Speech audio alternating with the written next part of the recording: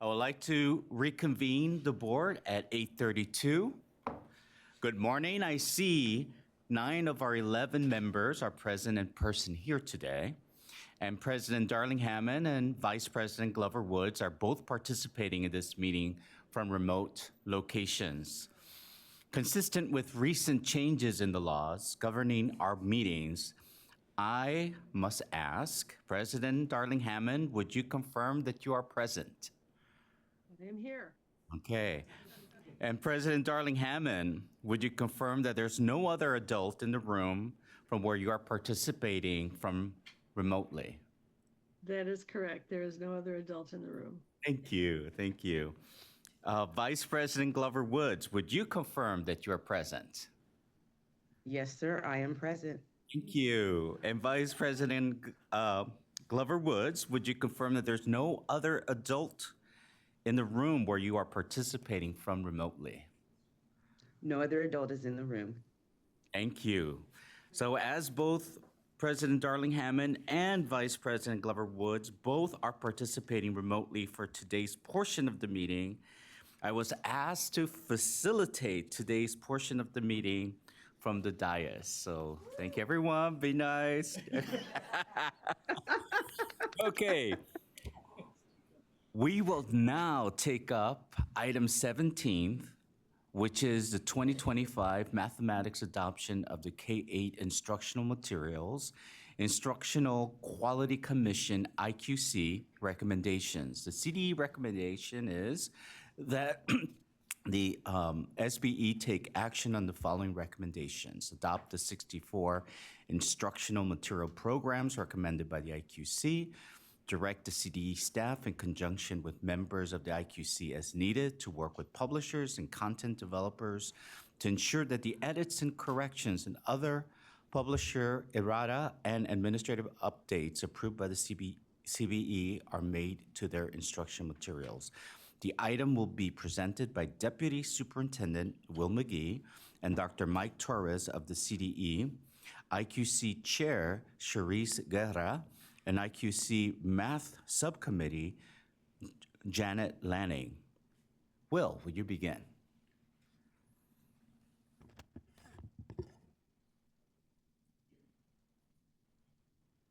Okay, am I on? Yes, I am. Okay, Member Escobedo, I don't know if we're gonna take it easy on you this morning. We'll try. All right, good morning, Member Escobedo, Board President Dr. Darling Hammond, Vice President Glover Woods, and members, community. I'm William McGee, the Deputy Superintendent of the Building Educational Success Together branch, and we are here to present our recommendation to you. I would like to thank the State Board of Education, as well as the Instructional Quality Commission and the staff of the Curriculum Frameworks and Instructional Resources Division. We also have some of our staff members here today, as well as we have 2 of the Instructional Quality Commissioners here today, Janet and Nikki, and you'll hear from Janet as well. We are really excited about what we're going to present, and we would also like to thank over the 100 teachers who also participated, and they gave their time to this item, so thank you to them. Dr. Mike Torres and his team have done an amazing job on this, and so you will listen and learn about what is happening.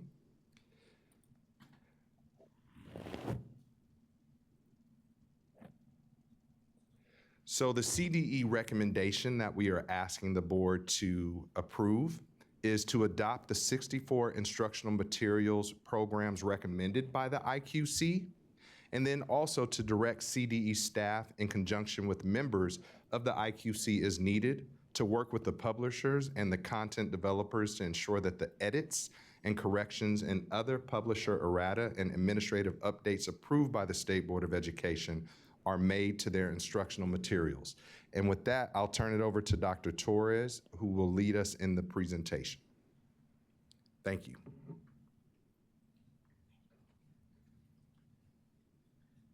Thank you so much, Deputy Superintendent McGee. Hello and good morning. I'm so glad to see everyone back from a long, long day yesterday of a lot of very important items to hear. Hello, Board President Darling Hammond and Vice President Glover Woods over Zoom. Hello, Chief Deputy Superintendent Roberson, and esteemed members of the board. So, as Will mentioned, I'm Dr. Mike Torres, and I am extremely excited about this item, about this mathematics item before you today. I had to look down at my notes because I have two. I'm like, is this the math one or the ELA one? But super excited about it. And as a former mathematics teacher, I have to say there really isn't nothing more that fills your bucket than working with a student who's lost their self-confidence in mathematics and finding that thing that motivates them, finding that thing that engages them, and really pulling them back into that success of mathematics. And really, that's the premise of the 2023 mathematics framework that you all adopted. Really, mathematics is for all learners, right? And so this is that next step. This is that next step on having some instructional materials that are aligned to standards, aligned to the mathematics framework that includes those strategies within it to help students reach their potential. I am a little bit lost here. All right, here we go. So I'm going to go over and provide an overview of the adoption process to update you to get you to where we're at today with this list of recommended programs. The adoption process is a lengthy one. There's many steps that are defined in statute and in the California Code of Regulations. These next few slides will provide that overview of those major milestones, and if it feels like you've seen me a few times this year, you actually have. I think I've made a presentation on math or something else over all of your meetings this year. The adoption process officially began in July of 2023 when this State Board of Education adopted the new California Mathematics Framework. The framework has been the basis for this adoption, both because of the new content and instructional shifts throughout the document and the fact that the evaluation criteria used for this adoption are represented in Chapter 13. In January 2024, the board approved the schedule of significant events to conduct this adoption, as well as the reviewer application to solicit instructional material reviewers and content review experts.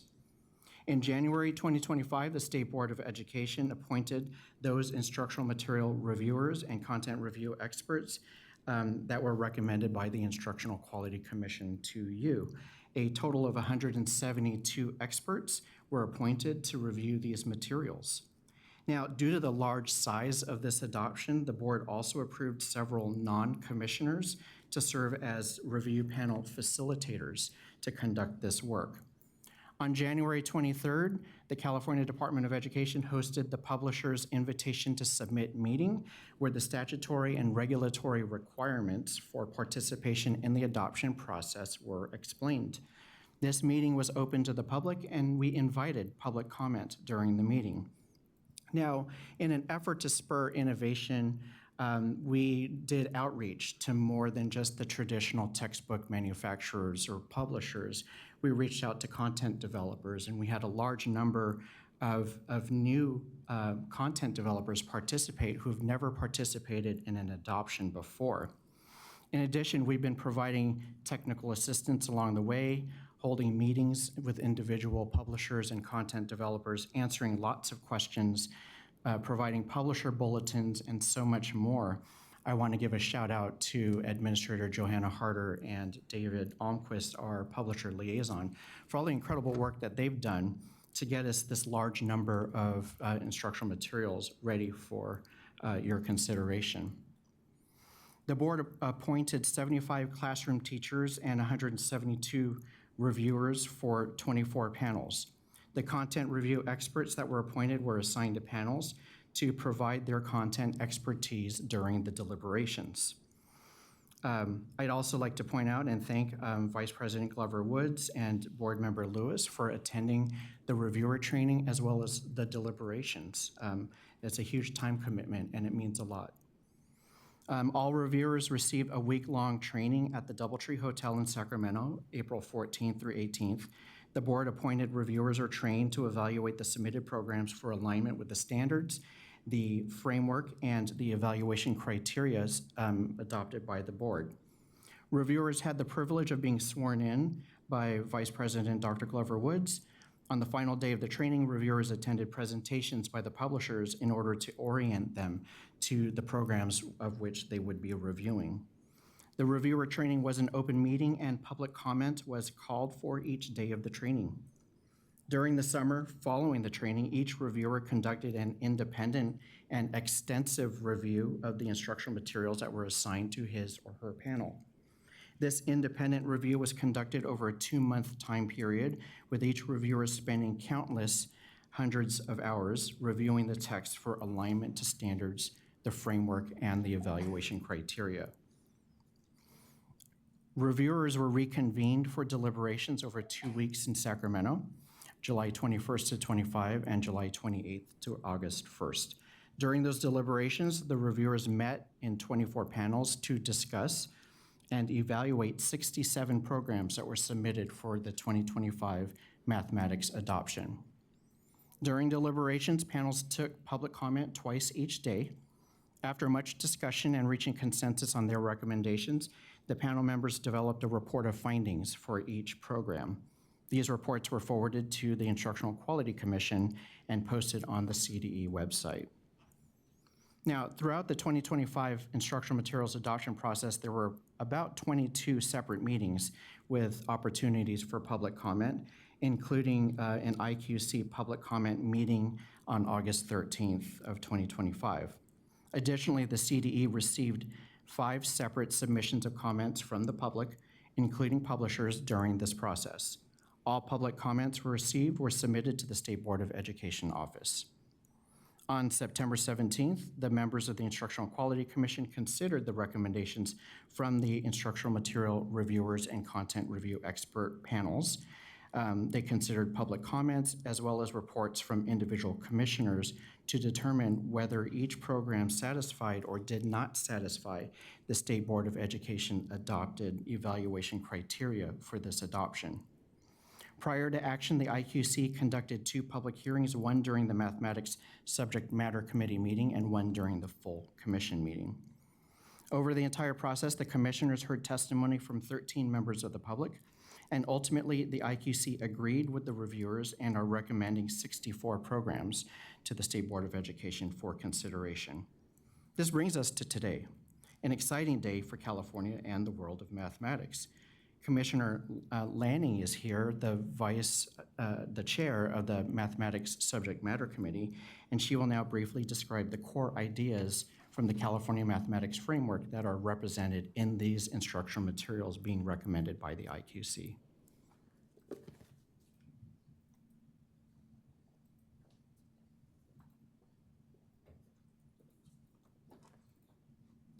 Hello and good morning. Thank you for having me here today. I'm so excited. The framework is built on the powerful belief that every student can succeed in mathematics. And at its core, it emphasizes equity, ensuring that mathematical skills aren't just for a select few, but are accessible to all. Teachers are encouraged to tap into the cultural and personal strengths students bring into the classroom, fostering a growth mindset that helps them push through challenges and persist. The framework also introduces a game-changing approach by organizing math around big ideas at every grade level, rather than teaching concepts as isolated skills. An integrating approach mirrors the best practices from high-performing countries, creating a more rigorous, focused, and coherent learning experience. For California's large population of multilingual students, the framework integrates ELD standards into math teaching, ensuring that every student has the opportunity to thrive. It also highlights how task structures can support the development of big ideas, positive classroom norms, content standards, and language development. The mathematics framework promotes engaging, inquiry-based instruction by integrating powerful teaching tools. Standards for mathematical practice, SMPs, guiding students in thinking and reasoning like mathematicians. The drivers of investigation, helping spark curiosity and encouraging deep exploration of mathematical concepts. And content connections, ensuring learning is meaningful by linking concepts across topics and grade levels. The mathematics framework also urges students across grade spans to become proficient at understanding and using data, which is more important than ever in today's job market. The framework emphasizes building data analysis and interpretation skills from early grades, as well as expanding the focus on statistics across grade levels. Great math instruction should feel real, relevant, and exciting. When students tackle authentic problems, they become curious on why things matter and discovering the answer for themselves versus the age-old question of, why do I have to learn this? The framework encourages learning that's hands-on, visual, verbal, and even physical, so every student can connect with the math in their own way. Think multiple paths to understanding, not a one-size-fits-all. It also opens doors to advanced math for all students, with flexible course options and clear pathways to higher level learning, like calculus. Bottom line, when math feels meaningful and accessible, students lean in and thrive. Continuing on, I have the pleasure of presenting information on the recommendations from the Instructional Quality Commission. As chair of the Mathematics Subject Matter Committee, I would be remiss if I did not mention the appreciation for the commission that the commission has had for the participation of the members of the public in providing their input on the instructional materials. The commission took their role to heart and conducted their review with the utmost diligence. The recommendations of the commission are in the IQC advisory report. Did I lose some? Can you hear me?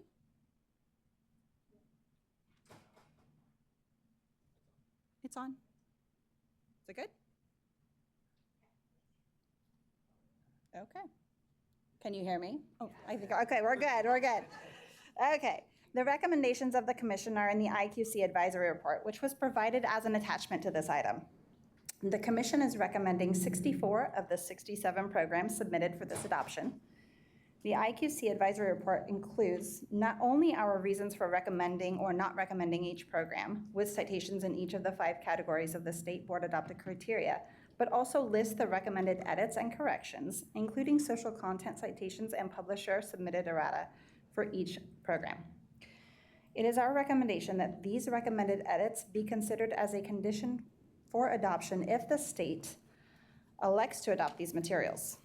These recommended edits come from a combination of A, the report of the panels of reviewers that the board appointed to evaluate the materials, B, comments from the public that requested that edits be made to the materials, and C, errata submitted by the publishers. The commissioners carefully considered all of these sources of input when discussing and deciding which edits to add to our recommendation. The next 8 slides display the 64 recommended programs by grade level. I would like to highlight the many options school districts have for K-8, Algebra 1, Integrated Math 1, and Integrated Math 1 programs. These first 5 slides include those programs being recommended that cover kindergarten through grade 8. As you can see, programs were submitted covering a variety of grade levels. This slide alone includes K-5, K-6, K-8, and 6-8 programs. Again, please note the variety of programs.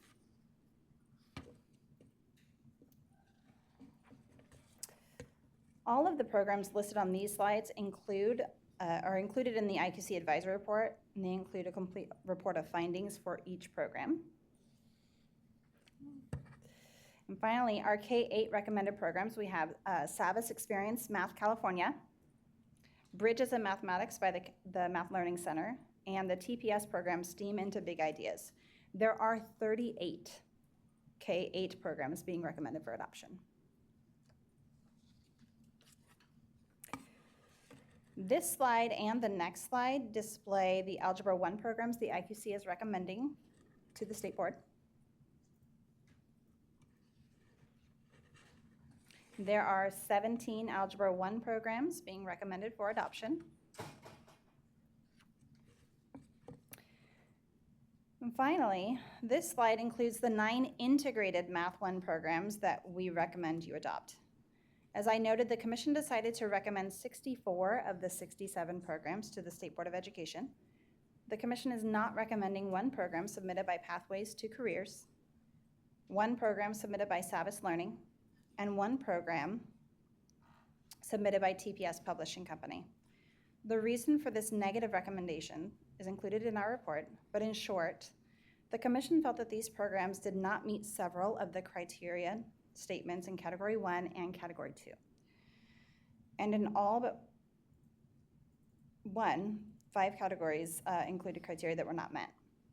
It is our view that these fixes would be needed to correct these issues, and they would be rewrites that are disallowed as part of our process. And as a reminder, Category 1 is alignment to the standards, and Category 2 was consistent with the framework. So if you adopt our recommendation, then you will be adopting more than 5 programs for kindergarten through grade 5. Therefore, this would meet the requirement in Ed Code Section 60200E that requires more than 5 programs be adopted for kindergarten through grade 5. We know that you have to conduct a public hearing before you take action on the adoption, and that there are people waiting to speak.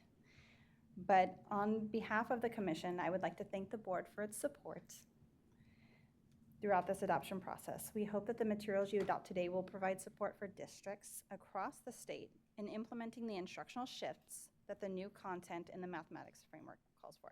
I now turn the mic back over to Dr. Torres. Thank you.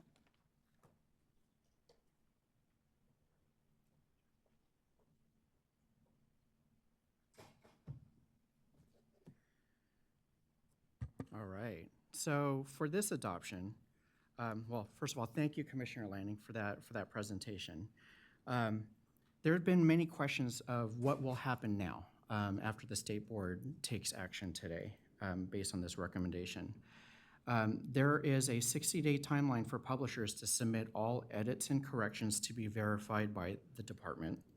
I'd like to note that the materials seen linked on the department website during the review process do not reflect any of those edits or corrections that were recommended by the Instructional Quality Commission. They are in their original format that the reviewers used to conduct their review.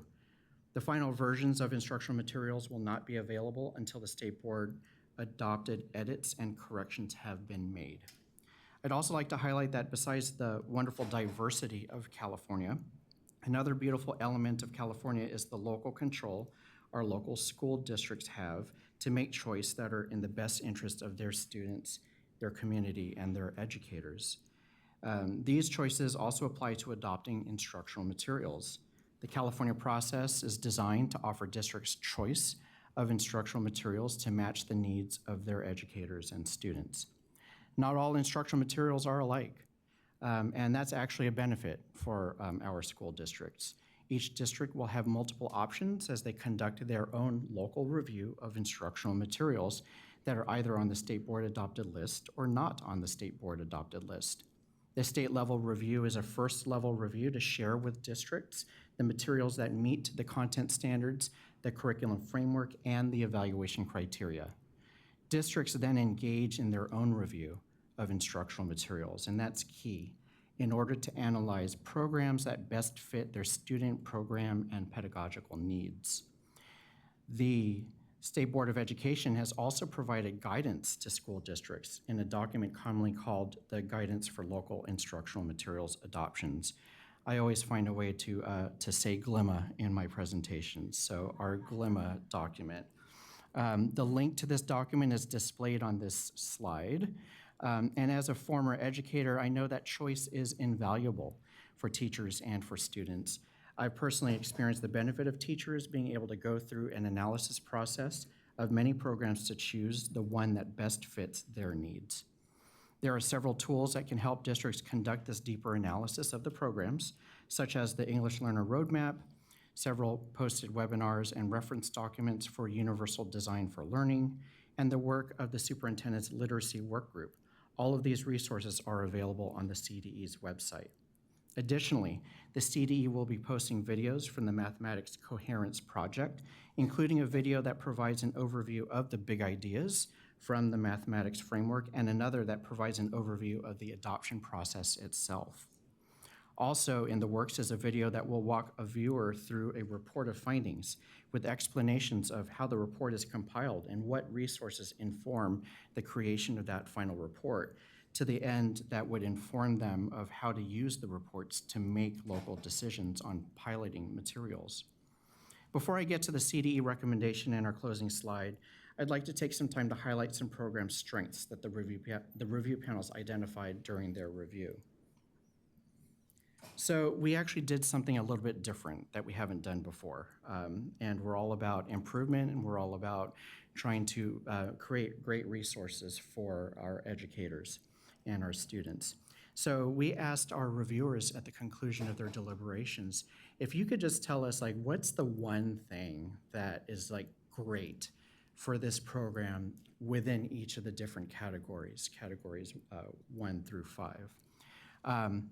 And we collected that information from them informally. I used a little bit of my doctorate learning and created a word wall and did some qualitative analysis that I'm very excited to share with you. You'll notice on this word wall that, you know, the words that are identified the most often are the bigger words on there. So students, teachers, lesson, obviously. I was really hoping framework would be much bigger on this, but I guess that just goes without saying, right? I'm gonna backtrack. So based on my very brief qualitative analysis, I came up with 9 areas of program strengths. So if you were to collectively take a look at these 64 programs that are being recommended for review, what is the state buying with this? What are we getting from here? So we're getting 9 areas of program strength. So reviewers believed that the materials have strong alignment to standards and to the framework, that there's strong and explicit alignment to the Common Core State Standards for Mathematics and the California Mathematics Framework, that the big ideas and progressions are emphasized across grade levels, that standards are easy to locate in the lessons, assessments, and the teacher guides. Another category is assessment, variety, and rigor. There are a wide range of assessment, diagnostic, formative, summative, and performance tasks, including exit tickets, benchmarks, and self-reflection tools. Assessments spiral throughout the units and mirror standardized testing formats. There are rubrics, scoring guides, and growth tracking tools included. There's also support for diverse learners. Embedded multilingual learner supports, including language frames, translanguaging, e-glossaries, multiple language translations, sentence stems. There's differentiation for Tier 1, 2, and 3 learners, students with disabilities, and advanced learners. There's universal design for learning principles consistently applied. There's teacher guidance and professional support within these programs. There's extensive teacher editions, annotated notes, planning tools, pacing guides, common misconceptions, sample student work, and dependency diagrams. There are built-in supports for novice teachers and professional learning communities. There's video resources, peer coaching, and there's clear daily routines like launch, explore, and synthesize. There's student engagement and instructional design, that there are hands-on, interactive, and problem-based learning activities. There are real-world contexts, environmental principles, coding, robotics, STEM stories. There's opportunities for inquiry, investigation, and student-led exploration. There's a strong use of visuals, animations, manipulatives, and routines like 3 reads and notice wonder. For language and communication, there's a strong focus on mathematical language routines to develop discourse, reasoning, and vocabulary. There are letters to parents in multiple languages, opportunities for listening, speaking, reading, and writing in mathematics. For technology and accessibility, there's a digital platform with seamless navigation, interactive tools, immediate feedback, and customizable assessments. There's flexibility between print and digital formats. There's accessible features like font resizing, text-to-speech, and multiple language tools. There's a growth mindset and metacognition available within these programs, reflection prompts, self-assessment trackers, and watch your knowledge grow. Emphasis on validating student thinking, productive struggle, and error analysis, and there are supports in advancing student thinking through purposeful questioning. And lastly, there's consistency and organization. There's predictable lesson structures and routines across the grades. There's a clear scope and sequence for each grade level, and there's a strong coherence within and across units. So that brings me here to a reminder of what the CDE recommendation is. The CDE recommends that the State Board of Education take action on the following recommendations. Adopt the 64 instructional materials programs recommended by the Instructional Quality Commission. And 2, direct CDE staff in conjunction with members of the IQC as needed to work with publishers and content developers to ensure that the edits and corrections and other publisher errata and administrative updates approved by the State Board are made to their instructional materials.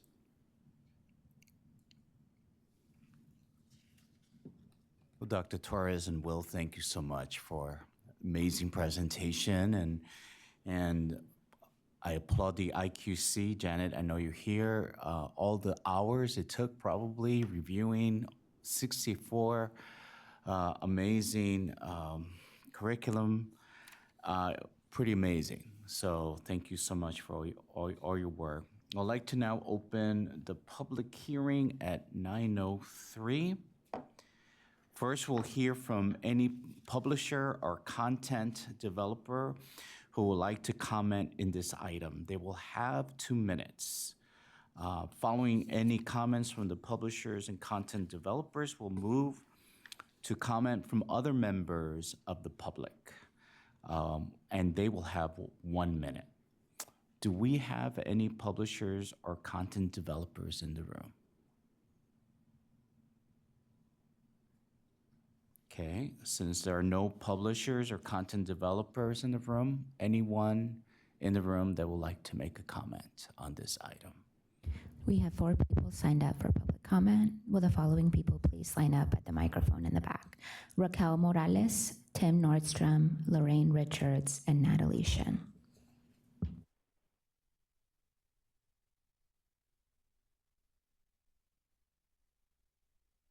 Yes. She will need a mic.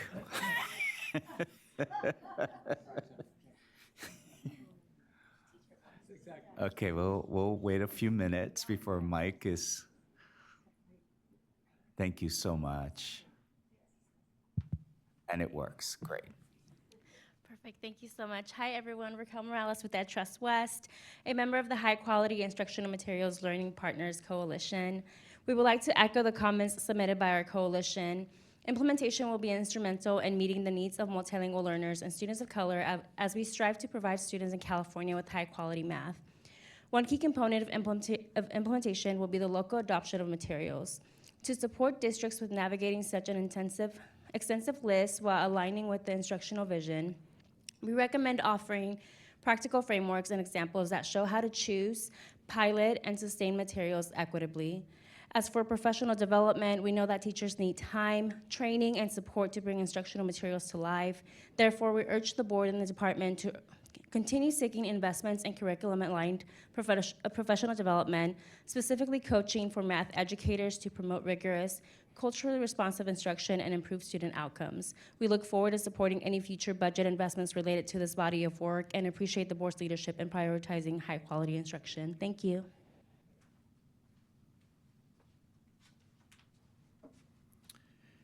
Good morning, President Darlene Hammond and members of the board. My name is Tim Nordstrom. On behalf of the California County Superintendents, I serve as the co-chair of the Mathematics Subcommittee of the Curricular and Improvement Support Committee, CISC. I also serve the Butte County Office of Education as a senior advisor under Superintendent Mary Sakuma's leadership. On behalf of our committee and our county office, I want to express support for the CDE's recommendation to adopt the 64 mathematics instructional materials programs as recommended by the IQC. This adoption represents an opportunity to advance math education for all California students, including those in our most remote regions, which I primarily represent. From a rural perspective, adoption and implementation come with unique challenges. In our areas, county offices are critical partners in this work. We serve as a bridge connecting districts to these statewide initiatives. We're currently helping engage educators with the math framework in ways that fit their local context. Our math subcommittee and all 58 county offices are eager to support our LEAs with the selection and implementation of the materials that we hope are adopted today. Thank you for your time and for your leadership. Good morning, Lorraine Richards. I'm a classroom teacher representing California Teachers Association. We commend the California Department of Education for their thorough work and diligent work on the adoption of mathematics for K-8 instructional materials and the hard work of the instructional material reviewers in their selection process. We are pleased to see the numerous educators included in the review panel and deeply appreciate them lending their time and expertise. As a state, we must have teacher voice in the center of instructional material selection. As the process comes to a close, we must shift our focus to implementation. We recommend the state to encourage LEAs to collaborate between departments, including multilingual and special education departments, using existing structures to invest and support implementation, prioritize professional development for educators, and lastly, involve educators in the local selection of materials. Thank you. Good morning, my name is Natalie Shin with Californians Together and member of the High Quality Instructional Materials Learning Partners Coalition. We commend the CDE and IQC for their rigor and effort throughout this historic adoption process. The adoption of this extensive list is a positive benchmark as it provides materials aligned to the strong vision for equity and rigor presented in the 2023 mathematics framework. However, with 64 programs recommended for adoption, our focus must immediately shift to local implementation support. Districts of all sizes face a significant and complex challenge in narrowing this extensive list to materials that truly align with their local instructional vision and the needs of their multilingual learners. We urge the board to pair this necessary broad choice with clear, actionable state guidance. This guidance is essential to help LEAs meaningfully navigate the adoption, move beyond service level criteria, and plan for effective change management. Furthermore, we ask that nuanced reviewer feedback on equity and access for multilingual learners be transparently synthesized in the public reports to inform local decisions. Providing this structured support is critical. It will ensure that this massive investment translates into high-quality, rigorous instruction for every student in California. Thank you. We will now move to public comment on the phone line.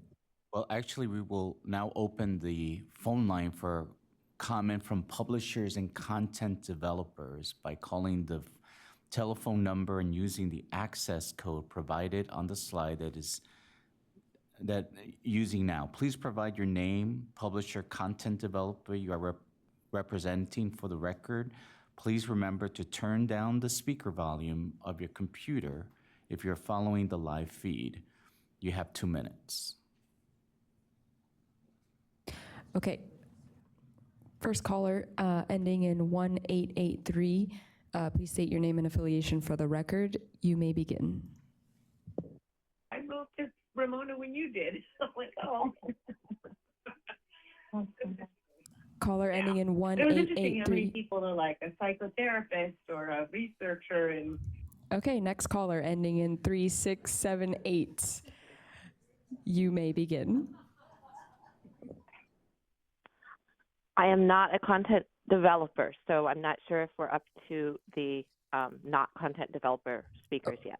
Okay, thank you. If you can call back when we are finished taking comments from the publishers. Thank you. Next caller ending in 1890. Oh, they just dropped. Caller ending in 6331. You have 2 minutes. You may begin. Hi, I'm sorry. I'm also not a content developer, but we'll call back. Okay, thank you. That concludes comments from the publishers. Okay, let's go on to the public on the phone, and hopefully they'll dial back. Okay, I'll go ahead and move to the first caller in the queue, ending in 6331. Please state your name and affiliation for the record. You have 1 minute. Your time starts now. Good morning. My name is Veronica Torres McLean, Assistant Director for Professional Learning at the Center for Equity for English Learners at Loyola Marymount University. Our mission is to support schools, districts, and policymakers through an asset-based approach, and we commend your leadership in ensuring high-quality instructional materials for all students, especially English learners. We're also part of the High Quality Instructional Materials Learning Partners Coalition. And for agenda item 17, and in alignment with the letter submitted on October 31st, We urge the board and department to continue investing in professional learning aligned to the math framework recommendations, especially coaching for math. We also ask the state to ensure professional learning and adoption support for districts so that local review and selection processes truly center the needs of English learners and students of color. Even after the adoption list is finalized, districts will continue to need guidance and resources to make sure their implementation reflects the state's commitment to equity and excellence for every student. Thank you so much for your time. Thank you. Next caller ending in 3678. Please state your name and affiliation for the record. You have 1 minute. Your time starts now. Good morning. My name is Dr. Melissa Gilbert. I am a parent, former math teacher, and a member of the High Quality Instructional Materials Learning Partners Coalition, aligning my comment with our October 31 letter. As you finalize the list of recommended materials, please provide as much useful information as possible to help LEAs navigate the myriad options. Few LEAs have the time and personnel resources to conduct the thoughtful analysis of 64 programs suggested by Dr. Torres. Guidance that identifies key features and materials will promote more equitable review of the possibilities so LEAs can find their best fit materials. The current versions of the report that require individual download to view and access to teachers' editions to meaningfully interpret are not sufficient. Please develop clear, succinct how-to documents that prioritize ease of access, interpretation, and ability to compare across reports. For example, include links or screenshots to the citations provided for the access and equity criteria. Thank you very much. Thank you. Next caller ending in 1890. You may start your public comment. Good morning. This is Ellen Barger from the California County Superintendent's CISC Mathematics Subcommittee, building on my colleague Tim Nordstrom's comments as well. As math specialists for California's 58 counties, we recognize that this vast number of materials can create a paradox of choice and leave LEAs overwhelmed. As such, we have been providing deep and broad engagement and learning with the mathematics framework. And we are committed and have been developing tools that leverage the adoption opportunity and allow LEAs to build their vision at the same time investing in the mindsets, skill sets, instructional practices, and systems that will actually shift. We are excited to release these materials, these tools, and these processes in the coming months and work with all of the partners to make sure that we help LEAs not only do what's best for them, but to continue to serve students who have not been as well served by past practice, including English learners and students with disabilities. Thank you. Thank you. Next caller ending in 8256. You may start your public comment. Hello, this is Robert Manwaring from Children Now. I want to thank Dr. Torres, the Department of Education staff, the board staff, and the commission for all the hard work that they've done to get to this point. We're so appreciative. As we look to the future, and we're tracking general fund revenues pretty closely, it appears to us that there will be about a $4 billion one-time obligation to meet the Proposition 98 minimum guarantee for the 24-25 fiscal year. We believe that using these one-time funds to support and prioritize professional development and instructional materials for math would be a great use of those funds. So as you look to the future, collaborating with the governor and the Department of Finance, we highly recommend prioritizing math as you come to the January 10 budget. Thank you so much. Thank you. This concludes public comment for item 17.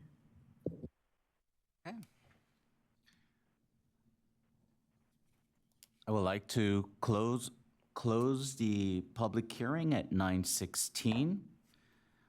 First, I would like to ask our liaisons, President Darling Hammond and Vice President Glover Woods, and Member Lewis, if they have any initial comments. I'll just thank the CDE. Oops, I think, is my Zoom working? It is. Perfect. Okay. I want to thank the CDE staff and particularly Dr. Mike Torres for getting us through this long journey through the math framework to the instructional materials adoption. It's a very exciting time for us in California around math. I heard the public comment about let's lean into math at this moment in time, along with all the work we've done with literacy. And I think we are in a very, very good position to do that. So just want to offer kudos to all the folks in the public, in the profession, and in the department who have helped us to get here. Thank you. And Yes, Vice President Glover Woods. thank you. And I will definitely jump in that chorus of thank you to Dr. Torres and the Seaford staff. They have taken a very complex process, and I have to tell you, just from being able to be in so many of the different aspects of the process, how seamlessly the work went through. And it wasn't arduous. They even did it with humor and fun. And again, I can't applaud them and thank them enough for all of the hard work that went into the behind the scenes to get us to the point where we are now. I also want to extend some gratitude to the reviewers and the IQC commissioners. Board, if you've participated in a process like this before, you already know. But when a reviewer receives materials from a publisher for a program, they are receiving multiple boxes. For example, if you were reviewing a program for kindergarten through 6th grade, you've gotten full set materials for every single grade level, from teacher materials to student materials. And they did a wonderful job, not just looking at them, but taking notes and being prepared for the report of findings. So I received a few programs myself just to see, and I was like, wow, this is quite a bit. So the time that was dedicated to this process by the reviewers and the IQC commissioners just cannot be overstated. And lastly, I just wanted to say that I'm very confident that the list that is before you for approval today is one that provides a very comprehensive list that LEAs can choose from in their local process. And as many of the public commenters have said, once we're able to have this list approved, we definitely want to be sure, even though this is not within our purview or the vote for this item, that implementation and support for implementation happens at the local level. I know our county offices are ready and poised to assist LEAs as they go through reviewing all of the different programs and choosing those that really meet their needs. But we also want to keep our eye on the actual training and support, professional learning and support for teachers, and the implementation that will get to students.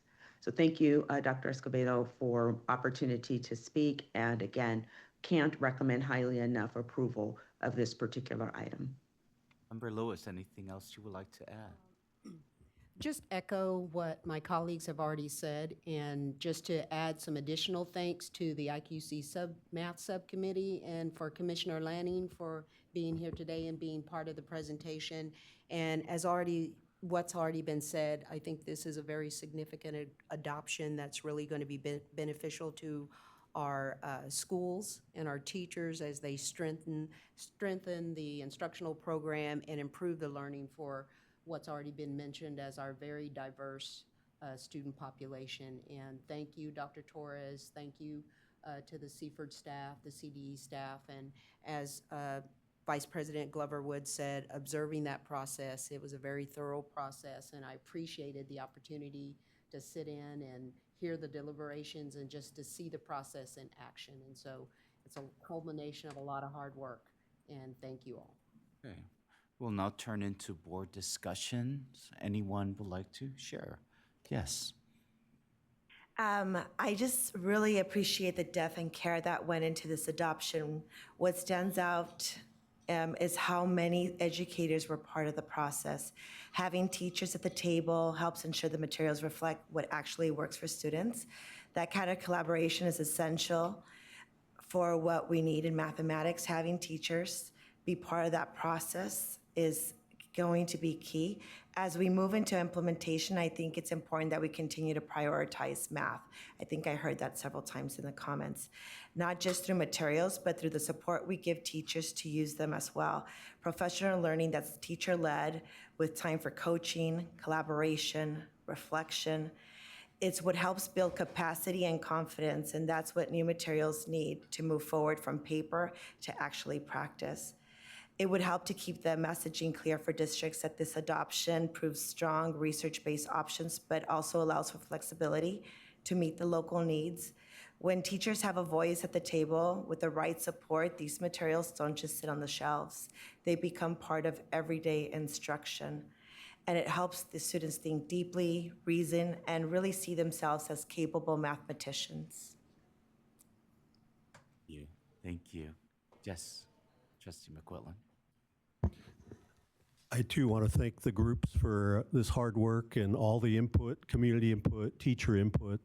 It sounds like a great process. I want to thank Dr. Torres for all his work and the word wall. Your word wall looks great. And pointing out the program strengths also. I think of those newer teachers who need the support, you know, whether the videos that you talked about or other supports for teachers to get comfortable and build that confidence that they need in the classroom. I echo the person who asked about support for LEAs or smaller rural LEAs or mid-sized LEAs who need support to choose what program of the 64 will fit for their needs. And I understand there are toolkits to help them. I don't know if you could go into any more of that in terms of making that selection for what fits for an LEA. Sure, yeah, that's a fantastic question. So we've actually been leaning in with some of our external partners on what additional supports can we provide at the state level. And so we've been actually working very closely with Ellen Barger and Tim Nordstrom at the Curricular Improvement Support Committee, whom you've heard from this morning, on creating a toolkit to help school districts take the list and winnow it down to the key programs that are relevant to local needs, and then from there utilize some information from the report to findings to be able to see where are these strengths and what kinds of strengths would they like in programs that they would like to pilot. Thank you. Yes. Member Patillo Brownson. I want to thank Dr. Torres for the presentation and also the inclusivity of the process. It certainly sounds like the level of feedback and adjustment was significant, and it's exciting to see it move forward. The question I have is about sort of moving from the adoption to implementation, and I know this is something I've raised before around the difference between naming it as a K-5 piece of curriculum versus a TK-5. I know the Ed Code still says K, and that TK is the first year of a 2-year kindergarten program, and particularly as we think about LEAs adopting and thinking of who are these materials for, I think there's a serious risk if we don't name TK explicitly that this won't be rolled out through the full TK-5 continuum. And I know the adoption language has some additional flexibility around errata, language changes. We can't change Ed Code, but I think we can change how CDE describes it to LEAs in a way that signals that TK has a math component and that it starts at the beginning. That's a great question. Well, for the upcoming English Language Arts, English Language Development adoption, there's have been some very strong and very targeted efforts in order to include TK into the upcoming adoption. At kindergarten being the first year of a 2-year, TK being the first year of a 2-year kindergarten program. It's possible that the materials that were adopted that are being proposed to be adopted for kindergarten may be suitable for TK students. The PTKLF was not taken into consideration during the review, however, and so there isn't a way to actually say that we looked at the materials to make sure that they're developmentally appropriate for 4-year-olds. And I might actually, we have a guest speaker here, and I might actually tag team to see if my fellow director, Stephen Profiter, might have some things to share. Perfect. Thank you, Mike, or Dr. Torres. Good morning, members of the board, Chief Deputy Roberson, President Linda Darley Hammond, Vice President Glover Woods. So while PTK, as Dr. Torres shared, PTKLF was not a part of, say, this adoption, I will share that we do at CDE value tools, resources for LEAs in selecting curricula that is developmentally appropriate, including, and in our preschool and TK Learning Foundations, we do include a domain on math. We are working as a department on a UPK curriculum toolkit tool to assist in the identification of curricula that is developmentally appropriate for 4-year-olds in transitional kindergarten. It's an optional tool. We expect to have it released sometime in the summer. We're currently piloting it with LEAs, community-based organizations that offer preschool and TK. Sorry, I just want to clarify, does that mean, though, that among the 64, none of them have incorporated a review to determine if it could be developmentally appropriate for TK as well? So the evaluation criteria from the 2023 mathematics framework was designed for K-8. And so there isn't language within the mathematics framework around TK. Well, there's content within the mathematics framework around TK, but as far as the evaluation of instructional materials, it was isolated to kindergarten through grade 8.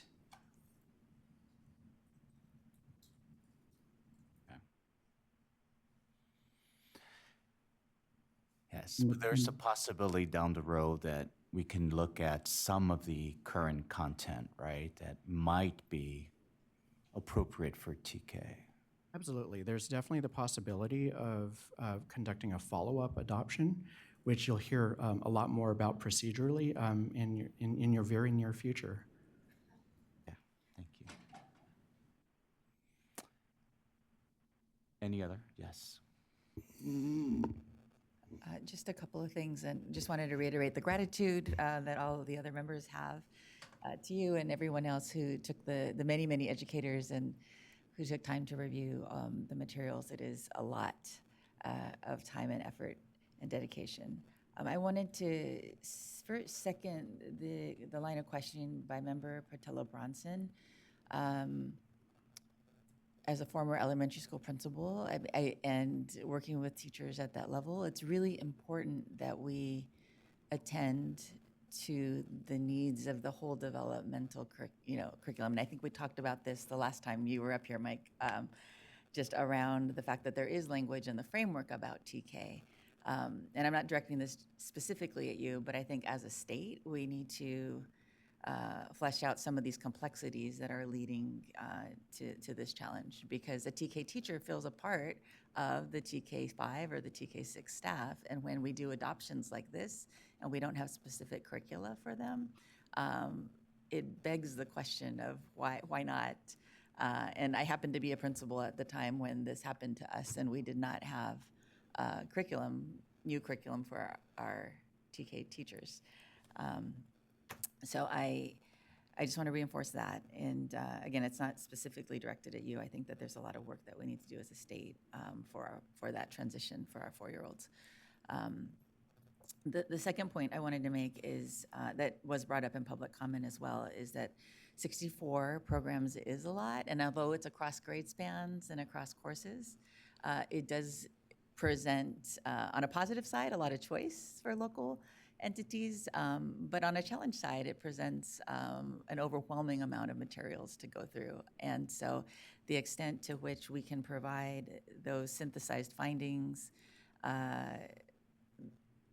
leverage a statewide system of support, our county office supports to help LEAs decide which tool is best given their local district lens, I think is going to be extremely important if we want to get to a place where the framework's actually realized in the classrooms and we have curriculum materials that align not only with the standards but also with educator and student needs. Thank you. President Darling-Hammond, you have some thoughts you would like to share? I can't hear you. Oh. That's because I'm talking to myself on mute.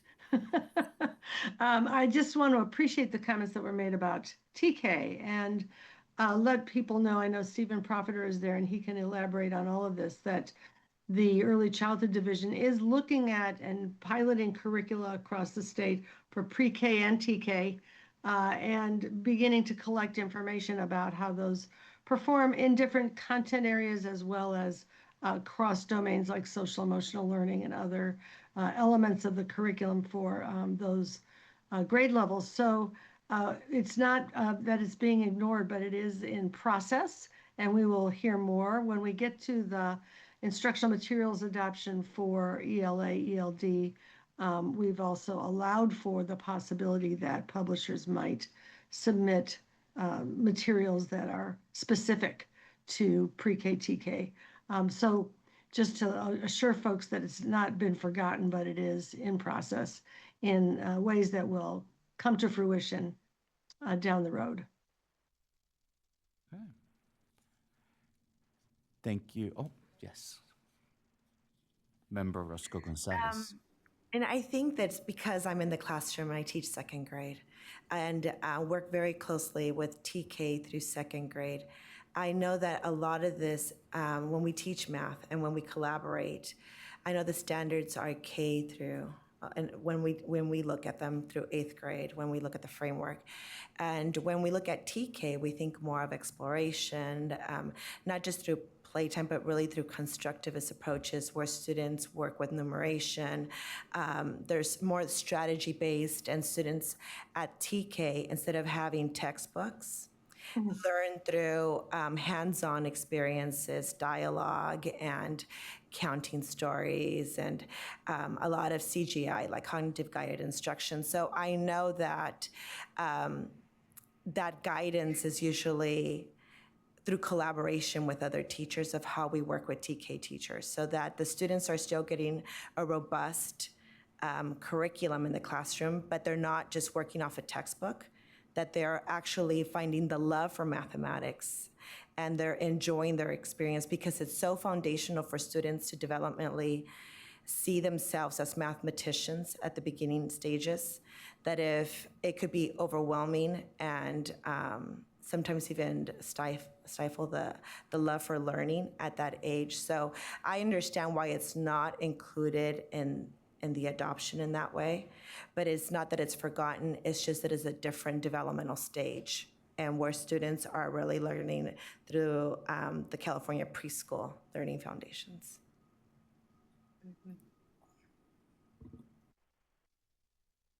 Thank you, my friends, for all your amazing thoughts. Do we have a motion for this item? Member Lewis?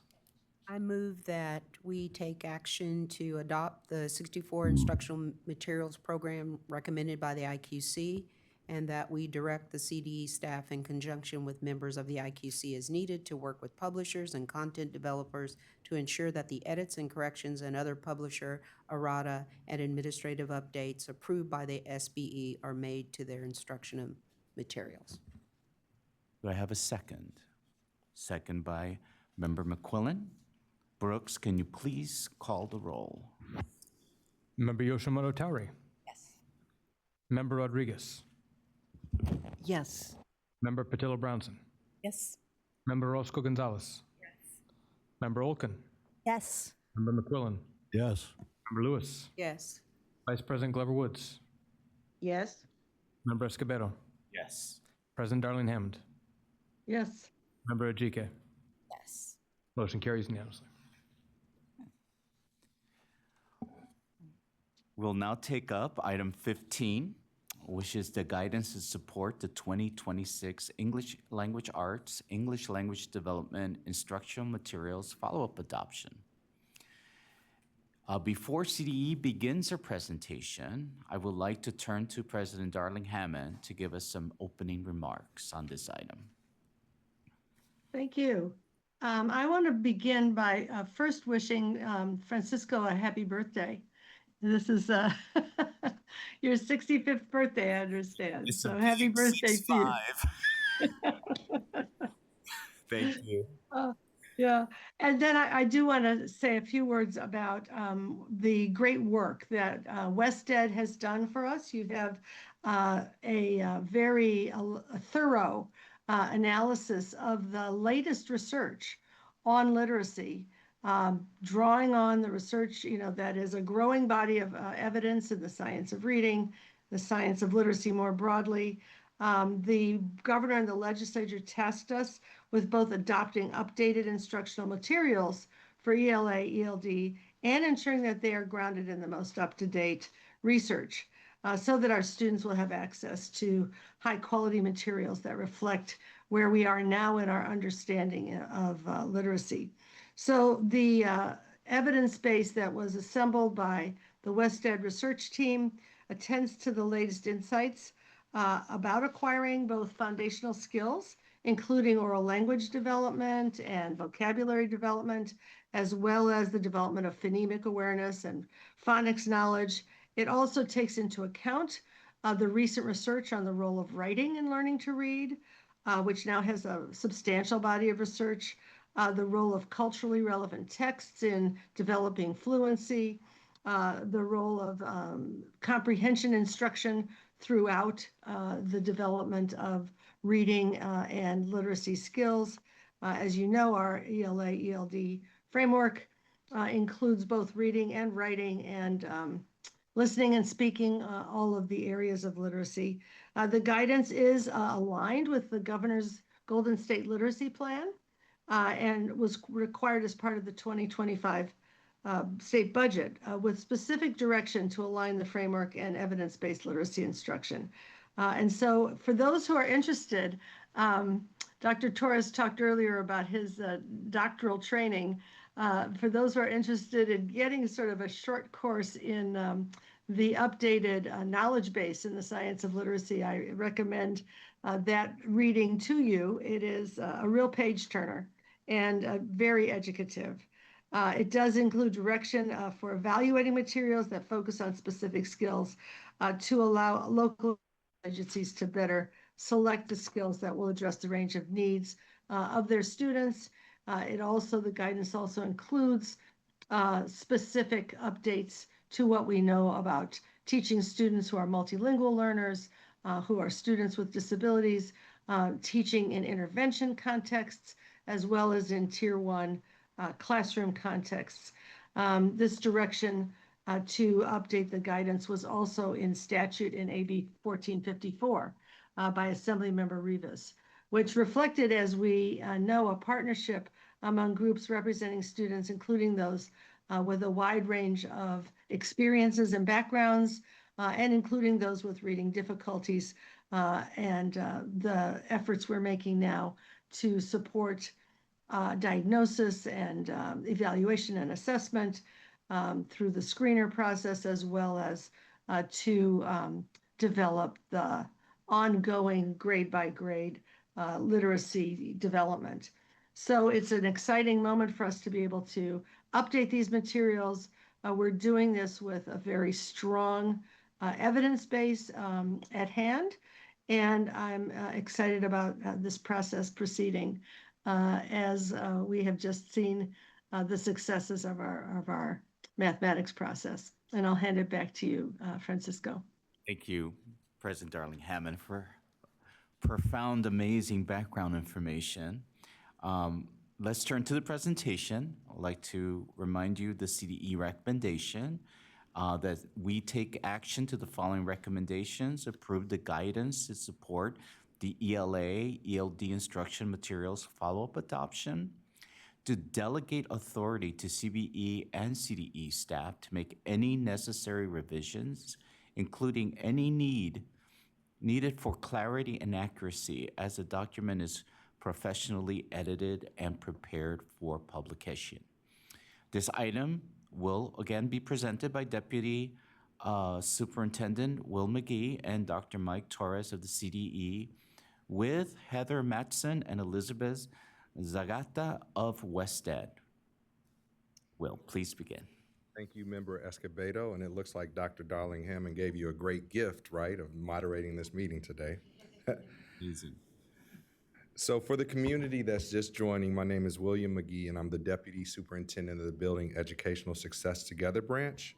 I'm appreciative at the opportunity to introduce this item as I'm just getting into this work with my new branch.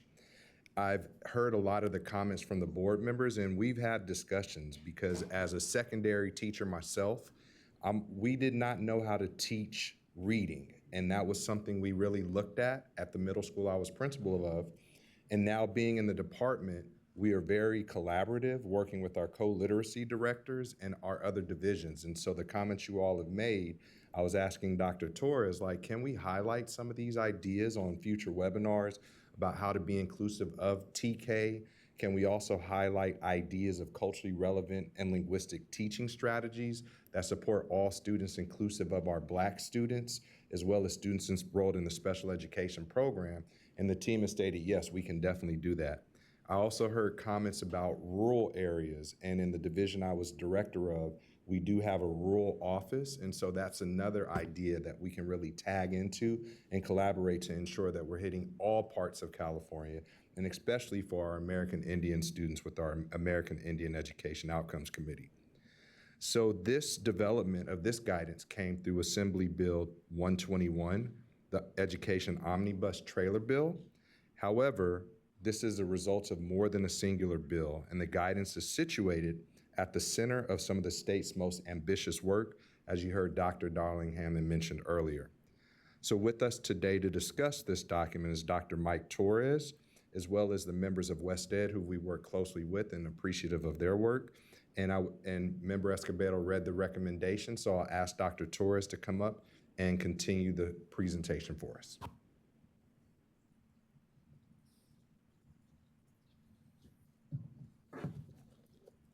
Thank you so much, Deputy Superintendent McGee. Hello, esteemed members of the board, President Darling Hammond and Vice President Glover Wood. Am I having deja vu right now? I think we've done this already. There's a glitch in the matrix. All joking aside, as excited as I am about mathematics, I'm probably more excited about the item you're about to hear right now, because ultimately, on English language arts, English language development, ultimately, without literacy, students can't access any of the other content areas, mathematics included. So it's more of a selfish excitement than anything. So what we have before you is some guidance on conducting the instructional materials follow-up adoption for English language arts, English language development that seeks to incorporate what we've learned and what the new best practices are around research since the curriculum framework was adopted in 2014. It seeks to provide clarification for existing evaluation criteria because it is a follow-up adoption.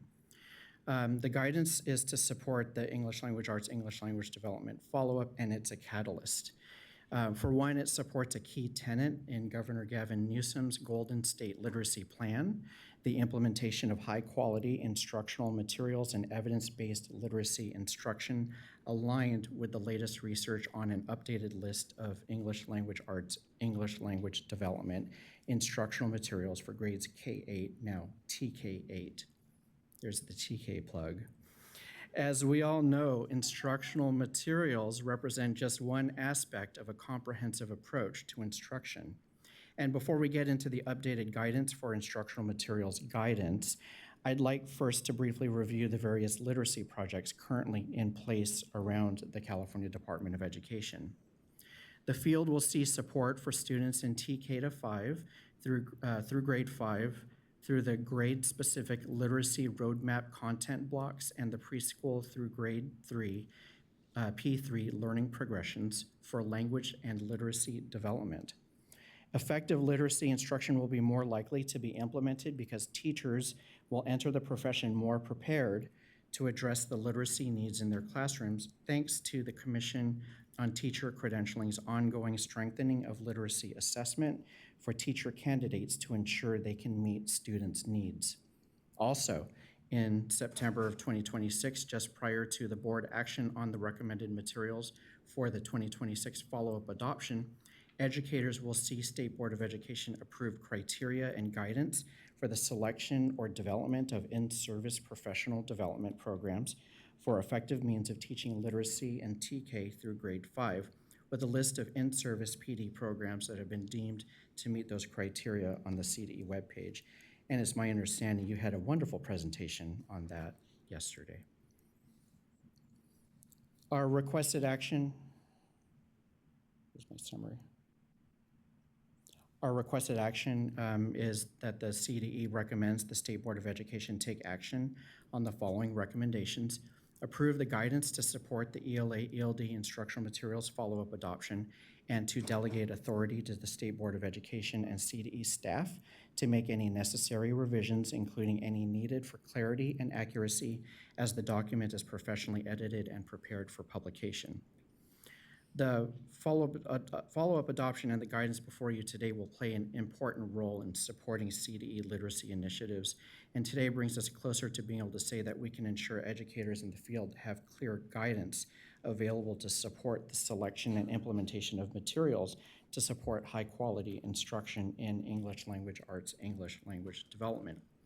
The guidance aims to ensure that the board's adoption of ELA/ELD materials aligns to the ELA/ELD framework, including integrated and designated English language development instruction, and includes strategies to meet the varied language development needs of English learner students.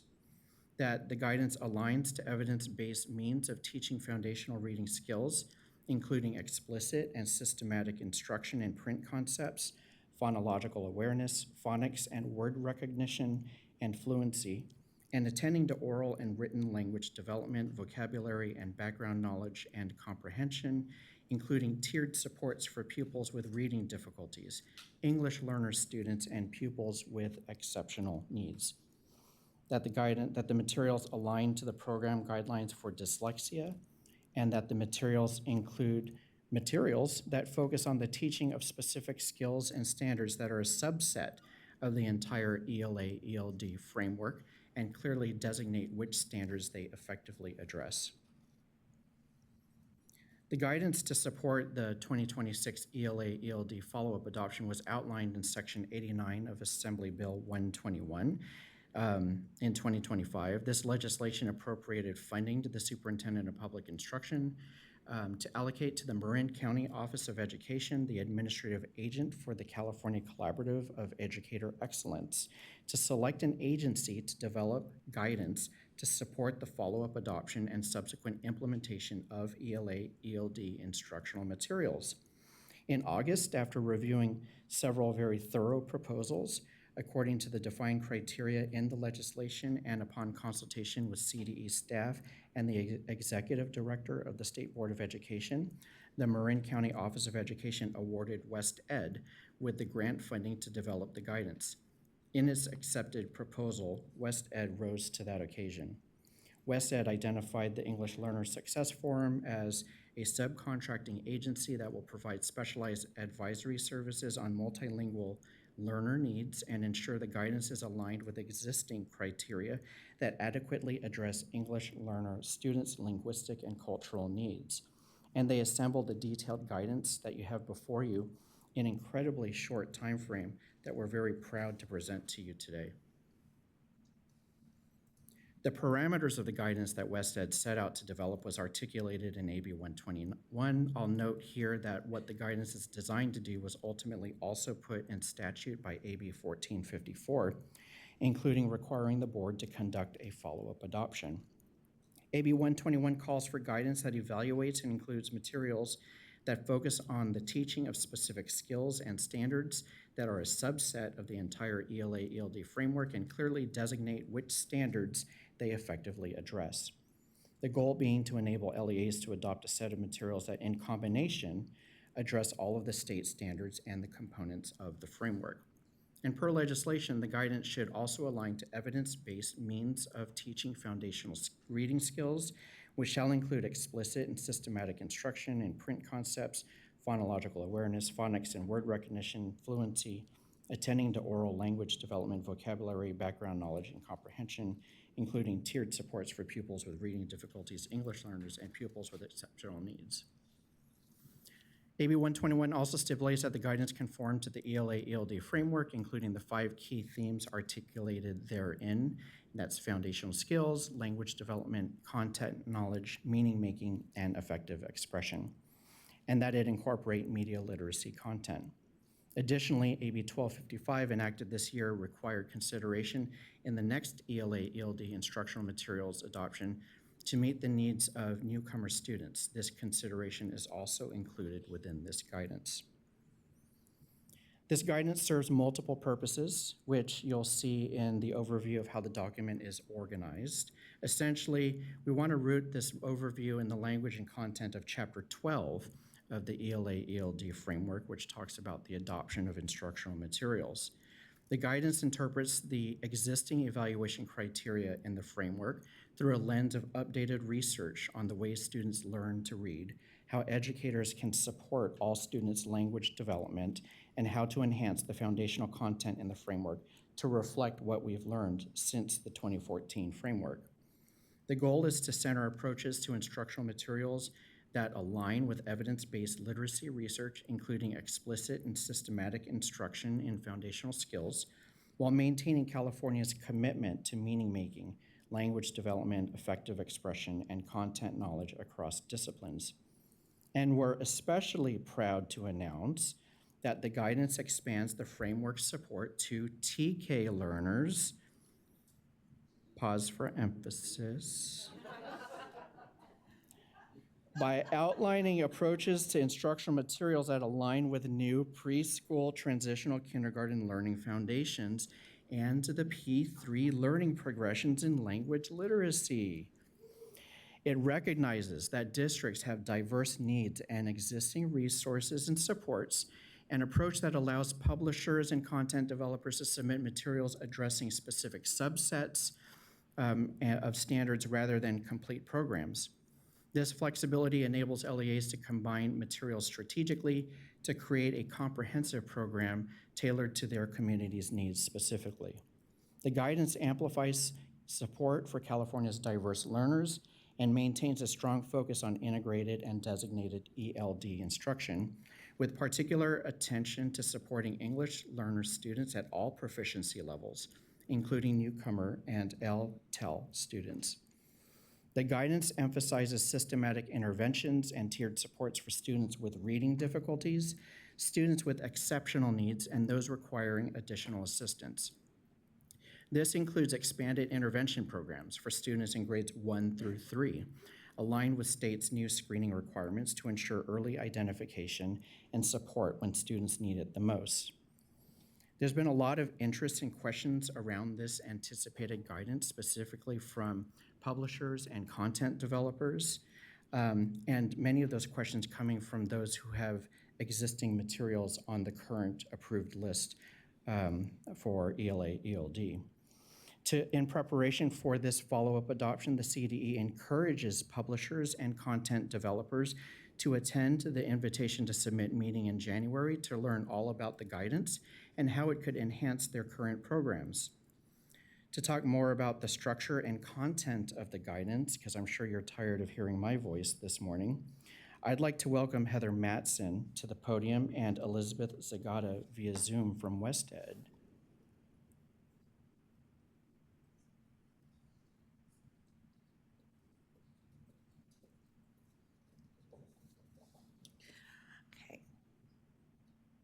Good morning, members of the board, President Darling Hammond, Vice President Glover Woods.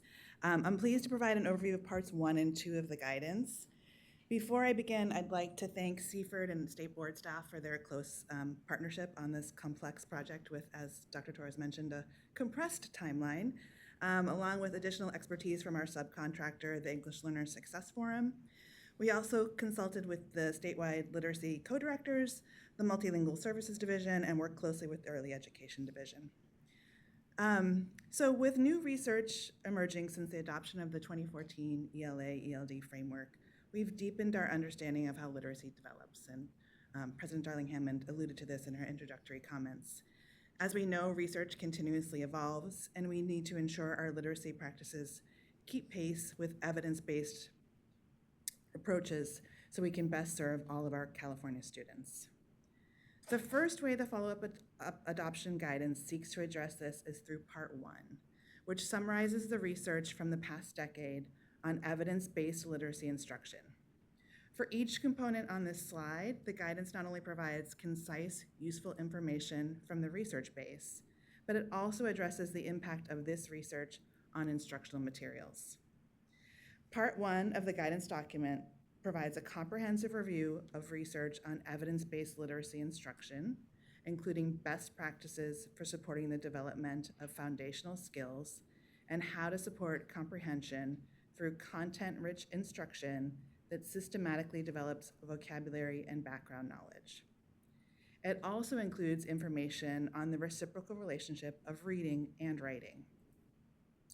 The research emphasizes that all these components develop most effectively when integrated rather than isolated. As you can see in point B, the guidance goes on to provide a research summary on tiered supports aligned with a multi-tiered system of support framework, or MTSS, drawing upon research showing that students make the most progress when preventative measures and targeted interventions are integrated into a coherent system. The guidance addresses differentiation for students with reading difficulties, students with disabilities, including dyslexia, and English learner students, ensuring all California students receive appropriate instruction that supports their growth.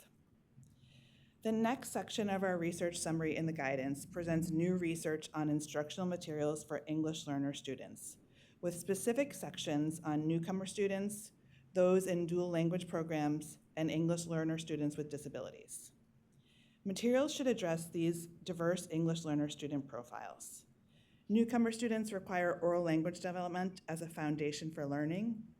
Long-term English learner students need accelerated pathways for academic language development. And dually identified students, those English learner students with disabilities, benefit most from carefully orchestrated multi-component instruction. Per the legislation, Part 1 of the document also includes guidance on media literacy instruction. It addresses topics such as digital citizenship, critical evaluation of sources, and age-appropriate media analysis. Research shows systematic media literacy instruction significantly improves students' ability to detect misinformation and evaluate source credibility. Finally, Part 1 includes developmental readiness research on transitional kindergarten. This covers play-based learning, emergent literacy, universal supports for TK, and connection to preschool foundations. During this developmental period, inferential thinking and comprehension processes are still emergent, requiring intentional scaffolding through play-based and language-rich experiences. Again, each of these topics in Part 1 is tied to the implications of the latest research on high-quality instructional materials to support both state and local adoption decisions. And of course, to realize these purposes in practice, the guidance recognizes that high-quality instructional materials must be paired with robust implementation support, as we discussed with the math framework, including effective professional learning. Okay. Moving on. So once we establish the research base in Part 1, we move on to discuss the program types in Part 2. So this provides the underlying structure for discussing the updates to the 5 program types outlined in Chapter 12 of the 2014 ELA-ELD framework. Part 2 of the guidance includes an overview of the original 5 program types and, to copy Dr. Torres, pause for emphasis, and new Program 6 for transitional kindergarten. So I agree that this is really maybe setting the stage for future adoptions. Responding to California's expansion of universal TK and key modifications resulting from more current research since the 2015 instructional materials adoption. An additional significant change in this follow-up adoption is the introduction of partial program submissions through a subset approach for program types 1, 2, and 3. This is required in the legislation, and I'll discuss it in more detail on the next slide. Program types 4 and 5 are unique program types for ELA intervention and specialized ELD, respectively. This guidance clarifies components of these programs, as well as providing updated research and considerations. These include work the CDE has completed in the Literacy Roadmap's content blocks, California's universal screening requirements for K2 per SB 114, and clarifications around integrated and designated ELD as they relate to programs 2 and 5. Specifically, what's new about this guidance is Program 4 has been significantly expanded to now include grades 1 through 3, where previously it only included grades 4 through 8. As I mentioned, this aligns with California's new universal screening requirements for early identification of reading difficulties and really recognizes the critical window for early intervention. The objective of Program 4 continues to be accelerated progress that helps students gain substantial ground toward grade level proficiency. Program 5 continues to provide intensive English language development for students performing below grade level due to limited English proficiency.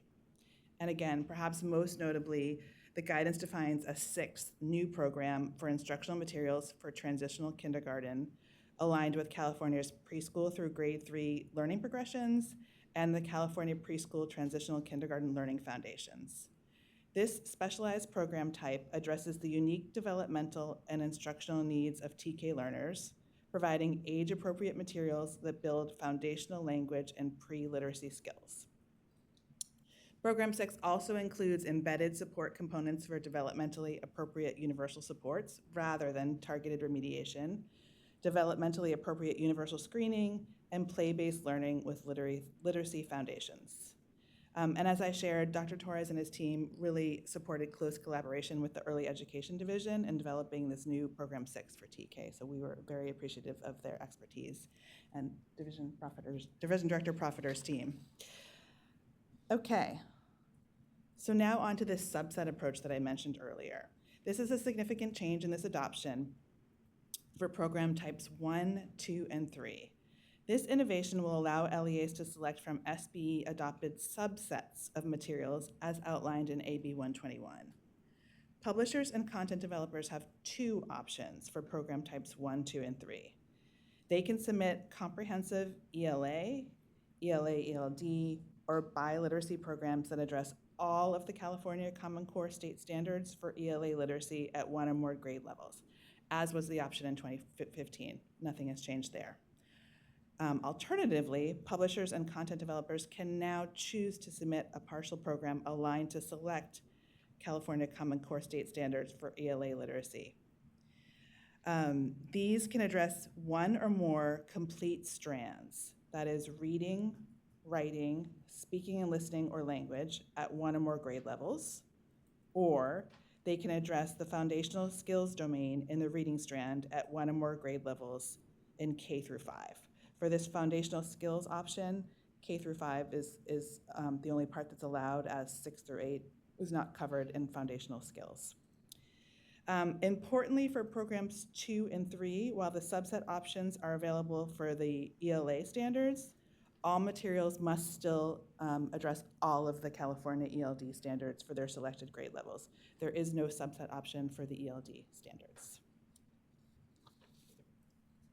Again, the goal of the subset option is to enable LEAs to combine materials from multiple publishers and content developers to create comprehensive instructional programs.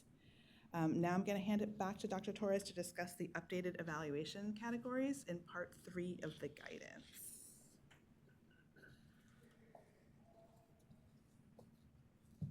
Thank you so much, Heather and Elizabeth, for all the hard work so far. So thank you, board members. That's a lot to go over, and thank you for sticking with us. I love a captive audience. Part three addresses the impact of the research on the existing evaluation criteria. These criteria are outlined in Chapter 12 of the ELA-ELD framework and are used to review and recommend standards and framework-aligned materials for State Board of Education adoption. The updates reflect both current evidence-based literacy research and legislative requirements from AB 121 and AB 1454. Title V regulations notes section 9517.1D notes the follow-up adoption shall be based on the curriculum framework and evaluation criteria for the primary adoption, the one held in 2015. The guidance does not revise the criteria. It provides additional considerations to augment and clarify aspects of the criteria to reflect new and updated research. They also define the parameters as authorized by AB 121 for LEAs to adopt partial programs. I'm going to go over, share an overview of how the guidance supports or augments the evaluation criteria. We have the 5 categories listed on this slide. Pertinent updates to Category 1, English Language Arts, English Language Development Alignment with the standards include guidance on decodable text usage, explicit oral language development, media literacy integration, and differentiation requirements by English learner topology. Category 2, Program Organization, the update clarifies the 180-day requirement with designated ELD and broadens the connections with tiered supports in the MTSS framework, among other things. Category 3, Assessment, there's new information on universal screening requirements for TK to 3 and reference to California's approved list of screening instruments per SB 114 and progress monitoring within MTSS tiers. Category 4, Universal Access, includes explicit MTSS support requirements and specific provisions for newcomer students. There's updated guidance on instructional practices for students with dyslexia. As you know, the dyslexia guidelines were published after the 2014 framework and the 2015 adoption. There are also added differentiations for students identified as high achieving or gifted, culturally and linguistically responsive approaches, and home language asset-based approaches.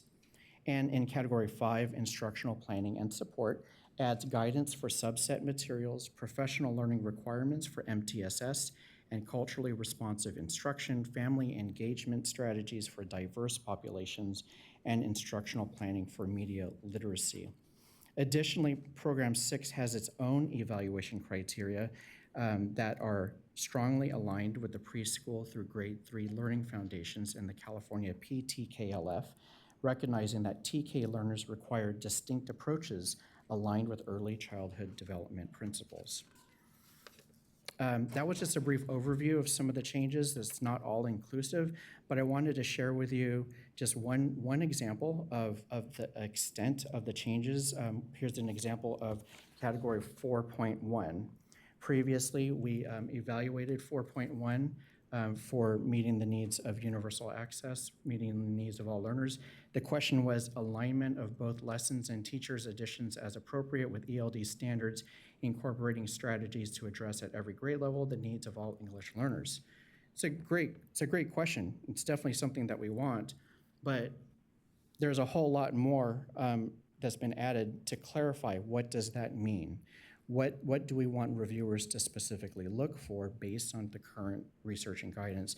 And don't worry, I won't read that whole giant paragraph. You have it submitted to you for consideration. So this is the final section of the guidance. It's part 4. It provides implementation guidance. The notes provide crucial support for publishers and content developers submitting materials for the follow-up adoption, as the guidance will play a significant role in the state-level adoption process. As you know, the guidance is also designed to support school districts. Part 4 specifies the ways LEAs can evaluate partial programs and combine those selections to build a comprehensive program of subsets. Importantly, while the subset approach allows publishers and content developers to submit materials addressing specific strands, The guidance emphasizes that maintaining coherence across the entire literacy program still remains crucial. The strands of ELA, reading, writing, speaking, and listening, and language are deeply interconnected, and they are mutually reinforcing. When LEAs combine subsets of materials from multiple publishers and content developers, they should ensure that these materials do actually work together to support the integrated nature of literacy development rather than treating strands as isolated skills. There's also information for professional development planning around new requirements and support for coordination with district screening instrument selection. The guidance also includes 3 appendices.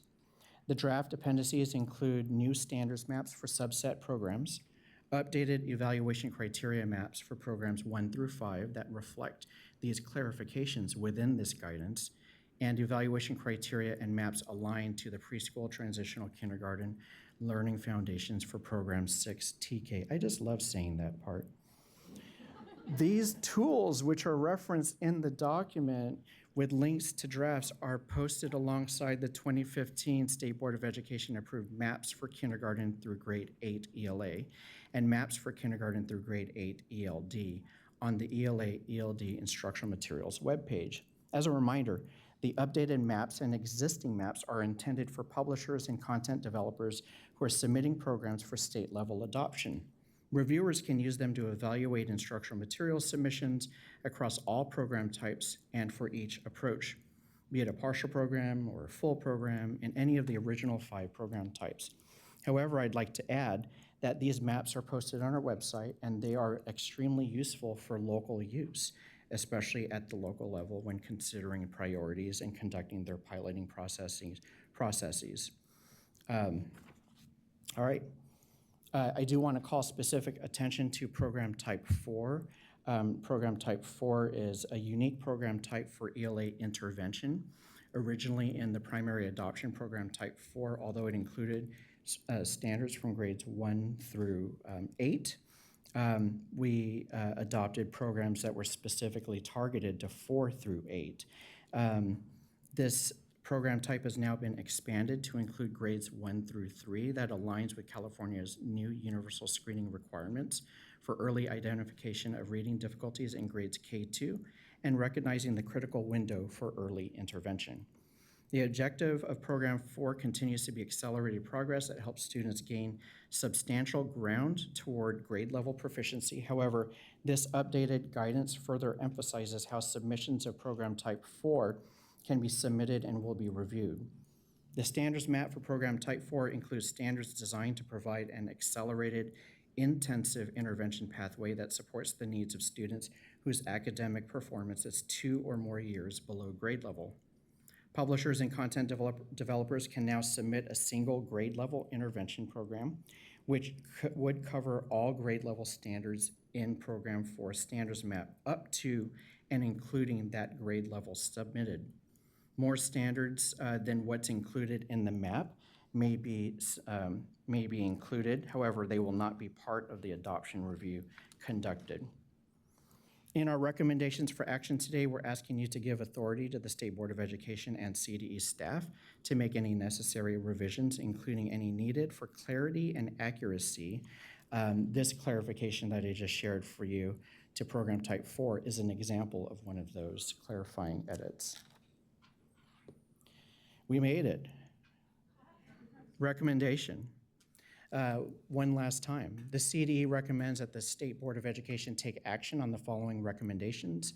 Approve the guidance to support the ELA, ELD instructional materials follow-up adoption, and delegate authority to State Board of Education and CDE staff to make any necessary revisions, including any needed for clarity and accuracy as the document is professionally edited and prepared for publication. Thank you very much for this comprehensive presentation. I appreciate the collaboration with WestEd. Thank you so much for all your assistance in this critical work. We'll now open the phone line for the public comment queue. Members of the public wishing to provide comment on this item may do so by calling the telephone number and using the access code provided on the slide that is shown now. Are there any speakers signed up to provide public comment in person? There are 7 people signed up for in-person public comment. Please remember to state your name and affiliation for the record when it's your turn to speak. Will the following people please line up at the microphone in the back of the room? Steve McDougall, Raquel Morales, Edgar Lampkin, Lindsay Tornatori, Angela Stegall. Please begin. President Darling Hammond and members of the State Board of Education, I am Steve McDougall from the Salinas Valley Federation of Teachers, speaking on behalf of CFT, a union of educators and classified professionals today. Regarding this item 15, CFT recognizes the work with the follow-up adoption process and corresponding guidance. CFT appreciates that by and large the guidance marries the ELD framework quite well with respect for accessibility to the curriculum for students. CFT hopes that staff will be asked to take this work even further so that curriculum acknowledges newcomers' levied experiences and social emotional needs. Lastly, CFT does not understand why Category 3 assessment suggests that reading difficulty screeners be administered up to 3 times per year. For CFT, this does not compute. This tool is neither a formative nor summative assessment for measuring academic growth of students, and it takes a lot of time one-on-one with students away from instruction. Thank you for listening.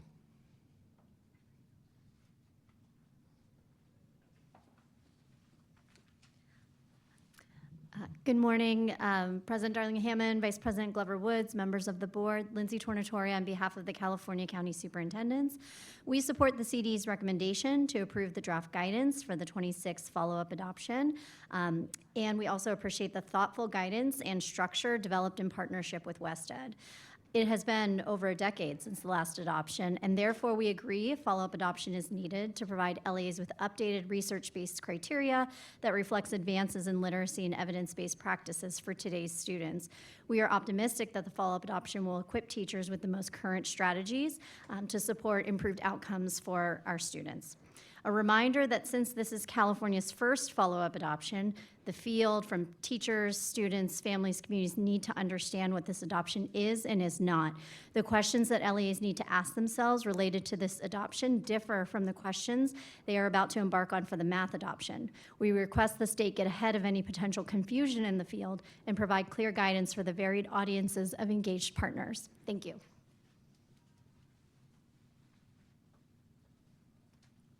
Good morning, my name is Natalie Shin with Californians Together. We celebrate the inclusion of Program 6 for TK and efforts to include newcomer and long-term English learners. We strongly appreciate the work taken to listen and incorporate feedback from educational partners. But we have concerns about the guidance that proposes reading screenings be administered 3 times a year. Ed Code is very clear that a screening instrument should only be administered annually and after students have received sufficient instruction and foundational reading skills to support a valid assessment. The purpose of a reading screener is to identify students who have reading difficulties. It does not measure progress over time. Instead, the appropriate use is for an initial screener, followed by assessments such as benchmarks and teacher observations. Additionally, we urge the board to strengthen targeted support for English learner subgroups. To fully meet the letter of the law in AB 1255, we request the creation of a specific program for newcomers, similar to the TK1, ensuring they receive designated ELD and content that addresses their unique needs. We also request that the original language referencing LTELs and RTELs be reinserted under Program 5. Thank you.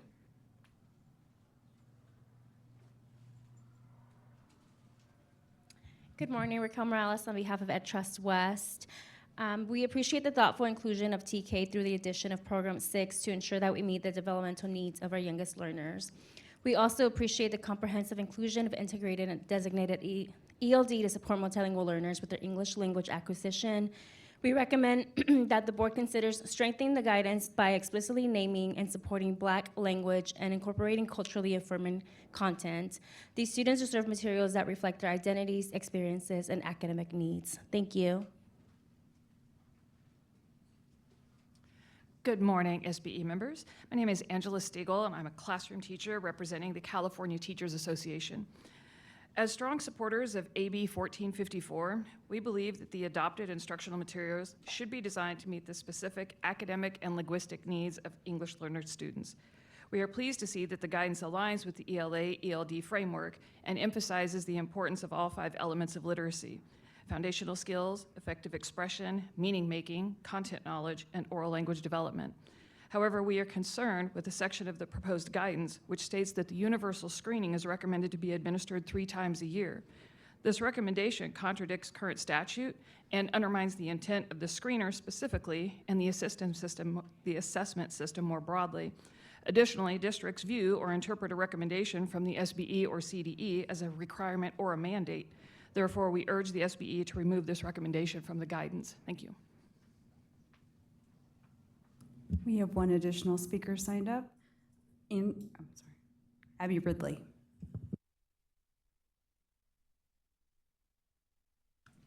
Good morning. My name is Abby Ridley Kerr with EdVoice Institute. President Darling Hammond and board members, thank you for your continued commitment to improving literacy in California. The updated guidance to support the ELA-ELD instructional materials follow-up adoption is an important step forward. To make the guidance even stronger and ensure a full list that is aligned with the latest research, we offer 3 refinements. First, require resubmission of older programs to align with the updated criteria. Second, treat foundational skills as a non-negotiable gateway to approval for programs with foundational skills strands. And third, move from a yes/no rating to a quality scale on the evaluations maps to allow for a more nuanced review. Updating the process in these ways will help LEAs make informed choices and ensure California leads the nation in evidence-based literacy instruction. We look forward to continued collaboration. Thank you. We'll now move to public comment on the phone. Thank you. Caller ending in 4369, please state your affiliation for the record. You have 1 minute. Your time starts now. Good morning to the board and feliz cumple, Dr. Escobedo. I'm Sally Fox calling from San Diego on behalf of California Association for Bilingual Education, CABE. I personally had the newcomer experience when I spent my junior year at the University of Aix-Marseille in France. So I know what it's like to be submerged, not immersed, with appropriate scaffolds or supports for success. Our ELD standards and state-of-the-art ELA-ELD framework provide the perspective and research-based guidance to help today's students acquire and develop academic language. CABE would also ask the board to consider a specialized program for newcomer students. They would benefit from a specific program that helps teachers organize designated ELD lessons built into and from grade level content based on our Common Core state standards. Designated ELD lessons that are not connected to the grade level subject matter standards are not as effective and brain friendly as those that are connected. Thank you. Thank you. Next caller ending in 8072. You have 1 minute. Please begin your public comment.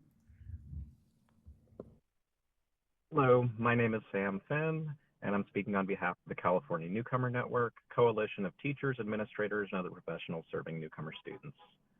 We are thrilled to see that guidance and reviewer maps reference newcomers and include recommendations that ELD materials address all proficiency levels and typologies. However, we do not believe that the language is yet sufficient to address the challenges of the current reality. Many newcomers new to the English language are functionally excluded from instruction by materials that fail to realistically address their language needs. Practitioners across the state report this as a major issue in both mainstream ELA and designated ELD curriculum.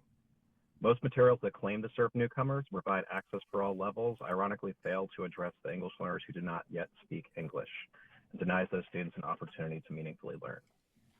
We respectfully request the addition of explicit adoption criteria requiring publishers to address the needs of students new to the English language, with lesson-by-lesson language scaffolds, substantially differentiated materials for small group instruction, and scope and sequences for foundational language development. Thank you sincerely for your time and your leadership. Thank you. Next caller ending in 0351. Please begin your public comment.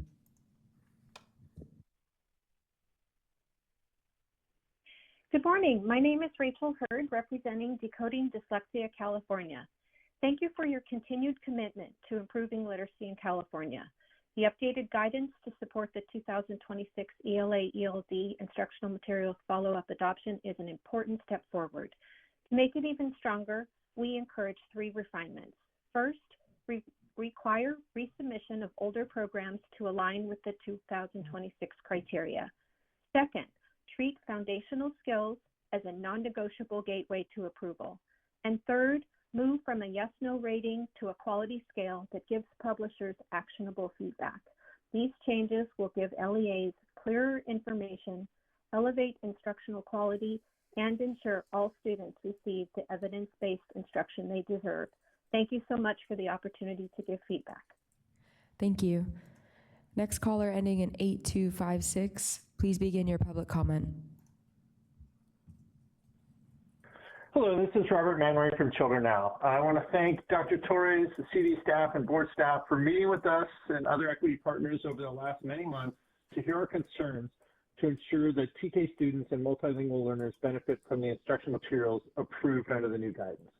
We appreciate in particular the adoption of Program 6 to fully incorporate the preschool transitional learning foundations that are developmentally appropriate for 4-year-olds. We also appreciate the comprehensive inclusion of integrated and designated ELD guidance.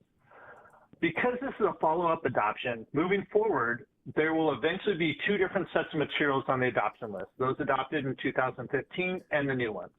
LEAs will have the option of continuing to use old materials and self-certifying that the materials meet the new statutory requirements represented in this guidance.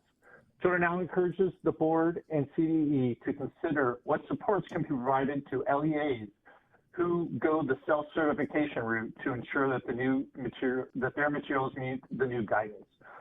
Could the CDE, for example, provide a streamlined self-certification support process to evaluate the existing approved materials? Thank you.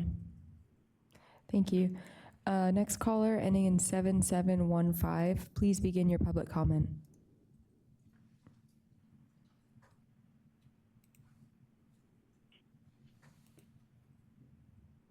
Caller with the last 4 digits, 7715, you are now live. Please start your public comment.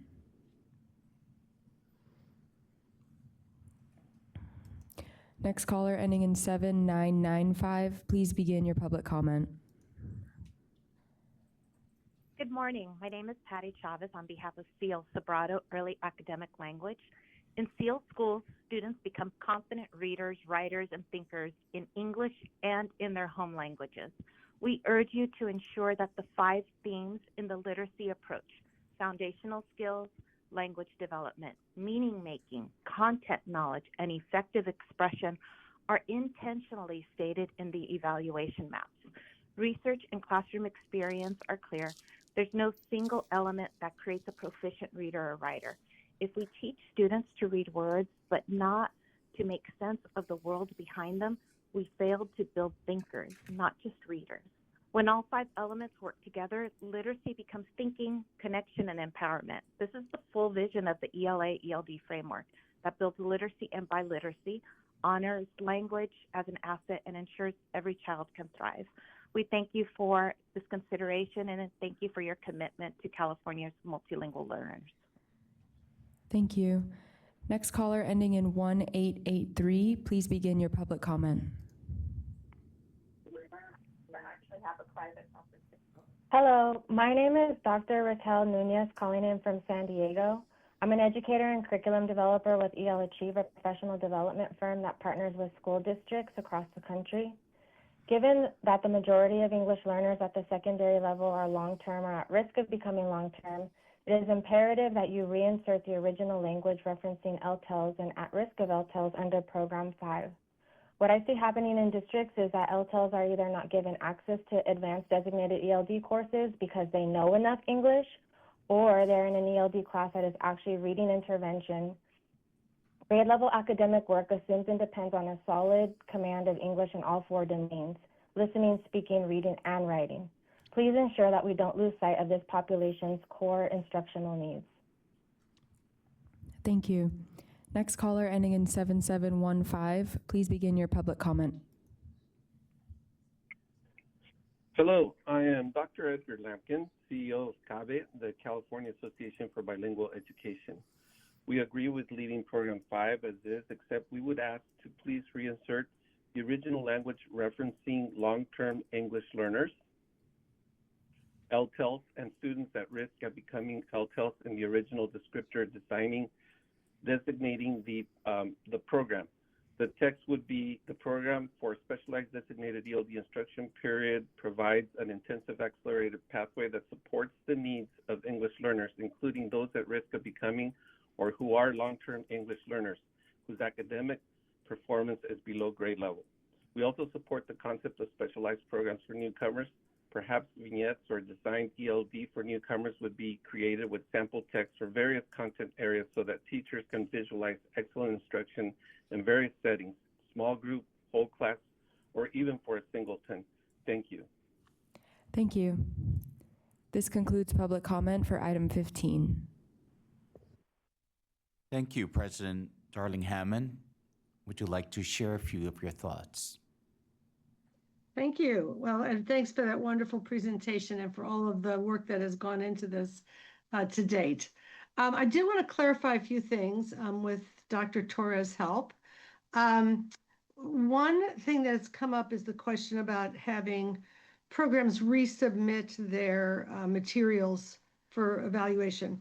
But my understanding is that because we wanted this to be an update so that we could get it done sooner, had we gone back to rewrite the framework, it would have been many, many years, that we don't have the authority to require people to resubmit, but we can add to it. Is my understanding correct, Dr. Torres? Dr. Darling-Hammond, that is absolutely correct in the sense that had we received the funding and the go-ahead to update the curriculum framework, then that would initiate a whole new primary adoption. However, the development of a curriculum framework would take at least 2 to 3 years, followed by another 2 to 3 years for an instructional materials adoption. That's great. Yeah, that's great or not great, but it is where we are. But I think, we can identify, what has been submitted more recently and what was previously submitted when we push this out. My other piece of understanding about the fact that this is an update is that we aren't taking out elements of the old guidance. We're adding to it and clarifying it. And so the earlier material on LTELs and English learners is implicitly remains, and I wonder if we just need to make that a little clearer. But let me hear whether I've got that understanding correct. Absolutely, your check for understanding is correct. Intentionality to not make any changes to any existing evaluation criteria, rather provide some clarification, separated out and made distinct within the guidance. Great. So we might want to make that a little bit more clear, since it seems like that was not fully clear to everyone who was looking at the guidance. Another thing I think is true, I'm going to check for understanding, is that the foundational skills really are a gateway in the way that the criteria are presented, that they are part of one of the first things that has to be demonstrated. Is that accurate? I'm glad you asked that question, because I actually had written down some notes that I missed in my talking points, that those foundational skills do exist in criterion statements 1.10 to 1.14. And the fact that those statements are within category 1 makes them a gatekeeper. So right. Every program submitted for review must include all elements of everything within category 1. Okay. So I think I'm really glad to hear all the public comment. I think this helps us understand what we need to clarify as the guidance is coming out, so that everyone can appreciate that. Now, one of the things I'm a little concerned about the terminology. There's the language in the guidance that uses the term screening 3 times a year. And we don't want that to be confused with our screener language and our screener legislation. I believe it was probably there as, actually I think a carryover from previously about how often teachers ought to be thinking diagnostically about how their students are doing during the year. But I'm worried that now it's going to create the confusion that I believe I'm hearing at odds with our own screener requirements and seeming to somehow triple those. So I would actually propose that we take that language out of the guidance because I think it could be too confusing, but I'd love to hear if there's any other response around that. Absolutely. So as we mentioned earlier in the presentation, we put together this guidance extremely fast. And one of the things I love about the California's process is the transparency and the many eyes on our documents. There's many more eyes on the documents now than we had available to us. Earlier iterations of the guidance included the research-based best practice of screening 3 times a year. So that's identified within criterion statements 2.2 and 5.1. It was also mentioned 3.2. We made the change to 3.2 back down to 1, but missed the change down to 1 in categories criterion statements 2.2 and 5.1. So this could very well be a technical edit that we can make to bring that number back down to 1. Yeah, I think that given that we have since adopted a whole very elaborate screening process, which is different than I think what was intended, 10 years ago when that term was used, we should definitely eliminate any possibility for misinterpretation there and take that terminology out. Agreed. We can definitely do that. Those are my thoughts, and I'm sure other folks have others. So Thank you very much. thank you, Mike. Thank you. So we'll now open for board discussion. Trustee Patil Brown. I just wanted to recognize how much work has gone into this, and particularly for transitional kindergarten, which is a new and exciting but time-intensive process. So I want to appreciate all that you and your team have done to make this possible. I was just actually checking it's 150,000 students now across California, and we don't even have the last year of enrollment.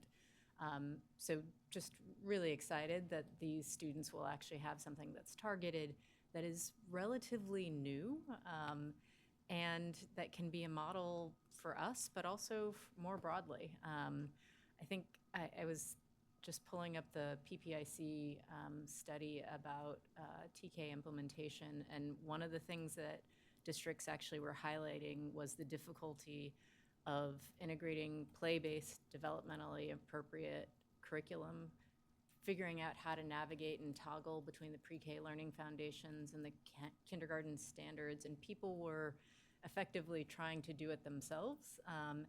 And this is so responsive to what we're seeing as a great need in the field. So just really appreciative of where California is blazing a trail and really thinking about coherence and integration from the start. So it's not TK over here on an island, but actually is being brought into the mainstream of what our schools do. The quote that I always think about, and it was funny to see in the guidance this language of prevention science, which is not a term of phrase that I use, but effectively the idea of preventing achievement gaps down the line by starting early. The quote that I always think of is Frederick Douglass, which it's easier to build strong children than to repair broken men. We were talking about a mindset earlier of what it means for children to think of themselves as capable mathematicians, and I think literacy is something that helps people define themselves as capable navigators of their own world, able to decipher words and signs, sometimes for themselves, sometimes for their parents. So just super exciting, I know arduous, but really important work that I'm very grateful for. Anyone else from our board would like to comment? Yes. Member Orozco. Gonzalez. I just want to appreciate the guidance that recognizes the needs of multilingual learners and early grade students that Kim really eloquently described. As we move towards the 2026 adoption, I think it's important we keep reinforcing clarity and communication with LEAs so that districts understand both the intent and the flexibility built in this process. That's what will make the guidance meaningful, not just policy, but everyday practice. Thank you. Okay. Yes, Member Rodriguez. Thank you so much for all of this work. I have been a strong advocate of literacy as a volunteer for Literacy Volunteers of America, way before I became a teacher, because it's such an important skill to be able, as Member Patillo Bronson said, to navigate the world. And when students come to high school, into my class, and they don't know how to read for so many different reasons, it's heartbreaking because we have to take them, we have to provide interventions, right? And it's the quote, the broken men, we have to make sure that they have the skills so that they can continue on and make decisions about life and access democracy. Because if people don't know how to read and problem solve, they can't access democracy. So thank you for this, and I also appreciate the incorporation of the culturally responsive pedagogy and all that's included here. And I look forward to reading your dissertation. It's a page turner, I hear. Yes, Member Lewis. Just a short comment. Just in addition to all of the other highlights from the other board members, I just want to highlight the two items, the flexibility that it gives to school districts, that they're able to combine the materials that focus on specific skills or standards and meet the unique needs of their students. So I think that's very important for districts to have that flexibility, and also for the strong focus that it put on equity and inclusion for our English learners, our students with disabilities, and just it seems like that the guidance just has a purpose for all of our students, meeting them where they are and addressing their specific needs. So thank you for all the work. Thank you. Yes, Member Yoshimoto Tauri. Thank you. Just in agreement with all the comments that have been made thus far. And quick note, as a civic education liaison, I just wanted to highlight the media literacy component that's also in the guidance. Thank you. Okay. Do I have a motion? Yes, Member Rodriguez, I'm sorry. I move to approve the CD recommendation for item 15. And should we add making sure that that President Darling Hammond's edits are part of that? Is that? Yes, to include President Darling Hammond's edits. Thank you. And second by Member. apologies, just as a point of clarification, and to delegate the authority requested as part of the CD recommendation to SB and CD staff. Yes, please. Okay. We already had Patillo. Sorry. Okay.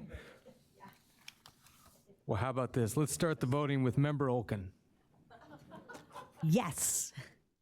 Member Roscoe Gonzalez. Yes. Member Patillo Brownson. Yes. Member Rodriguez. Yes. Member Yoshimoto Tauri. Yes. Member Ajike. Yes. President Darling Hammond. Yes. Member Escobedo. Yes. Member Lewis. Yes. Member McQuillan. Yes. Motion carries. Okay, we will take a well-deserved break for 15 minutes. We'll be back at 11.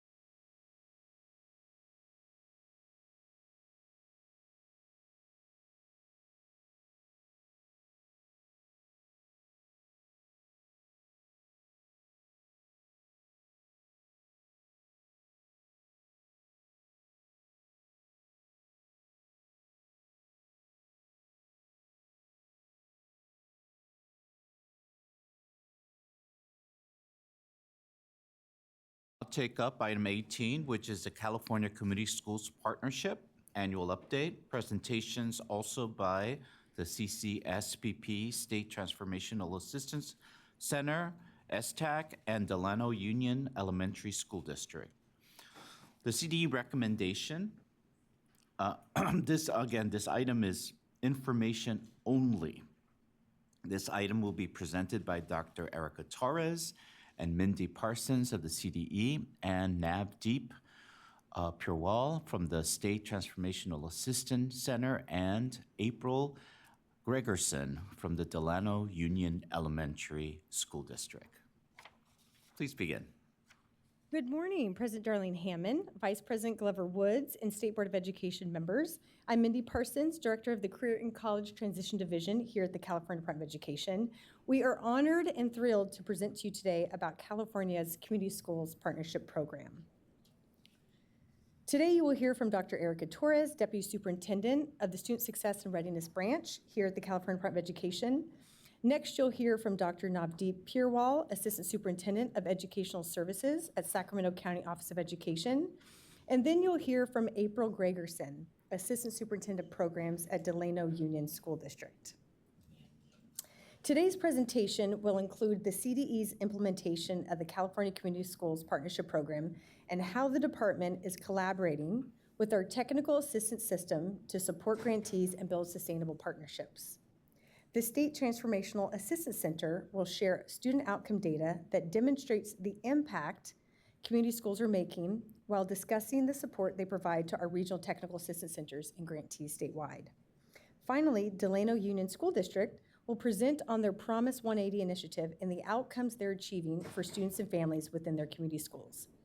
These presentations illustrate the collaboration and student-centered commitment driving California community schools movement forward. And now I will turn it over to Dr. Torres. Good morning, Board President Dr. Darlene Hammond, Vice President Dr. Glover Woods, members of the State Board of Education, Chief Deputy Superintendent Dr. Roberson. As Dr. Parsons mentioned, my name is Erica Torres, and I'm so proud to serve as Deputy Superintendent of the Student Success and Career Readiness Branch. At the California Department of Education, we are working alongside our State Transformational Assistance Center and all of our regional technical assistance centers to build community schools that are supported, sustainable, and responsive to the unique needs of our students, families, and school communities. And we are accomplishing this by building capacity for all of our grantees through high-quality professional development and targeted technical assistance to strengthen implementation of community schools. We're also developing a sustainability infrastructure, including hosting statewide coherence and sustainability webinars for all of our grantees, but they're actually available to all LEAs throughout the state of California to participate. And we're really focusing on providing support on how to braid multiple funding streams to support the whole child services, and how do we use data to inform our practice?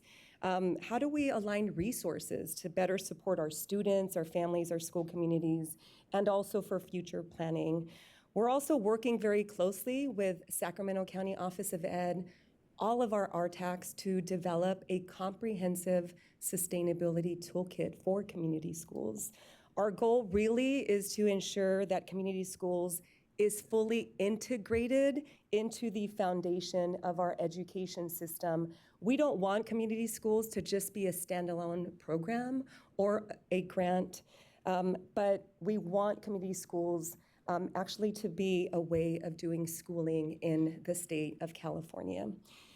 And so we know that we cannot do this important work alone, and so we have been really focusing on establishing and maintaining and strengthening our partnerships. And so I'm going to begin with CDE internally. We're proud to be able to partner with various divisions and program offices within the California Department of Education, including our programs that support our foster youth, our students experiencing homelessness, early education, expanded learning, our school-based health programs, and special education.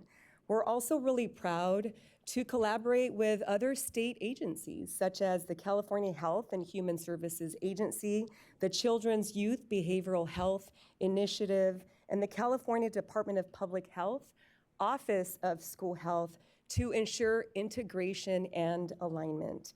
And these partnerships really help us to deepen our reach across community school programs and to strengthen system-wide coherence, ensuring that schools receive the support that they need through aligned resources, shared learning, and cross-agency collaboration.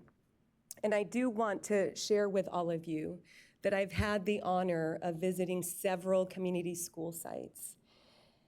And what I witnessed was really inspiring. I recently visited De Anza Middle School in the Ontario Montclair School District, Fremont High School in the Oakland Unified School District, Valleydale Elementary School in the Azusa Unified School District, San Gabriel High School and Margarita Elementary School in the Alhambra Unified School District. What I saw was powerful. These schools are not just implementing programs, they are reimagining schooling for our students in the state of California. I really saw firsthand what happens when schools truly become a center of a community. CTE pathway programs integrated into the community school model with internships, mentorships, hands-on learning built into the school day.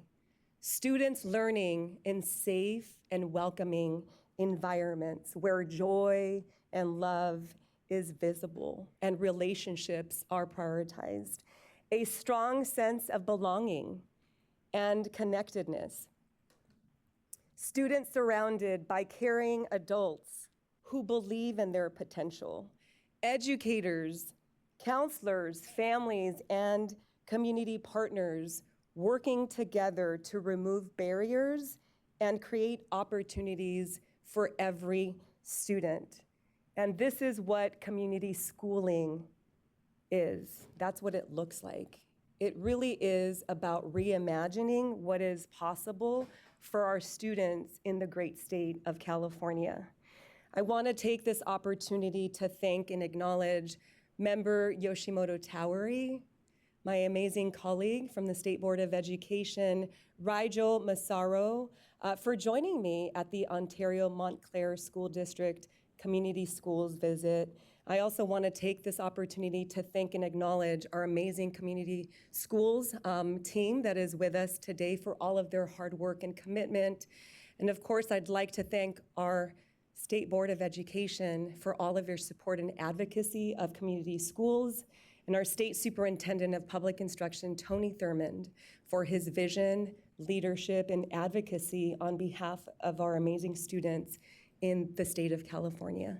With that, I'd like to invite my colleague, Dr. Navdeep Pural, Assistant Superintendent of Educational Services for the Sacramento County Office of Education, to join me today.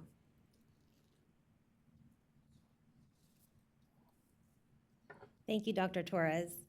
Good morning, President Darling Hammond, board members, and Chief Deputy Superintendent Roberson. Thank you for the opportunity to present on behalf of our State Transformational Assistance Center, also known as the STAC. On March 5th, 2025, the Sacramento County Office of Education, SCOE, was approved to serve as the STAC in partnership with the UCLA Center for Community Schooling, Californians for Justice, CFJ, and the National Education Association, NEA. Together, we collaborate to strategically support and elevate the implementation of the California Community Schools Partnership Program across our state. Our work as an STAC is grounded in the California Way, which is rooted in the California Community Schools Framework. This visual, which you've seen before, continues to guide every aspect of our transformational assistance that I'll be sharing with you today. First, I want to take some time to celebrate the accomplishments of the 8 Regional Transformational Assistance Centers, or RTACs, during Phase 1. The RTACs collectively facilitated 826 professional learning opportunities, such as community school study tours, role-alike networking opportunities, and differentiated coaching. Participant feedback from these professional learning opportunities reflected deep gratitude for the RTAC teams who brought together grantees and non-grantees across regions to learn, connect, and reflect on topics such as student, family, and community partnerships, teaching and learning, and collaborative leadership. Led by the SCOE team, our STAC is intentionally focused on strengthening the capacity of the RTACs to engage in continuous improvement and professional learning that fosters coherence and sustainability. This work emphasizes how community school implementation is being tailored to support specific student groups and outcomes. For example, in October, our RTAC Community of Practice highlighted inclusive practices designed to support individuals with disabilities. Additionally, through the Community Schools County Office of Education coordination grants, we are engaged in a thoughtfully designed and vertically aligned system of transformational assistance. Within this system, we collaborate with our RTACs as they, in turn, build the capacity of COE community school leads across their regions.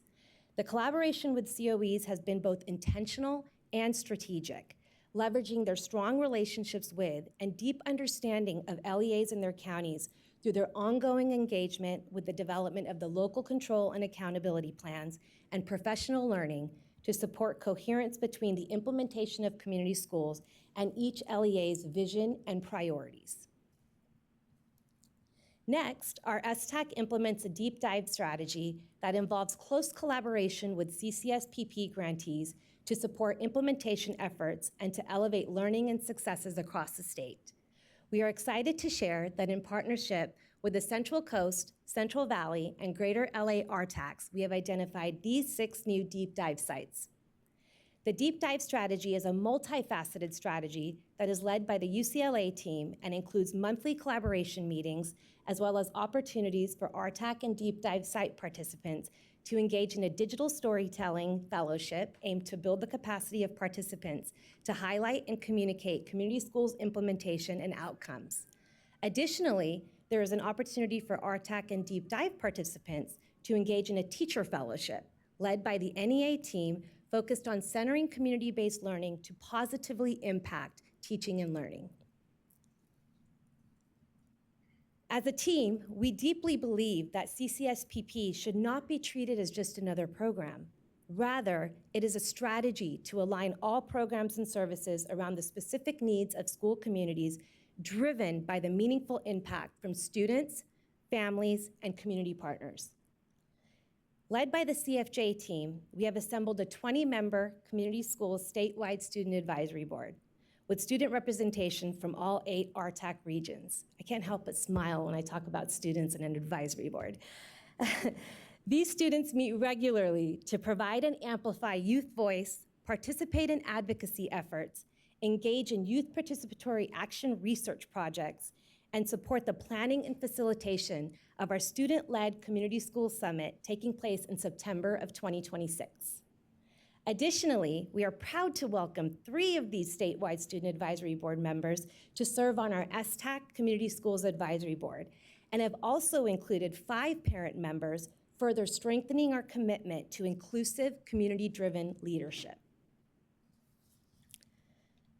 As Dr. Torres mentioned, coherence and sustainability is an integral aspect of RTA. The SCOE team is collaborating with leaders from the CDE to host 6 coherence and sustainability webinars this year. We are joining forces to model coherence at the statewide level to promote integration and the sustainability of community schools. Our webinar series launched in September with a focus on the alignment between the CCSPP and the Expanded Learning Opportunities Program. In October, we explored how coherence can be achieved across local control and accountability plans, school plans for student achievement, and community schools implementation. And earlier this week, we facilitated a webinar that explored the aligned objectives of the McKinney-Vento Homeless Education Program and the CCSPP that identified opportunities for high-impact collaboration and strategies to enhance the coordination of services. Throughout these webinars, we have partnered with CCSPP grantees from across the state who have successfully integrated programs and plans to share their strategies and outcomes with the field. For example, during our October webinar, leaders from the Ontario Montclair Unified School District, a former deep dive site, shared how they are coordinating and leveraging funding from the Expanded Learning Opportunities Program, Educator Effectiveness Block Grant, and community partnerships. They also shared how they are aligning community schools implementation with the Children and Youth Behavioral Health Initiative, CYBHI, by utilizing the fee schedule program to sustain services provided in their community schools. SCOE is also a partner in Transforming Together, or T2, an initiative launched under the CYBHI and supported by the San Bernardino County Superintendent of Schools. Transforming Together is a 3-year integrated systems project designed to improve student behavioral health and well-being through the coordinated implementation of the CCSPP and the CYBHI. This project is currently being piloted in 4 demonstration counties: Humboldt, Alameda, and 2 RTAC counties, Fresno and Imperial. These pilot counties are working to align and harmonize the implementation of the CCSPP and the CYBHI, exploring the tools, mechanisms, and approaches that best support county partners in integrating systems and supports. An important connection I want to note here is the intersection between the T2 work being conducted in counties, the community schools COE coordination grants, which are intended to align cross-sector agencies within counties, and the COE capacity building grants to support the operational readiness of LEAs in utilizing the fee schedule. The shared goal of these programs is to build an ecosystem of care within each county, one that helps COEs break down silos among county agencies, strengthen cross-system collaboration, sustain services for students, and ultimately improve whole child outcomes. As our STAC continues to provide statewide TA and develop tools and resources to support the implementation, coherence, and sustainability of community schools, we are excited to announce the official launch of the Digital Commons. Yay, finally. A dynamic, accessible technical assistance hub featuring a statewide catalog of community schools' resources, tools, data, and artifacts. The Digital Commons also provides opportunities for community partners to submit resources and share stories of impact. Led by the NEA team, the STAC has created a resources working group that includes representatives from each of the 8 RTACs who will also be designing and developing resources to support the implementation and sustainability of community schools. Now that I've covered the TA that our STAC and RTACs are providing, I'd like to move on to how this TA is impacting community schools implementation and outcomes. Led by the UCLA team, our role as the STAC continues to include monitoring and communicating progress of community schools implementation through both LEA and site-level annual progress reports, or APRs. We're also enthused to share that the UCLA team will be designing and launching a comprehensive outcome study to elevate the impact of the CCSPP on participating schools and students. This study will use both quantitative and qualitative data to provide a holistic understanding of the program's effectiveness in improving student outcomes.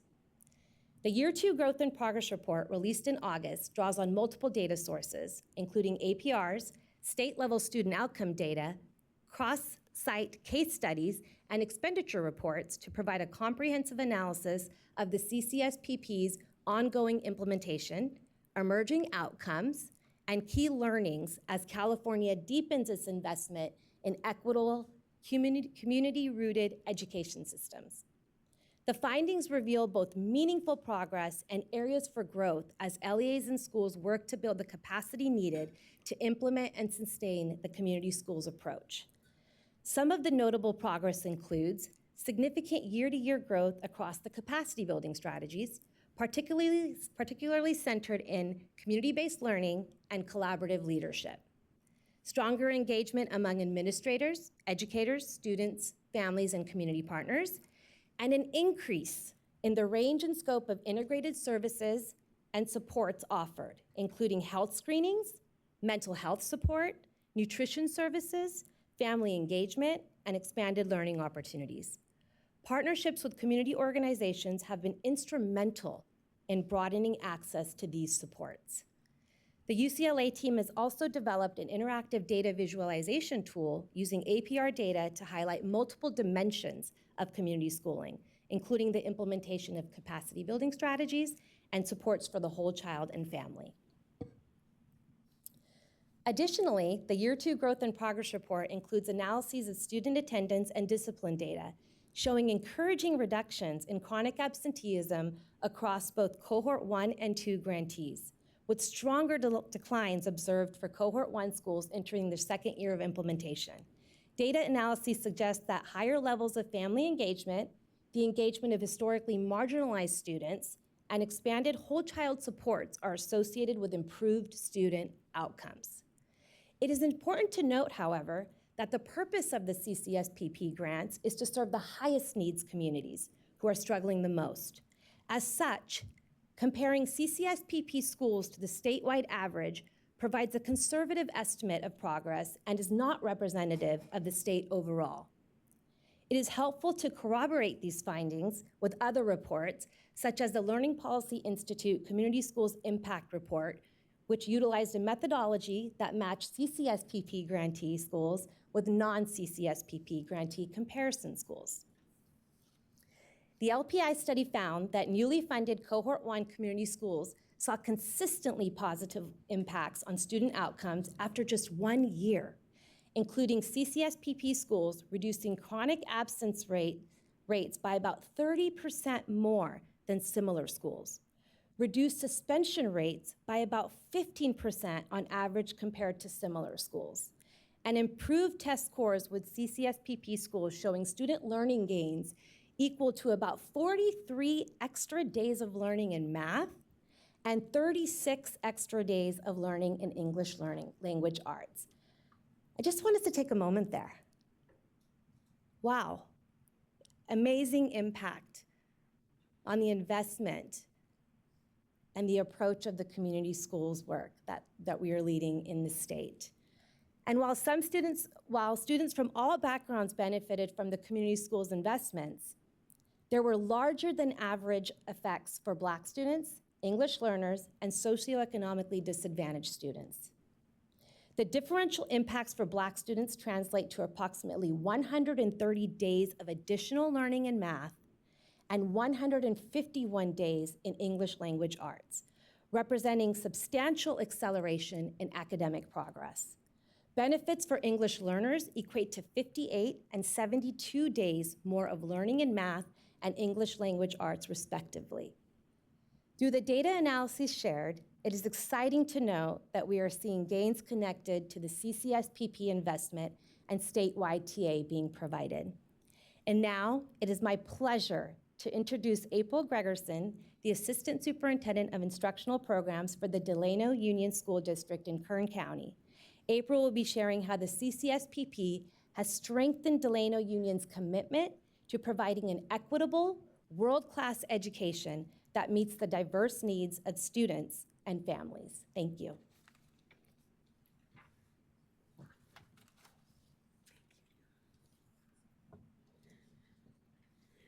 Good morning, President Darling Hammond and board members. We are also very grateful to be here this day to highlight some of the work that we are doing in the Delano Union School District surrounding our Promise 180 Every School Day Counts initiative, and how the California Community Schools Partnership Program has enabled us to magnify our efforts to ensure that our students have access to the resources that they need to succeed. I stand here today representing the collective efforts of incredibly talented and caring group of individuals consisting of 62 administrators, 405 teachers, 547 staff members, and over 6,100 students and countless family and community members and our board members who choose to use their time, their talents, and their energy to help our students build a brighter future. And why do we do this? Because we love them so much. The Delano Union School District serves a richly diverse student population that reflects the vibrant cultural fabric of the community. Approximately 88% of our students identify as Hispanic and 8% as Filipino, with the remaining students representing a variety of different backgrounds. Our district is committed to ensuring that each and every student is provided with the instruction and supports they need to make the goals that they have for their lives a reality. At our core, we believe that every student and child possesses a unique set of talents and circumstances, and we make every effort to ensure that the supports are in place to make their dreams a reality. The California Community Schools Grant has helped make this vision possible for our students. We are a district of 12 joy-filled and thriving campuses.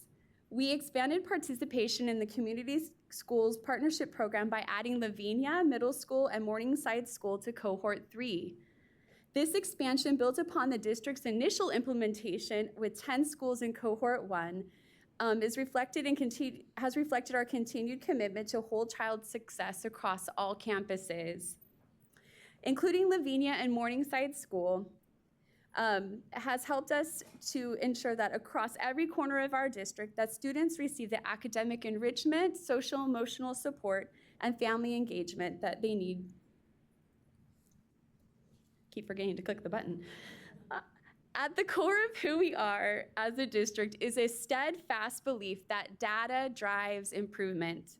It allows us to focus our efforts, avoid overwhelm, and respond collectively and strategically to where our students need us the very most. During and after the challenges of the pandemic, our commitment to data-informed decision-making has guided our recovery efforts and reinforced our belief that failure is not an option. There is simply too much at stake for our students, our families, and community. By continuously analyzing trends in attendance, academic performance, and student engagement, our teams are able to target interventions and provide timely support, allocate resources effectively, and address barriers to learning that impact student success. Building on this foundation of data-driven decision-making, our district's focused and informed approach has led to measurable improvements in key areas, most notably student attendance. Over the past 2 years, the Delano Union School District has made remarkable progress in fostering consistent student attendance, a critical factor in academic success and overall student well-being. In 2023, our district attendance rate was 95.1. Through targeted initiatives, including the Promise 180 Every School Day Counts campaign, robust family engagement, and home visits, we have been able to increase the district-wide attendance rate to 96.5 in 2025. As our attendance rates have significantly improved, we have also seen a significant reduction in chronic absenteeism, reflecting the effectiveness of our targeted interventions and consistent monitoring. We have made significant progress in addressing chronic absenteeism, with rates declining 23.4% since 2022, bringing us very close to our pre-pandemic levels. This achievement has been especially notable when compared to the current statewide chronic absenteeism rate of 18.6. Our goal is to continue this positive trend and return consistently to or even below our pre-pandemic levels, because we know that students being in school consistently every day is what makes the biggest difference for them academically. We are proud to have achieved remarkable progress in reducing suspension rates as well. We are at a historic 1% for our district. That is well below the state average of 3.2%. This achievement reflects our unwavering commitment to building positive, supportive school environments where students feel valued, respected, and heard.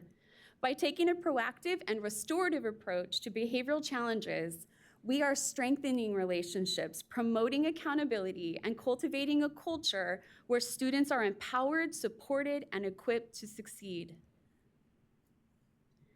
The district's average ELA score shows a distance from standard of -0.7 of a point, which is 12.5 points higher than the California state average of -13.2. This indicates on average that DUS students, we are so very proud of this, DUSD students are performing much closer to meeting the state's proficiency standard than students across the state. These results reflect measurable progress in literacy instruction and impact of ongoing support of that from interventionists, including high-impact tutors, as well as the district's targeted efforts in early literacy, reading comprehension, and writing development.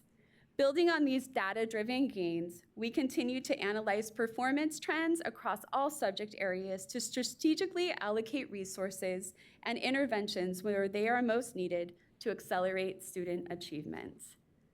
And last but not least, our mathematics.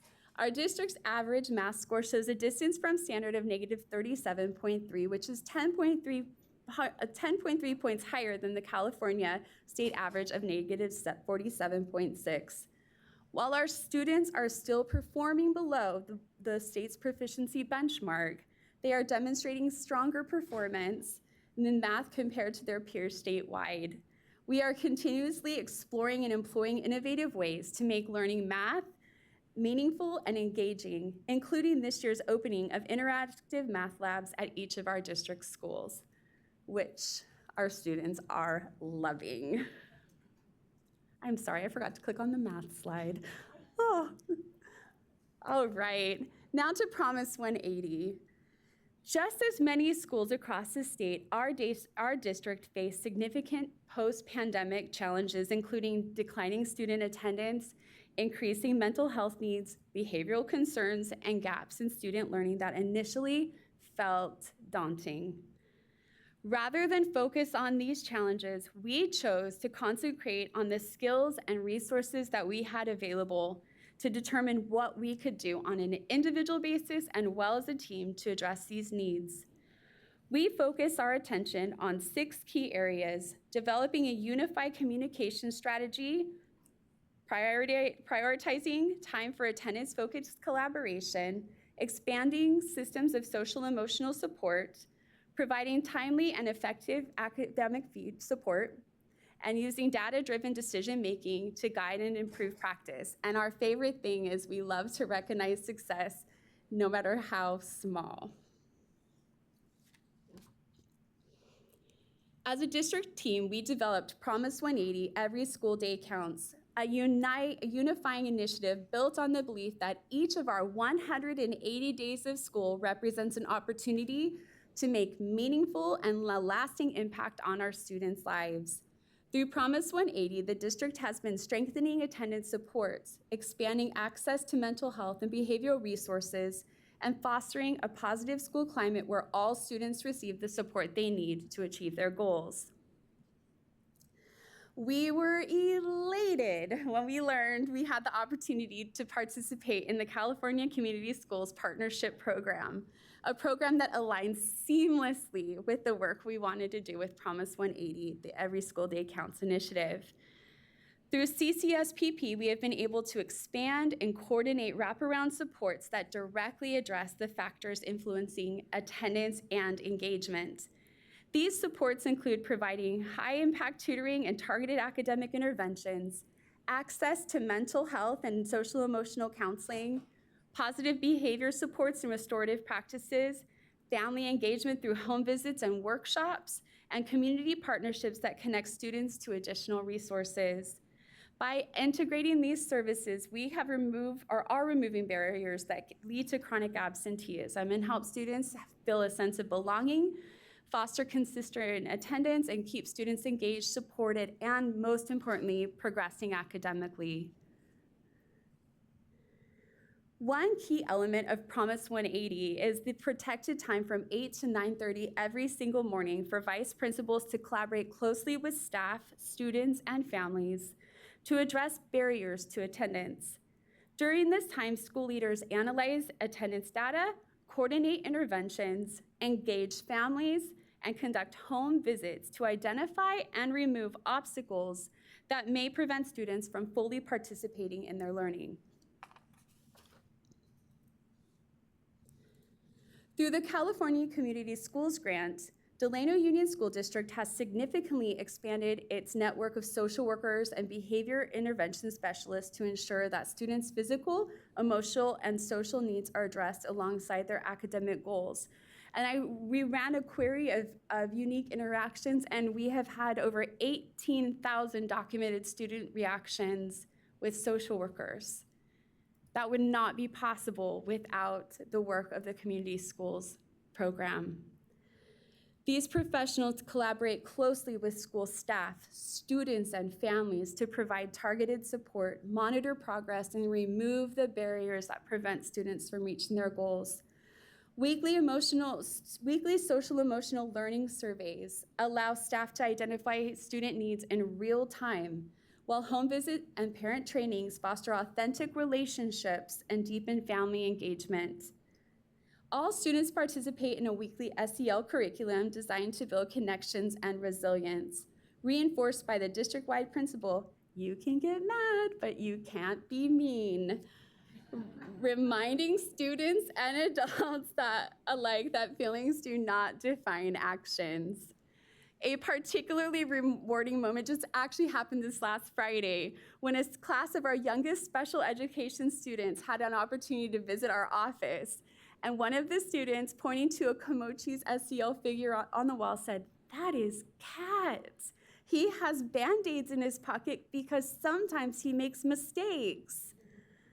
And we just paused for a minute because that simple observation highlighted how even our youngest learners are internalizing lessons about empathy, self-awareness, and resilience. This is one illustration of the power of the community schools framework. Promise 180, every school day counts, strengthens parent and family engagement by creating a consistent bridge between home and school through transparent communication, collaboration, and a district-wide culture of awareness. We have made a focused effort to advance messaging about the importance of daily school attendance across multiple channels, including school websites, social media, parent communications, award ceremonies, and community events. We are always talking about every school day count all the time, everywhere we go. We have made it a priority to ensure that every staff member is aware of their important role to give their personal best every day, from teachers in the classroom to our food service workers, bus drivers, custodians. Every DUSD team member contributes to the learning experience. By keeping families informed, involved, and connected, Promise 180 empowers us to actively support their children's regular attendance, reinforcing the value of every school day. Academic support.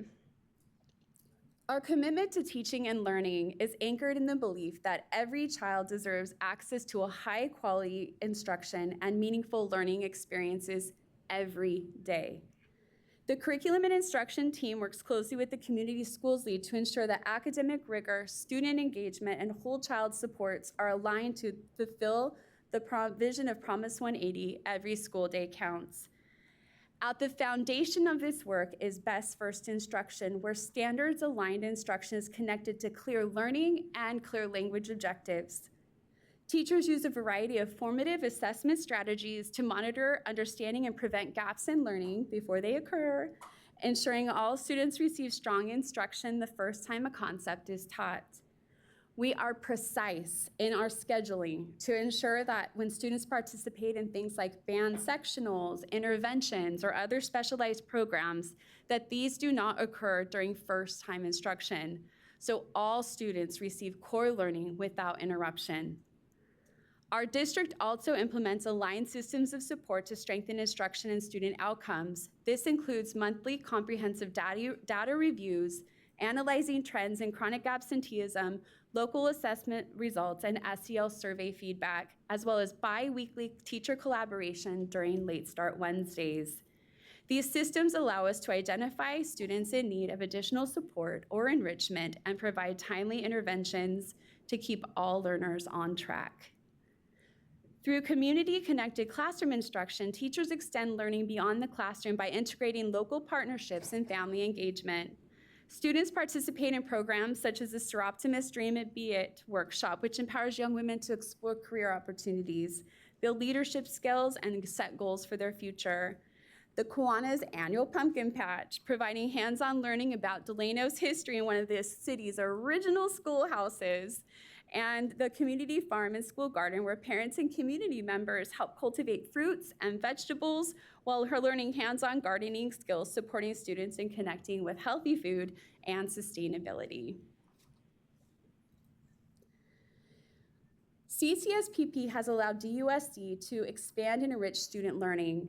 Promise 180 supports academic excellence through reading and math interventionists, high-impact tutors, and student academic support programs that operate during and beyond the traditional school day.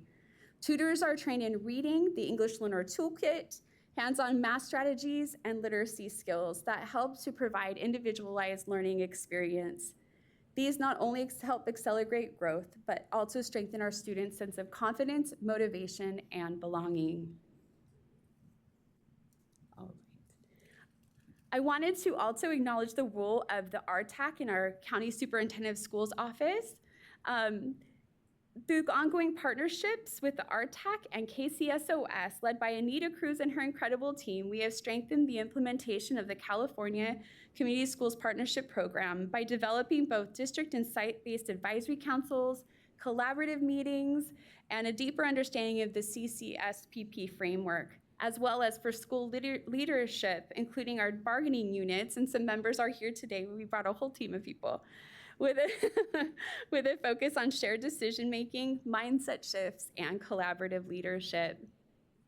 They provide professional learning and targeted support and little refreshers to keep us reminded of all of the things we need, as well as their technical expertise and support to ensure that the strategies are effectively integrated into both school and district level practices. The alignment of Promise 180, Every School Day Counts, with the California Community Schools Partnership Program has truly propelled our work forward in the Delano Union School District. Together, these initiatives provide the structure, support, and partnerships that allow our students to expand their realm of possibility, academically, socially, and emotionally, where they are able to dream big, accept challenges as opportunities, and feel empowered to reach their goals and dreams for their lives. By ensuring that every day is meaningful, we are creating a culture where students are present, engaged, and supported in their growth. At DUSD, we believe that when every school day counts, every child succeeds. And the California Community Schools Partnership Program, combined with the heart of Promise 180, Every School Day Counts, is helping to make that belief a reality for each and every student in our district. Thank you.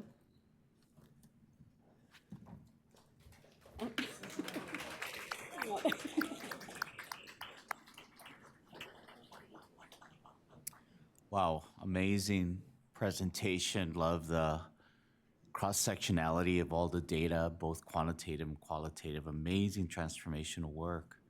So we will now open the phone line for the public comment queue. Members of the public wishing to provide comment on this item may do so by calling the telephone number and using the access code provided on the slide that is shown now. And while we're waiting, I would like to ask our liaisons, President Darling Hammond and Member Yoshimoto Tauri, if they have any initial comments.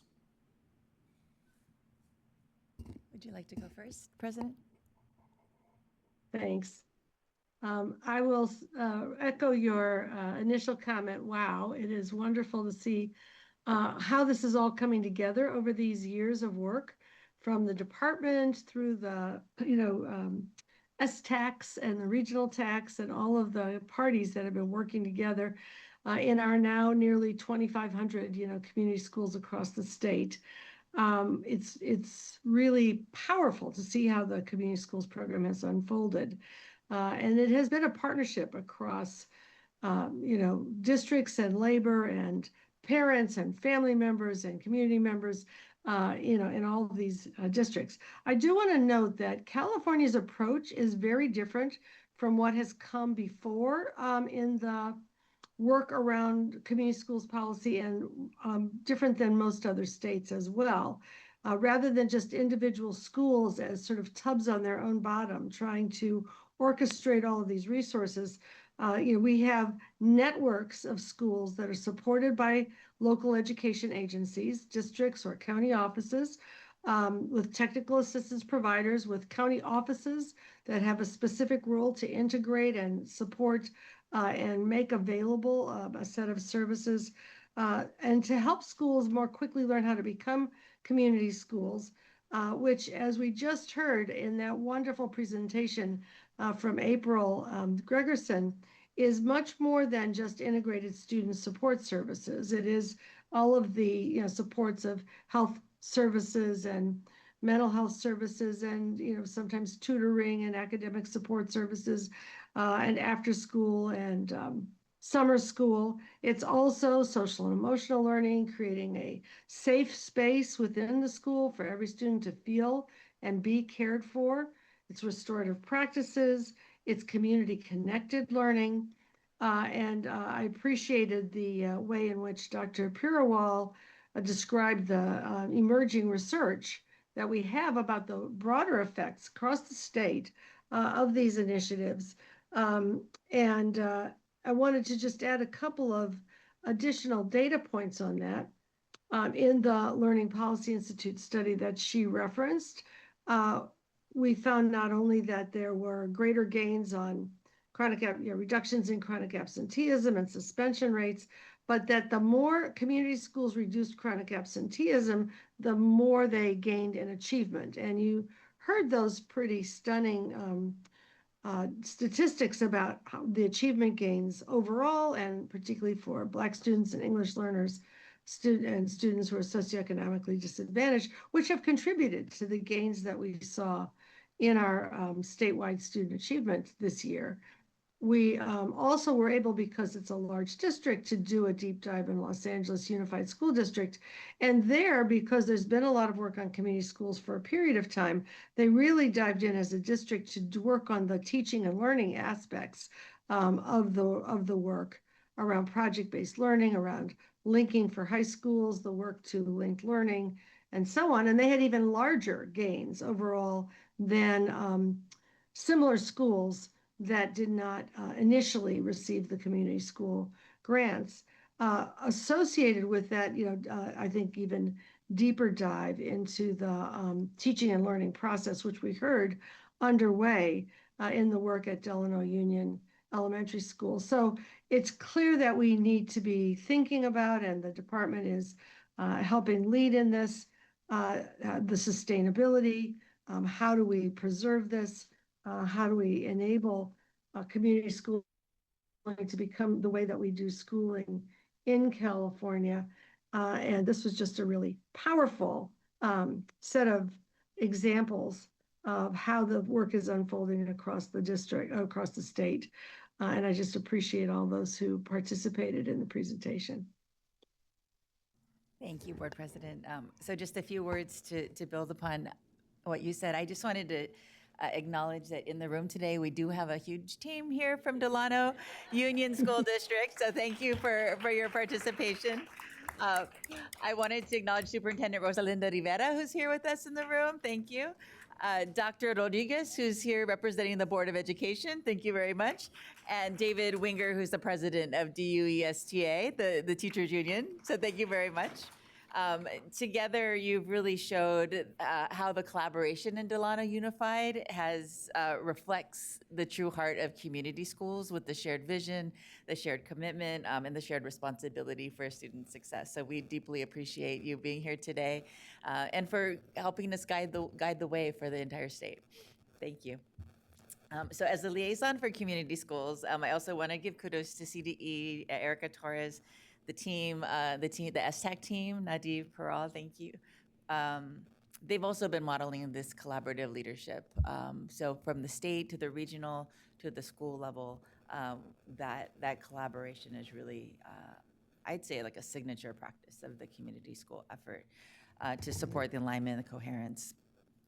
And I just wanted to highlight, I think it was Nadeep who said, or maybe Erica, who said this is not another program, this is a strategy to integrate all other programs. And I think that becomes extremely important when we think about coherence and really supporting sustainability for whole child education. So with that, I will turn it back over to Thank you. Thank you very much. Are there any speakers signed up to provide public comments in person? There are 3 people signed up for in-person public comment. Please state your name and affiliation for the record when it's your turn to speak. Will the following people please line up at the microphone in the back of the room? Lindsay Tornatore, Angela Stiegel, and Rachel Murphy. Good morning, Lindsay Tornatore on behalf of the California County Superintendents. We deeply appreciate the ongoing leadership of both the CDE, the State Board, and the Sacramento County Office of Education under the leadership of Superintendent Dave Gordon and the enthusiastic coordination of Dr. Navdeep Purell. Thank you to the Delano team for being here to share your story, a really inspiring story of policy to practice. County offices are deeply committed to the ongoing implementation of the Community Schools Partnership Program, and we are seeing the benefits of, to quote Dr. Torres, what can happen when a school becomes the center of a community.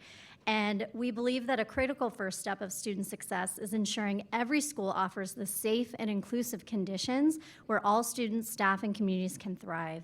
And so therefore, as funding for this historic initiative approaches its conclusion, it is essential to support awardees in shifting their focus toward long-term program sustainability. We look forward to future continued partnership. Thank you.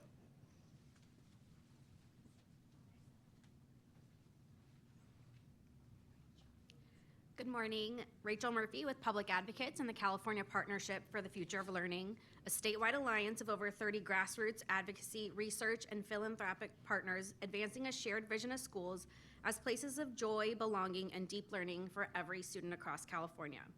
This summer, as our public schools and communities have been under attack, we conducted a listening campaign to hear what would make students, families, and educators feel safe and supported. They reaffirmed what the research you've heard today shows. The community schools approach is necessary and working. In addition to improved student outcomes, we see the benefits in the unique partnerships created where students, families, and schools can work together to address their needs. From transporting children whose parents are afraid of immigration enforcement actions to helping feed those struggling with the loss of SNAP benefits. Community schools provide infrastructure for community care. We appreciate the board and the department's work in implementing and supporting this historic investment, and it's critically important that we sustain the progress made so far and continue this transformative investment for students in the years to come. Thank you. Hello, SBE members. My name is Angela Stiegel. I'm a classroom teacher representing the California Teachers Association. Thank you for providing an annual update on the California Community Schools Partnership Program and the implementation of the historic statewide investment into community schools. Community schools are a proven, evidence-based, people-powered model that deliver meaningful results. Bringing educators, parents, students, administrators, and community organizations together to make decisions about their schools is a critical component of community school success. When all interest holders and partners have a voice in determining how to best serve students, we create the schools our students deserve. Continued, stable, and expanded funding is necessary to continue California's fundamental shift from traditional industrial model schooling to a whole child, community-engaged approach. Community schools are how we strengthen public education. Thank you.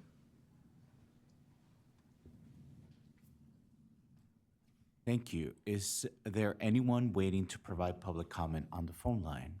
There is. We have 5 callers in the queue. I will open the phone line now. Caller with the last 4 digits, 1813. You are now live. Please start your public comment. You have 1 minute.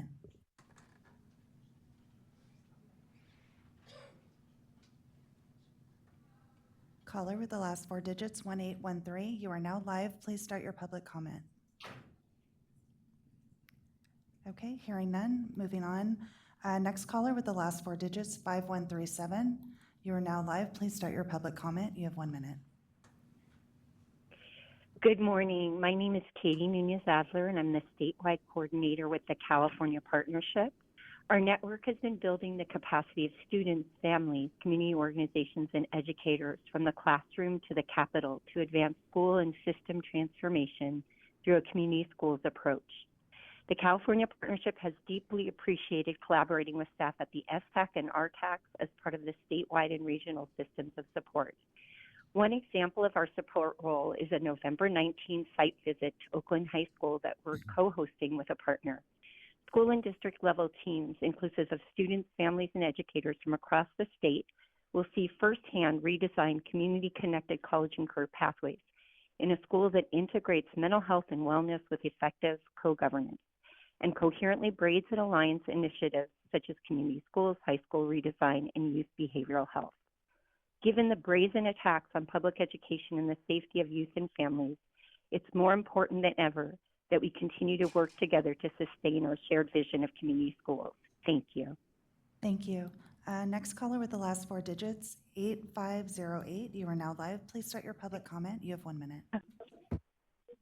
Hello, my name is Marita Bermudez, and I am a community organizer with OCO, a parent leader with both Anaheim Elementary and Anaheim Union High School District, and a proud partner of the California Partnership.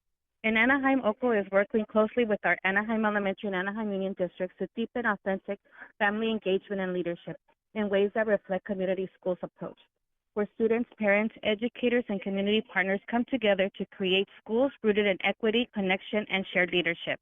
A powerful example of this work was our Educator Diversity Forum, Educators Being the Moment, Today and Tomorrow, held virtually on October 21st, a space led by parents and students with a panel discussion made up of superintendents, teachers, and local teachers union presidents, and support from state allies like Public Advocates and Ed Trust West. Together, we lifted up the importance of having diverse and well-prepared educators who reflect our communities and connect meaningfully with students and families. We shared stories, identified barriers, and explored strategies to build a more inclusive educator pipeline here in Anaheim.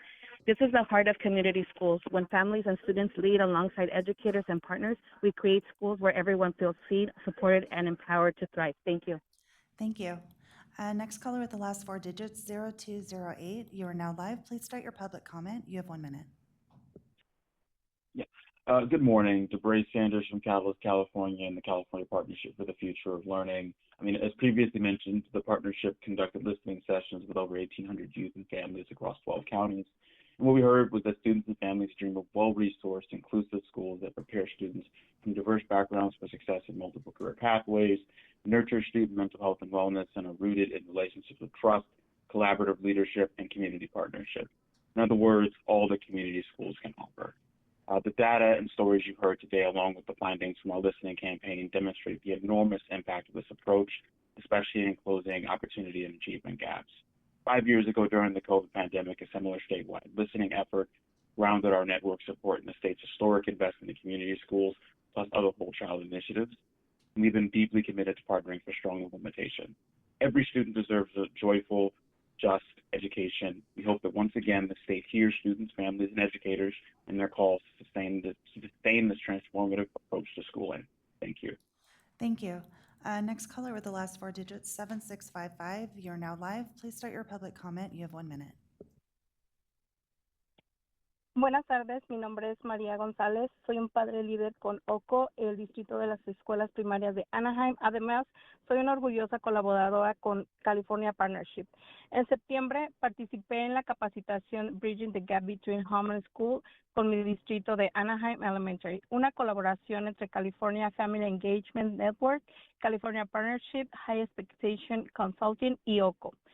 Estos socios comunitarios están apoyando a nuestro distrito y escuelas, reuniendo a las familias, educadores y líderes para fortalecer las relaciones, construir confianza y avanzar en el modelo de escuelas comunitarias. En mi escuela, esta capacitación nos inspiró a aprovechar los eventos familiares existentes e integrar el aprendizaje de manera intencional en estos espacios. Durante nuestro evento de Trunk or Treat, las maestras prepararon actividades de lectura para diferentes niveles y las familias participaron junto a sus hijos.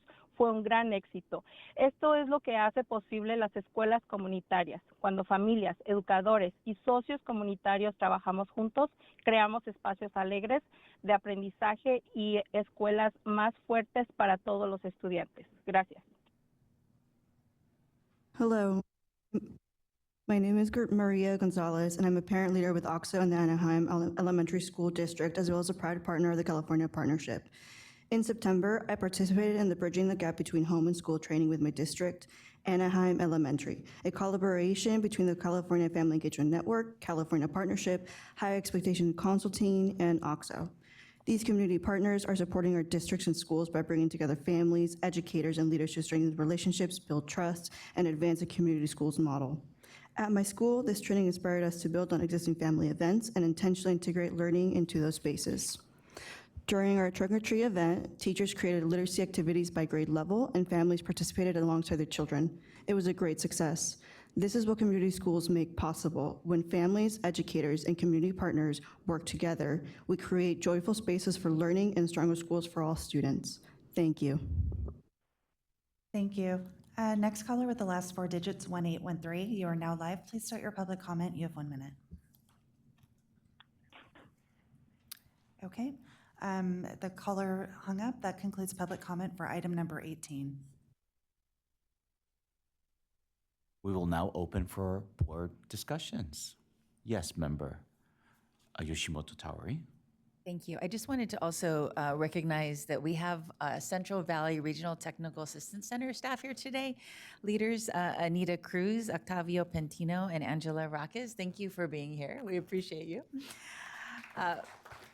The reason why it's important that we have our regional technical assistance staff here as well is that I'll give you an example. Last month, all 8, we call them RTACs, Regional Technical Assistance Centers, met together to focus on, in a community of transformational practice, to focus on inclusive practices and adult learning to support student success, focusing on belonging and accessibility as opposed to simply accommodation for students with disabilities to address barriers to learning.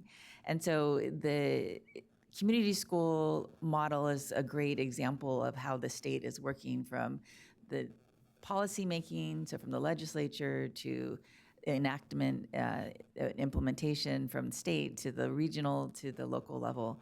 And so we're seeing it really play out nicely. And so thank you for being here also.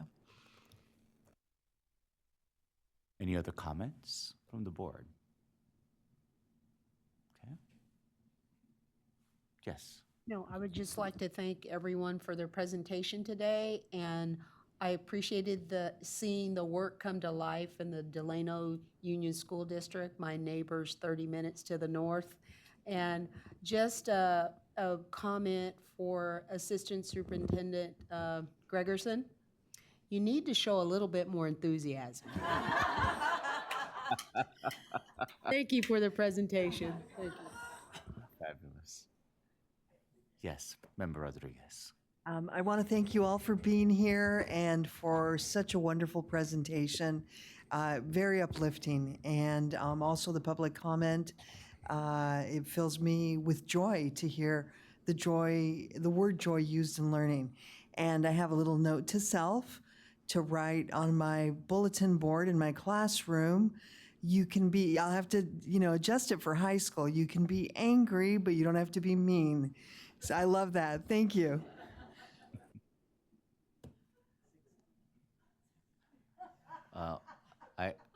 I would like to add, I think yesterday Member Roscoe Gonzalez brought up the importance of student advocacy, and just seeing how a statewide student board was created through this initiative is very uplifting, just different ways that our students can have a voice and assert their leadership. Really appreciate that. Yes, Member Roscoe Gonzalez. And I just want to say how exemplary it is to see Delana put shared governance to really exemplify those pillars by seeing not only your local representatives, but student advisory groups, teacher involvement. It's so impactful, and I think that's why it's working so well. So I appreciate that. Member Jike? Yeah, first I just wanted to echo what all the other board members said. But again, I'm just really appreciative that you have a student advisory board, but not just a student advisory board, but that you also allow students to serve on like the actual just regular advisory board. I think that's just so integral. And so thank you for allowing students to become leaders in their own communities and to allow them to shape the future of their communities. And especially as California continues to find and research ways to not only prioritize learning, but prioritize the well-being of the students simultaneously. I just think, especially just the qualitative and quantitative data that we saw of the success of the implementation of these restorative practices and programs like these. I just can't wait to see more California schools be able to have these resources and these programs. And yeah, I'm very hopeful for the future of California classrooms after this. Thank you. Member Patil Brown. I wanted to thank you all for coming out. I loved actually looking back and seeing you all cheering for your teammates. And the charts, actually, it's a strange turn of phrase, but these charts feel joyful. Seeing the steady climb towards eliminating the distance from standard in both ELA and math, and the steady decreases in suspensions, expulsions, and increases in ongoing attendance, which are really honestly just beautiful, inspiring, and thank you for sharing it with us. I also want to call out gratitude for the LPI study that sometimes it's easy to celebrate the sort of outlier, and what is really exciting about the LPI study is shows that it's not an outlier, right? That this is happening in many places around the state, which is incredibly exciting. I do have one question about sort of the future of sort of what we're expecting to learn. I'm so delighted to see these year one and year two data, and just wondering if you might comment a little bit about those of us who are feeling now data greedy and wanting to know what's next. As someone's coming up to the podium, Delano Union was featured in the New York Times for their recovery, for their test scores.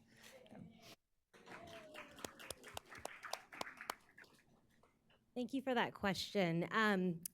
As the STAC is going to be conducting the outcome study, which will include quantitative and qualitative data, we are really looking at the how, right? We know that we should see a steady decrease in chronic absenteeism and suspensions, which, as President Darling-Hammond mentioned, will impact the learning aspects in ELA and math, and the climate and the culture aspects.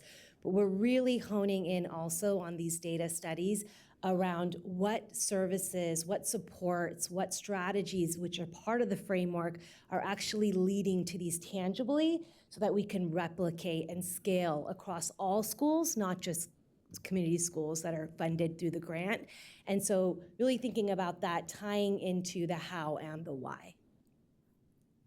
Does that mean that part of the project moving forward will also be more about narrowing the model sort of elements that are most impactful and Very good point. Yes. So often when we provide transformational assistance around thinking about sustainability, which we need to right now, it is thinking about progress monitoring. What aspects of the strategy are really contributing to increased impacts and substantial impacts?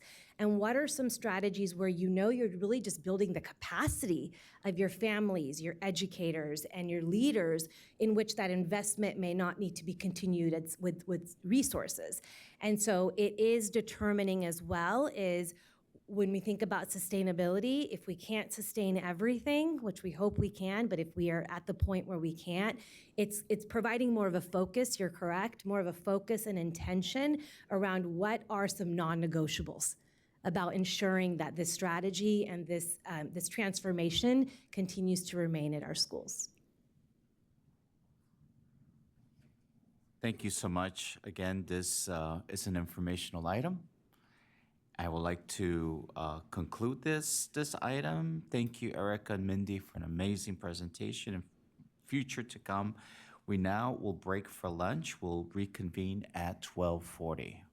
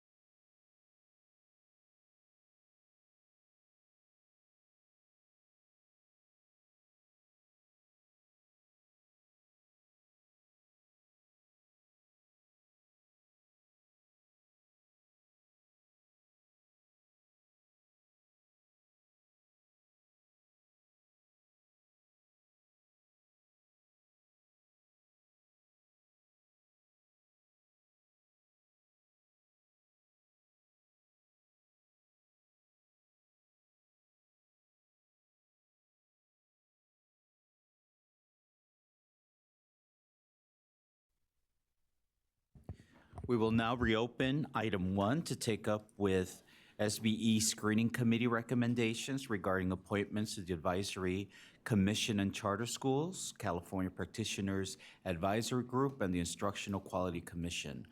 The item will be presented by the Screening Committee Chair, Vice President Glover Woods.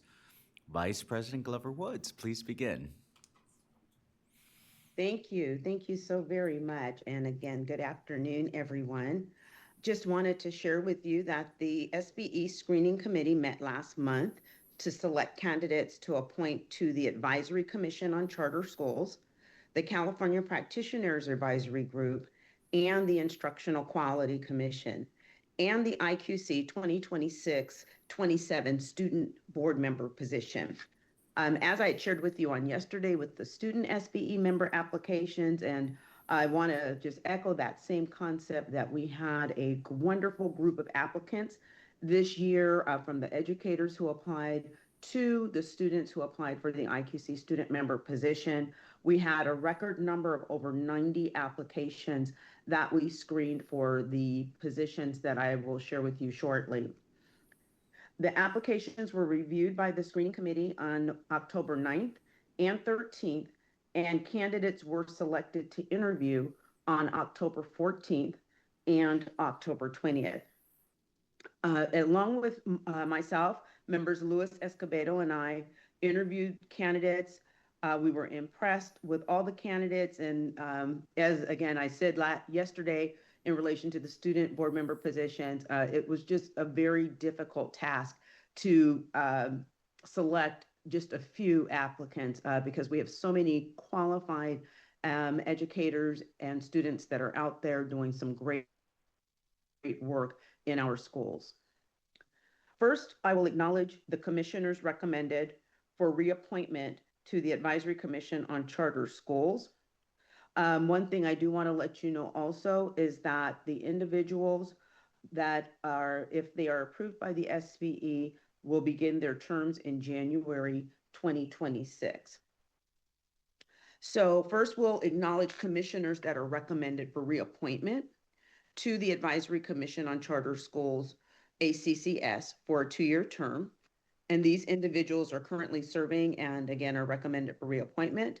Their names are Derek King and Mike Walsh, and Mike Walsh will continue to be appointed as chair. Next, I will acknowledge the members we are recommending for reappointment to the California Practitioners Advisory Group, also known as CPAG, and this would be for a 2-year term. These individuals are Holly Letterly, Kelsey Carlson, and Samara Palco. The screening committee is also recommending the following 3 individuals for appointment to CPAG in a 2-year term. The individuals are Jamie Rogers, who is principal at Sierra Pacific High School, Emily Jaramillo, who is a multilingual department liaison at Erwanda School District, and Ruben Aurelio, who is the superintendent of the Vallejo City Unified School District. Additionally, the screening committee is recommending that Corey Greenlaw, who is assistant superintendent for the Fresno County Superintendent of Schools, be appointed as chair, and that Gabriela Tavidian, who is superintendent at Lenox School District, be appointed as vice chair of the CPAG. Continuing on, the screening committee is recommending 3 individuals for appointment to the Instructional Quality Commission, the IQC, for a 4-year term. You got to see a lot of the work of the IQC at our first item today, actually. And so you know how important those commissioner positions are. The individuals being recommended from the screening committee are Rebecca Lewis, who is a curriculum coordinator at Whitmore Elementary School District, Julie Goldman, who is a director at the San Diego County Office of Education, and Bonnie Sides, who is a teacher on special assignment at Oxnard School District. Lastly, it's my pleasure to announce the candidate for the 2026-27 Instructional Quality Commission student member. Her name is Rebecca Yang, and she is a junior at the Orange County School of Arts in the Orange County Office of Education. Her one-year term begins September 1st, 2026, and she will serve until June 30th, 2027. So congratulations to all the candidates. And again, the screening committee would like to recommend those who I've just shared for appointment to the commissions as was read. Thank you. Thank you. We will now open the phone lines for public comment. Members of the public wishing to provide comments on this item may do so by calling the telephone number using the access code provided on the slide as shown now. While we're waiting for members of the public to call in, I would like to ask Member Lewis, who's also served in this year's screening committee. Any comments? Just briefly to just support the comments already made by Vice President Glover Woods. We had a lot of great candidates. We appreciate everyone who applied, and yeah, it's a great process. Thank you. And I also commend the collaboration of CDE in this process and our Vice President's amazing organizational skills in keeping us focused. I truly appreciate that. Are there any speakers signed up to provide public comments in person? There is no in-person public comment. Is there anyone waiting to provide public comments on the phone line? There are no callers in the queue. We will now open for board discussion. I see none. Do we have a motion? Member Lewis.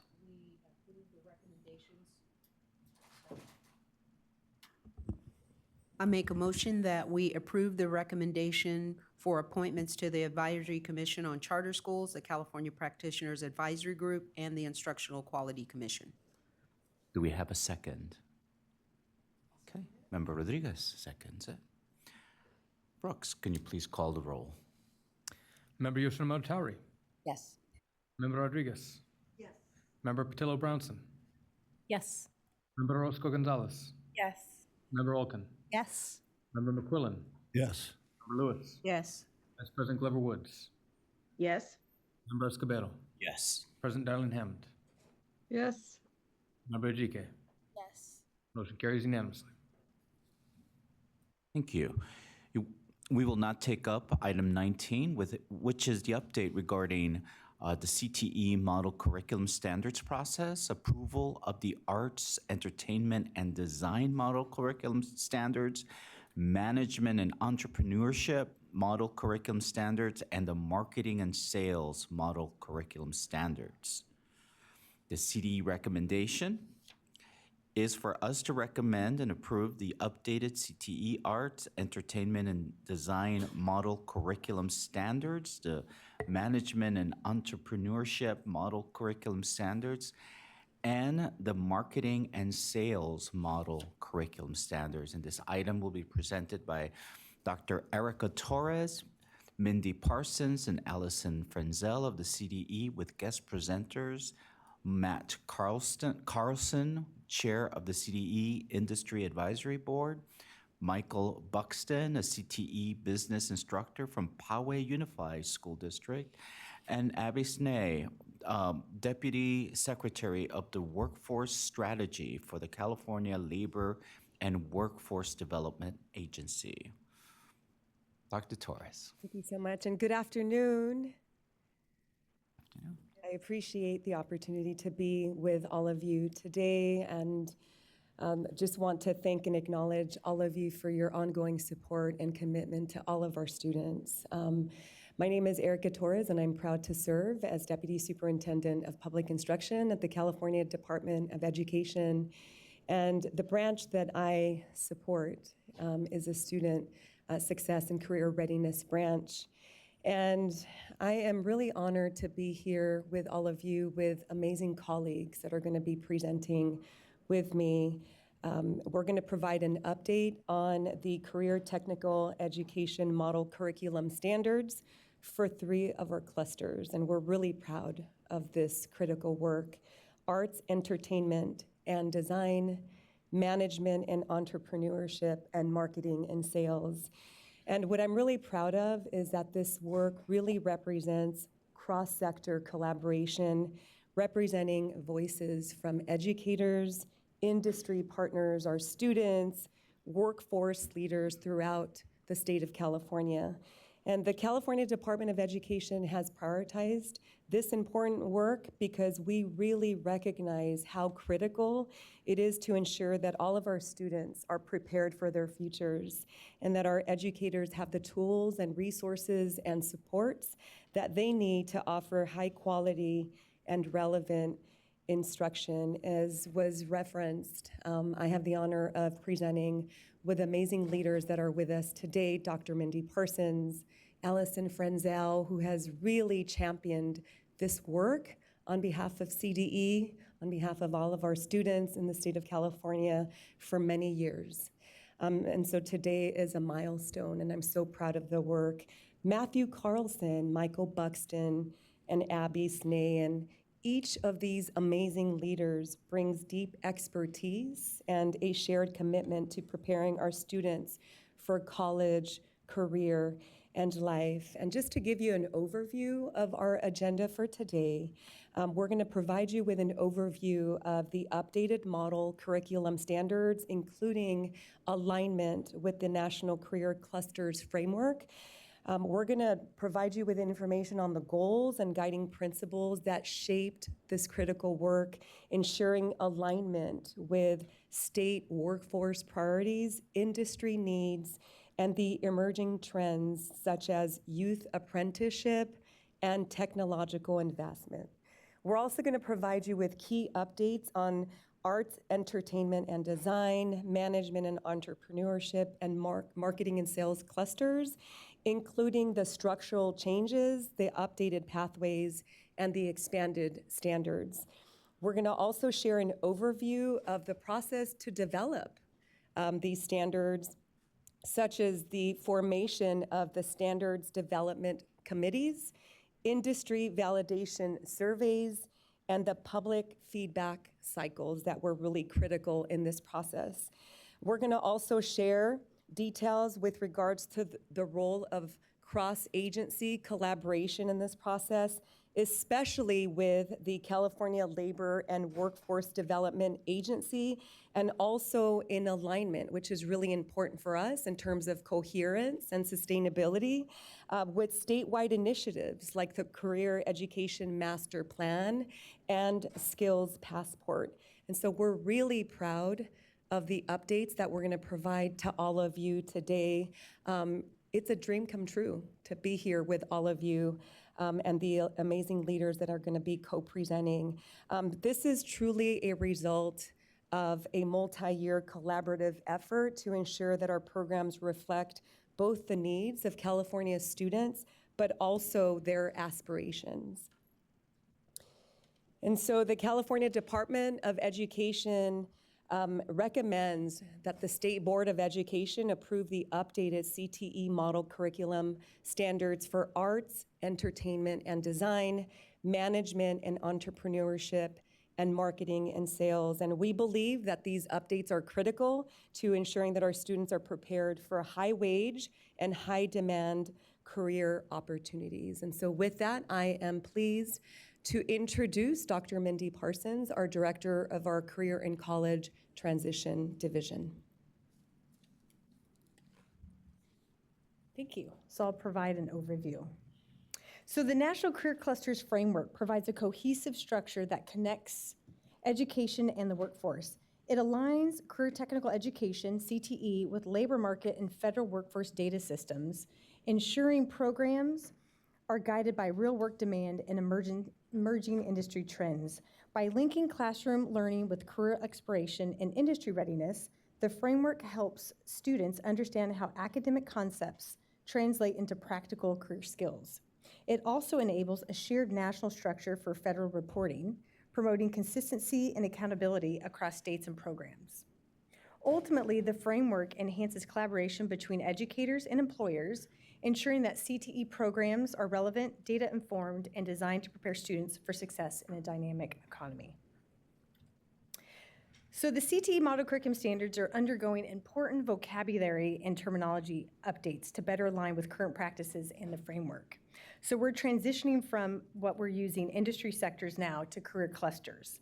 So this shift involves moving from the 15 industry sectors to 14 career clusters, streamlining the organizational structure while maintaining comprehensive coverage of our career pathways. Additionally, the standards terminology has been consolidated and clarified. So the California Standards for Career Ready Practice and the Anchor Standards, those are the ones that we currently use now, will merge into a unified set called the Career Ready Standards. This consolidation simplifies the standard structure and reduces redundancy. Now, a new category is called Career Pathway Standards, and that has been introduced to address the competencies that span between multiple career areas and are essential across different career clusters. Meanwhile, the pathway standards will continue to be called pathway standards, maintaining continuity for the specific technical knowledge and skills that define individual career pathways within each cluster. These changes are designed to create a more coherent and accessible standards framework for educators, students, and industry partners. So here are the 14 career clusters. So we have advanced manufacturing, architecture, arts, entertainment design, construction, digital technology, education, energy and natural resources, financial services, healthcare and human services, hospitality, events and tourism, management entrepreneurship, marketing and sales, public service and safety, and supply chain and transportation. So here we've put together crosswalks showing the 15 industry sectors and the alignment to the new 14 career clusters. And here are some of the changes between. So agriculture and natural resources will now be updated to agriculture. Arts, media, and entertainment, that name will be changed to arts, entertainment, and design. Building and construction trades will be updated to construction cluster. Now business and finance, that's going to be broken up into two clusters. So financial services and management and entrepreneurship. Education, child development, and family services will now just be called education. Energy, environment, and utilities will now be called energy and natural resources. And engineering, architecture will now move into two clusters. It will be within the construction and advanced manufacturing clusters. And the fashion and interior design has been moved to the arts, entertainment, and design cluster. The remaining industry sectors reflect slight modifications when aligned to the new career clusters. As you will see, there are not a lot of changes within the naming conventions between industry sector and career clusters. California's move from the 15 industry sectors to 14 career clusters involves mostly minor changes. Most pathways will simply have updated names to align with national terminology, and a few closely related sectors will merge into more comprehensive clusters, maintaining all essential content while improving organization. Now that we've covered the benefits of aligning to the National Career Clusters framework and the key terminology, I'll turn it over to Allison, who will walk us through the CTE Model Curriculum Standards development process.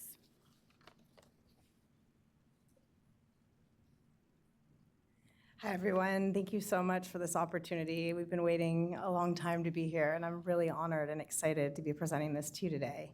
So my name is Allison Frenzel. I'm an education programs consultant in the Career and College Transition Division, and prior to that, I was a classroom high school English teacher and CTE teacher for 15 years.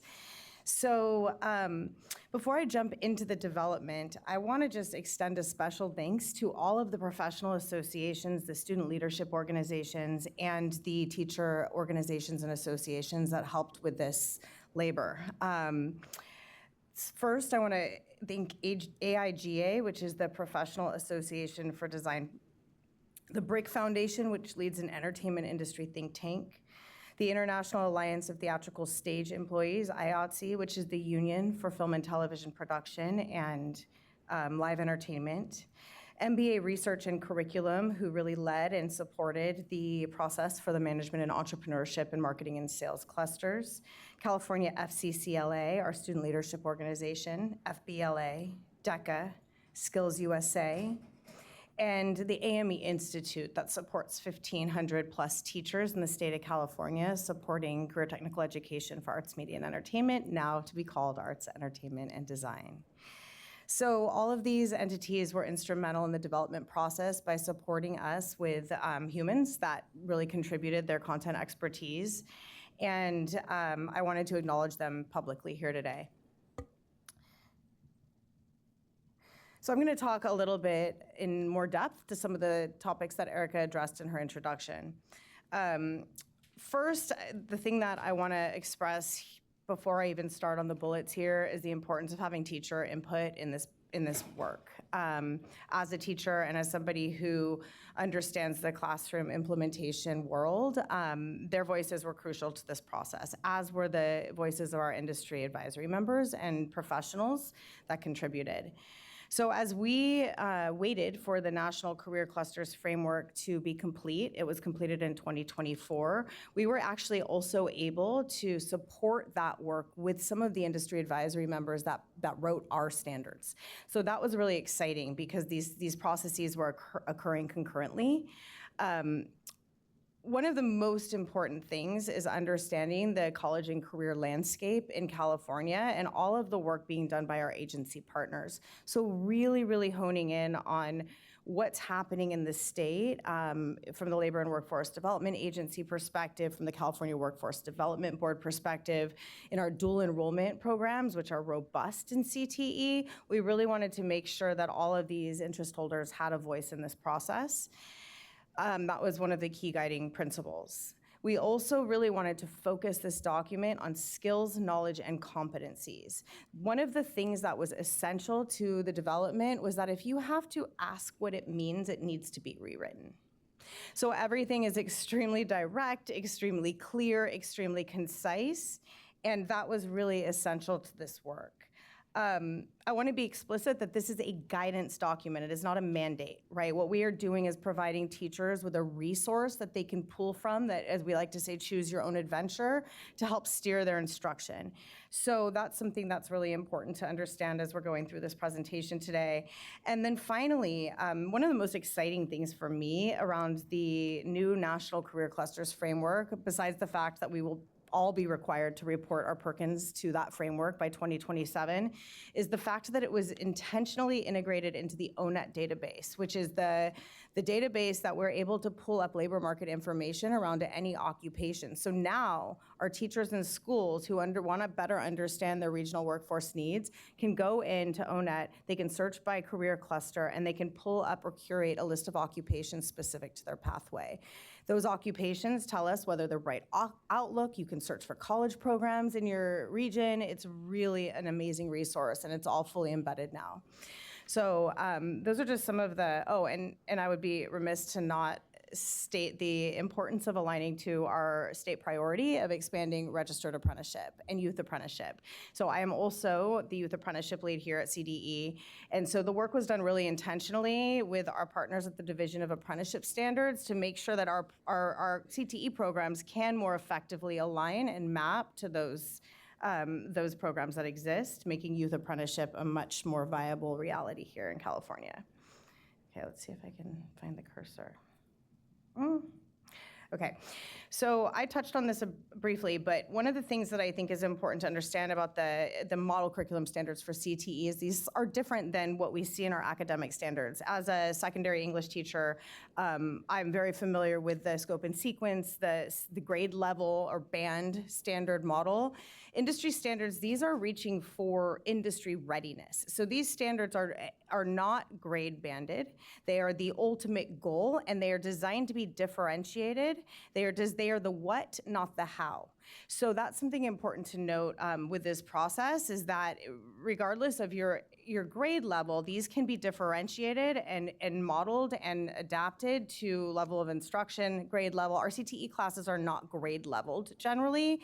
There's multi-grades within a class, so that's one of the intentional reasons that they are designed this way.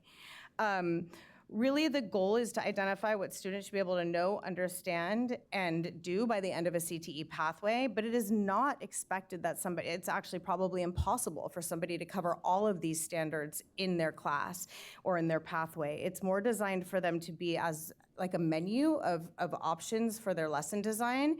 They are also organized in a way that is very occupationally aligned. So it's now very clear if I'm at a design, visual, and media arts pathway, for instance, but my focus is animation, I have a very clear roadmap on what should be covered in an animation class versus a design and graphic arts class. So they're organized in a way that should make it much easier for teachers to understand what to cover. Okay, let's see. I think I need to go back a slide, sorry. Okay, I'm skipping ahead. This is my PC literacy here. There we go. Okay, great, thank you. So a little bit of our process, I've stated some of this, but one of the goals to form these standards development committees was to make sure there was content expertise from the teachers and the industry professionals who participated. We leaned heavily on our professional organizations and associations to support that. And we formed these committees. Some of them were formed over COVID, actually. So we had a lot of time of industry professionals to participate during that moment. And that's for the arts, entertainment, and design standards. That process was extensive. It's our largest sector. We have 261,000 students in the state of California, approximately, in arts, media, and entertainment pathways currently. And so that process started, and over 180 individuals contributed to the development of that document over the course of 3 years. The first step was to do an assessment of the 2013 standards. What should we keep? What's redundant? What needs to be updated? And that process was undertaken by both the teachers and who had been using these standards in their classrooms and the industry professionals who were looking at them for the first time. So that was step one. We did we did this through a process that we're calling industry validation surveys. I think we renamed it standards validation surveys because we're sending those out to educators as well. And they basically ranked the old standards. Are these critical? Should we retain them? We still recommend these, or we're neutral, and no, these are no longer needed.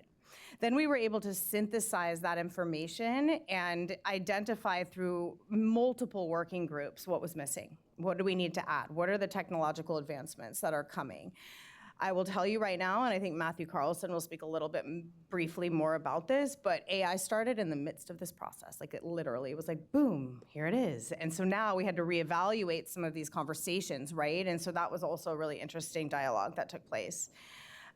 These groups participated in the writing, review, and revision cycles. There were several writing workshops, one-on-one sessions, et cetera, to get these to the point that they are today. And then we were able to release them for public comment. We were very intentional about the public comment process. Many incredible comments came in, and we actually went through and updated the standards as a result of those comments, especially some from our labor partners who really wanted intentional language around workers' rights and whatnot. And so that was actually a really helpful part of this process. And then finally, we completed our final review, and we pulled everyone together. We invited everyone who leaned into this document, or all three documents, to participate in a 3-hour session where we went through every change and had the thumbs up, right? And so that was the final review process of this, the development. So just to reiterate, it was a very collaborative development process. I like to rally people with like-minded and passionate interest in these subjects. And so we had a lot of buy-in from our educator and our industry experts to work through this with me. It was exciting. It's exciting to be able to have a voice in this work. And so I feel honored by the amount of time people contributed to this work voluntarily. Our goal was really to ensure these standards were current, relevant, and aligned with workforce needs. So we did work closely with, as I mentioned, industry to do so. Also, very iterative review process. They went under multiple review cycles. As I mentioned, when AI emerged in our worlds, we had to go through and do an additional review and make sure that language aligned with our CDE guidance. So I worked very closely with our CDE lead on that work here to make sure that that language was appropriate and in alignment, and we wanted clarity. It should mean what it says, and that was a big part of this work. Something else to note is there was a lot of redundancy in the 2013 standards. Instead of saying, this is one of the reasons the cross-pathway standards emerged. We'd find the same standard in every single pathway. So one of the template was kind of developed as a result of this process. Like, why are we repeating this over and over again? Let's roll it up into a cross-pathway standard set. And so that's how the new template emerged, was just to eliminate the redundancy, say it once in a place, it applies to all pathways within the sector. And then again, the final review process was very collaborative as well, and everyone was invited to participate in that.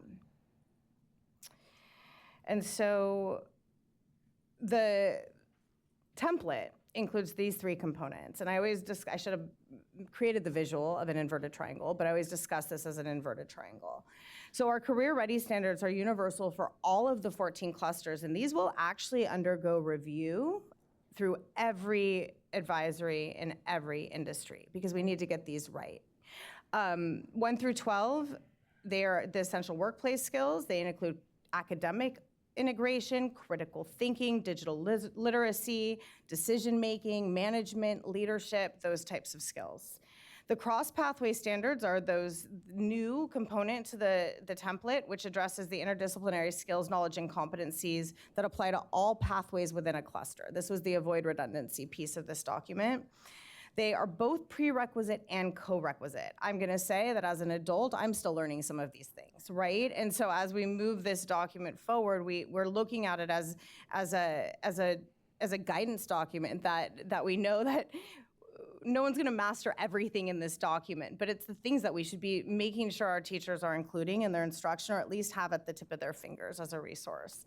And then finally, the pathway standards build on the career ready standards and cross pathway standards to incorporate the more technical skills, the practical application, and the industry practices. And these are organized by those focus areas that I had mentioned earlier when I gave the animation example. So everything's very clearly organized now. It's all intentionally aligned to our occupation code set that we find in ONET that's universal. So you can search labor market information very easily now for your pathways.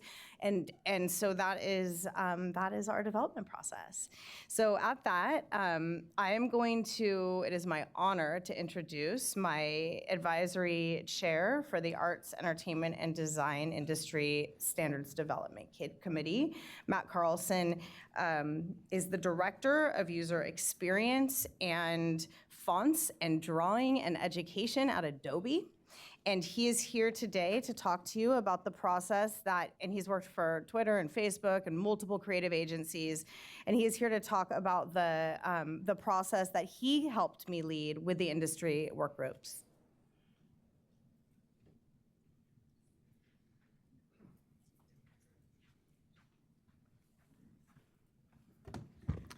Hi, everyone. Thank you so much for allowing me to come and visit and speak to all of you today. I have never felt more lucky or more nervous, despite the fact that I present to creative stuff all the time. But I'm here today to talk about the arts, entertainment, and design pathway and kind of walk you through some of the process that we've gotten there. So first, let's just go through the timeline. This began in December 2021, back smack in the midst of COVID, as Allison mentioned, and that was where we dove into the standards development process. I'll walk through that in great depth. We developed the first set of standards and put it up to public comment on December 22nd, and then we let it kind of stew for a while until March 2025, where we went through a standards revision process and then kind of broadened out to encompass all of AED. And then a second round of public comment, and then September 2025 was our final review meeting. I'm just going to go through some of the changes, and we touched on them earlier. But here was the original set. The 2013 version was arts, media, and entertainment, which encompassed design, visual, and media arts, performing arts, production and managerial arts, game design, and integration. And as we mentioned, those have gone through some shifts. So the overall shift was bringing design up to arts, entertainment, and design. Now it's part of the overall cluster and the name of the cluster. Within design, that's design, visual arts, and media arts, which includes game design. We wrapped that into the first cluster. Also, performance, music, and live entertainment, media production, and fashion and interior design was once again brought in through some of the national CTE efforts. Performing arts, once again, to expand on that performance, that's in performance, music, and live entertainment. Performing arts was expanded to include stage technology and renamed per our SDC recommendations. Production and managerial arts has shifted to media production. So production and managerial arts, once again, renamed to align with the industry terminology per the SDC recommendations. Fashion design and merchandising, interior design, through that national effort was brought into this cluster because there's so many overlapping threads. Yeah, and we'll talk about that in a moment, no pun intended. So fashion design and merchandising and interior design were relocated under AD. And then game design and integration, there's so many overlaps between design, visual arts, and media arts with game design that it felt like a natural fit. So game design is now included in design, visual, and media arts pathways.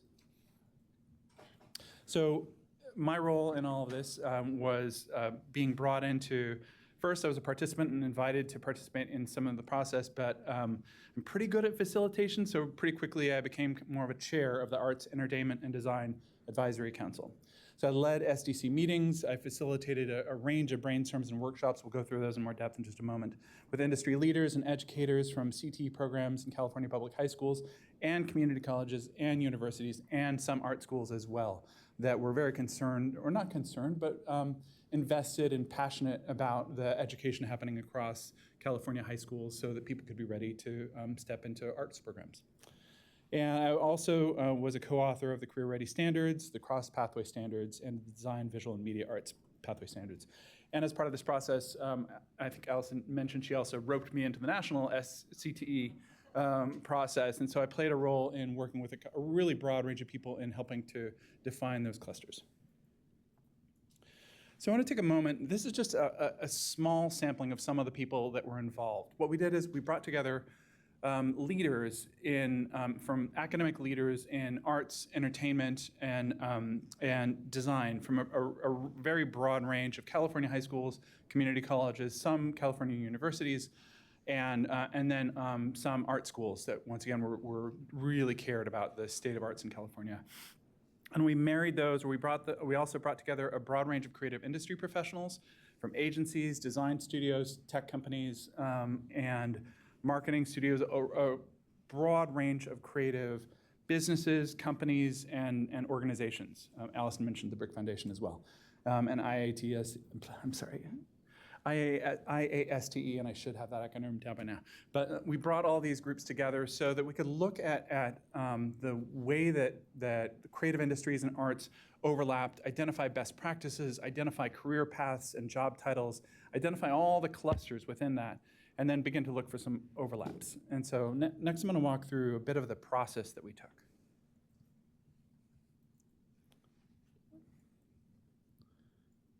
And also I am a Mac person, so forgive me. Okay, looking for the mouse, and there we go. I do use computers every day. Okay. So the first step of the process was, once again, discovering and defining. We had weekly workshops with that broad multidisciplinary advisory group, sometimes the full group, sometimes breaking into small groups for 3 months. All of these were remote, which allowed us to bring a really broad range of people to contribute to the conversation. We did these through virtual brainstorms and design workshops, and we looked to define what were the best practices, what were the career names and career paths from high school to college and on, and begin to look at what were those really strong overlaps and what were the exceptions where things diverged and went into unique careers. That looking at the overlaps helped us build this really strong creative foundation, the things that we thought anyone within arts, entertainment, or design should know. And then we were able to look at specialization beyond that. That fed into the development of the standards themselves, where we took all those findings from those broader conversations and those workshops, and we took a smaller group and we began to kind of build out that unified set of recommendations for arts, entertainment, and design across the full range. And then there's a series of drafting, refining, revisions.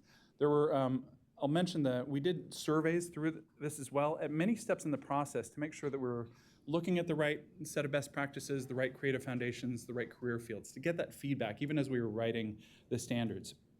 So then we worked with that focused small team of contributors to draft and refine, and then really figure out how we could take what we knew from the industry side and begin to connect it to the way that teachers wanted to teach, needed to teach, how they needed to kind of reach the students. So rounds and rounds of validation, both validation back at those early assumptions when we shared some of the specific best practices and the kind of career paths, and quite a few different career paths that evolved since the first set of the standards in 2013. We were looking at a radically different set of industries and opportunities. So we validated early, we validated also the different drafts of the standards as they went, and then finalizing, we refined the MCS and then looked towards final drafts, which are what we're going to be, have finally reached. So before I hand it off, and I think Allison's going to come back up and introduce the next speaker, I just wanted to say this has been an incredible process in helping a broad range of industry professionals connect with teachers, connect with educators, connect with academic leaders, so that we can help figure out how we can start crafting together to help students find those future creative careers. And it's been a really meaningful process. And as someone who outside my day job at Adobe, I do quite a bit of outreach in Oakland Unified School District, LA Unified School District, and San Francisco Unified School District. And being able to be part of this and understand the way that we can connect creative careers to creative education has been a real joy for me. So thank you very much.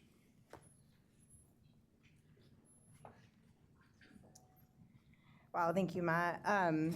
So it is my pleasure to introduce a teacher who is here today to speak on behalf of the educator perspective of this process. He was instrumental in the writing and revision process of the management and entrepreneurship and business and, still getting the names right in my head, marketing and sales clusters. He is a CTE business teacher. He is also the president-elect of DECA, one of our student leadership organizations, and he is he's with Poway Unified School District. So it is my pleasure to introduce Michael Buxton.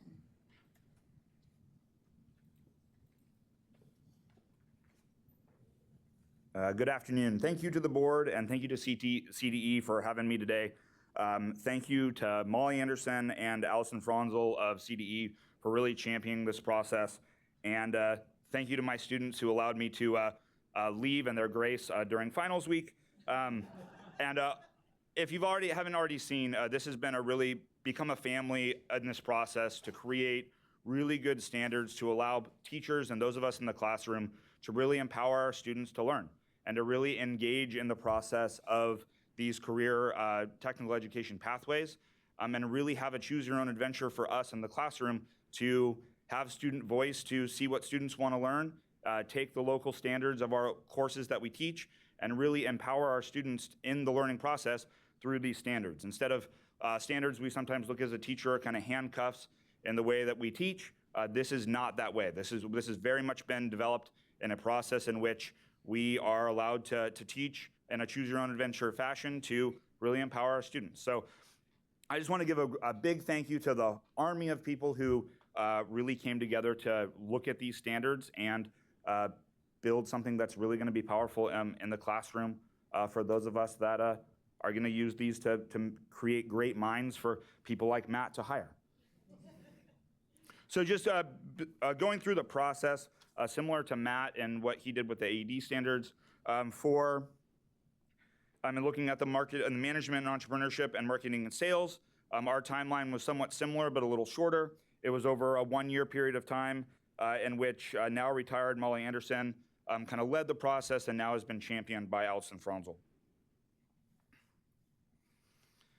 So, and also looking at the changes that Matt went over, I'm going to be looking at the changes that we looked at in these two clusters now from sectors to clusters. So we had the marketing, sales, and services sector, which included professional sales, marketing, entrepreneurship, and self-employment. And now is going to be the cluster of marketing and sales, including marketing, advertising, and public relations, digital marketing, and retail and customer experience. So in marketing, we expanded marketing to incorporate marketing, advertising, and public relations. We also, in looking at professional sales and consumer services, we have expanded it to be retail and customer experience. We actually moved consumer services from the fashion interior design sector per the advanced CTE national framework. And then we renamed it retail and customer service, our customer experience to reflect the addition. In the growing expanse of marketing and really looking at the careers that marketing encompasses, we have created a new pathway of digital marketing per SDC recommendations from SDC in looking at those kind of expanding of the industry.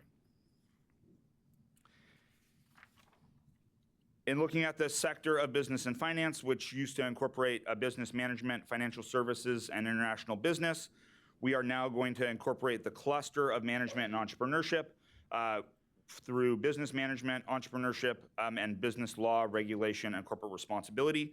The financial services component of the sector of business and finance will then be moving into the financial services cluster.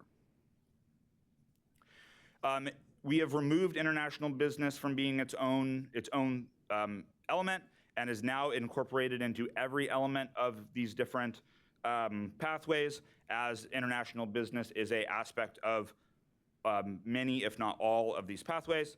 And then looking at the entrepreneurship and self-employment is now created the entrepreneurship pathway, with entrepreneurship and self-employment being moved to marketing, sales, and service to align with the advanced CTE framework.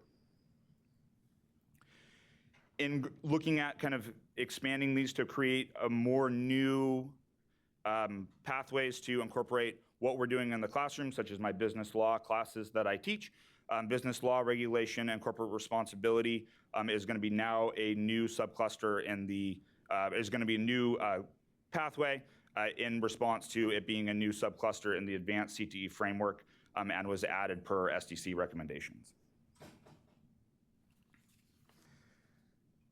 So why are teachers like me excited about these pathways or these new standards? Is it lets us have a choose your own adventure in our classroom. It allows us to take the topics that we choose to teach per local controls, our courses, tying in with our local advisory boards, and really lets us use our good teaching practices to engage all students, from universal design from learning, project-based learning, cultures of thinking, and whatever we're doing in the classroom to empower all students, from English learners, special education students, and all of those students. If you walked into my classroom right now, you're gonna see students from all aspects of learning, those from EL to special education to those that already own their own businesses. And I believe that these standards are going to be a really good framework for teachers to allow us to empower and engage all of those students as they start to explore what they're going to do for a living and what they're going to do in their careers and how they're going to find their way working for Matt.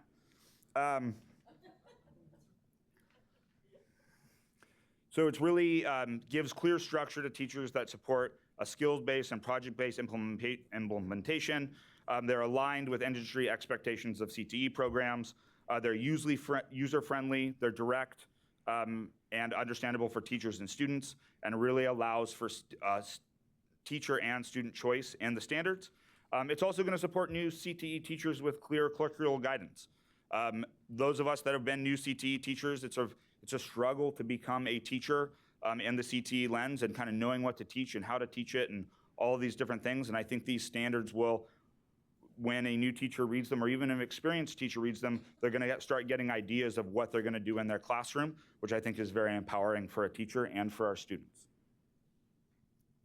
And kind of the way that these standards work, we kind of did this a little bit differently.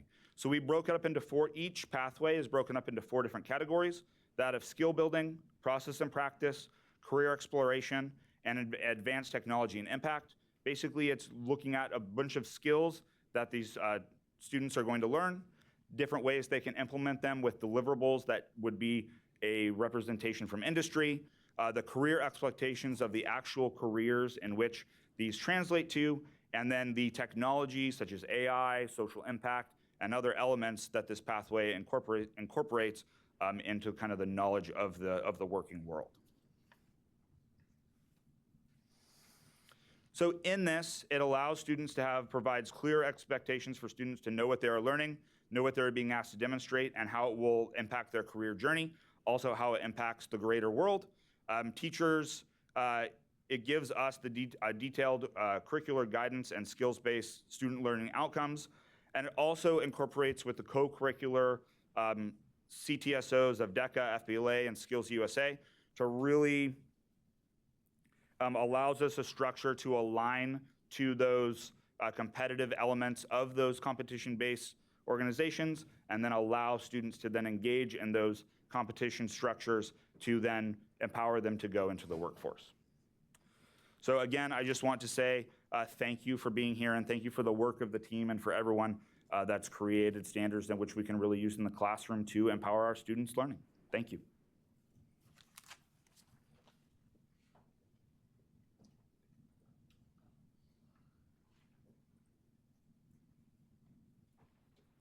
Great, thank you. And it is my honor to present our next speaker today, one of my collaborative partners at the Labor and Workforce Development Agency. Abby Snay has been an instrumental cross-agency partner for us at CDE, and we're so honored to have her here today to speak about the alignment to the workforce priorities and initiatives in the state and how these standards and this work will support continued collaboration.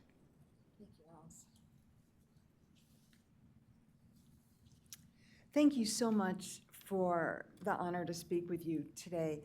I have spent my entire career working at the intersection of education and workforce development, 40 years building partnerships at the local level, and then these last 6 years at the state.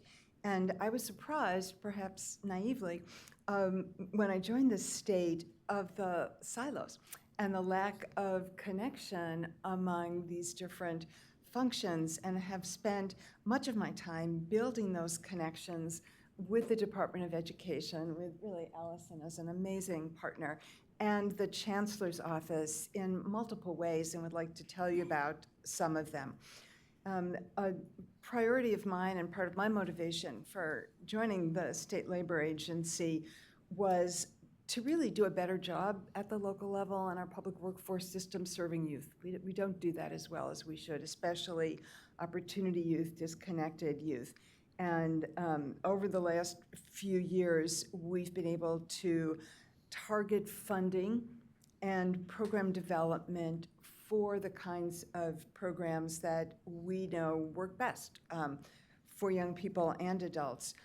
Programs that are sector focused, they start with a job and then go back and train skills for those particular jobs. They're cohort based. We know the power of how youth and adults really bond and support each other in the classroom. We use a trauma-informed lens and surround students with the supports they need. We integrate literacy, foundational, and technical skills for good quality jobs. We also know that sector strategies, and I'm going to start using the career cluster language and really like that, are the most effective workforce strategies. Again, you start with the jobs, focusing on good quality jobs, and design programs to train people for those jobs. We've really been able to grow and deepen our partnerships with CDE, the Division of Apprenticeship Standards, the State Workforce Board, and the Chancellor's Office to support sector strategies across state agencies, and do this in a way to coordinate program development, align sector definitions, more on that in a minute, and partner on employer and industry connections. I think one really good example is the Youth Apprenticeship Committee, which was set up through legislation a couple of years ago. And also have to praise Allison for her leadership on that Youth Apprenticeship Committee, developed a set of policy recommendations to expand youth apprenticeship in California with CDE in a lead role. We're just waiting for the green light to release that report, but it calls for the establishment of a high school career apprenticeship that would enable a high school student to complete an apprenticeship in high school and then continue post-high school to get to the journey level. We've also worked closely together on the California Art Commission's Creative Economy Working Group. And I think Allison and I joined forces to really center education and workforce solutions in the broad analysis and recommendations around the creative economy, centering earn and learn strategies, and build on the impressive work that you've heard about today that CDE has been doing at the state level and at the local level in arts and media. And you got such a great example listening from Matt and seeing his industry leadership from Adobe. So recently, we have an informal sector team under the labor agency. And recently, and again with Allison really in the lead, bringing the new advanced CTE framework to our attention, we've been looking at it as an opportunity to align sector definitions across state entities as a way of creating seamless pathways, shared program development, and industry partnerships. I mean, what if we actually all use the same definitions and want to keep that vision?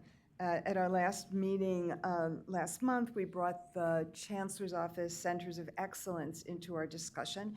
And you probably know that the Centers of Excellence is the entity that defines sectors for the colleges to use in program development. And they are gradually moving towards adoption of the framework. I think given their parameters, we'll do that on their own time incrementally. But if the colleges and the K through 12 system use the same framework, you can see how that's going to increase opportunities for more seamless transition of young people as well as partnership on cross-sector pathways.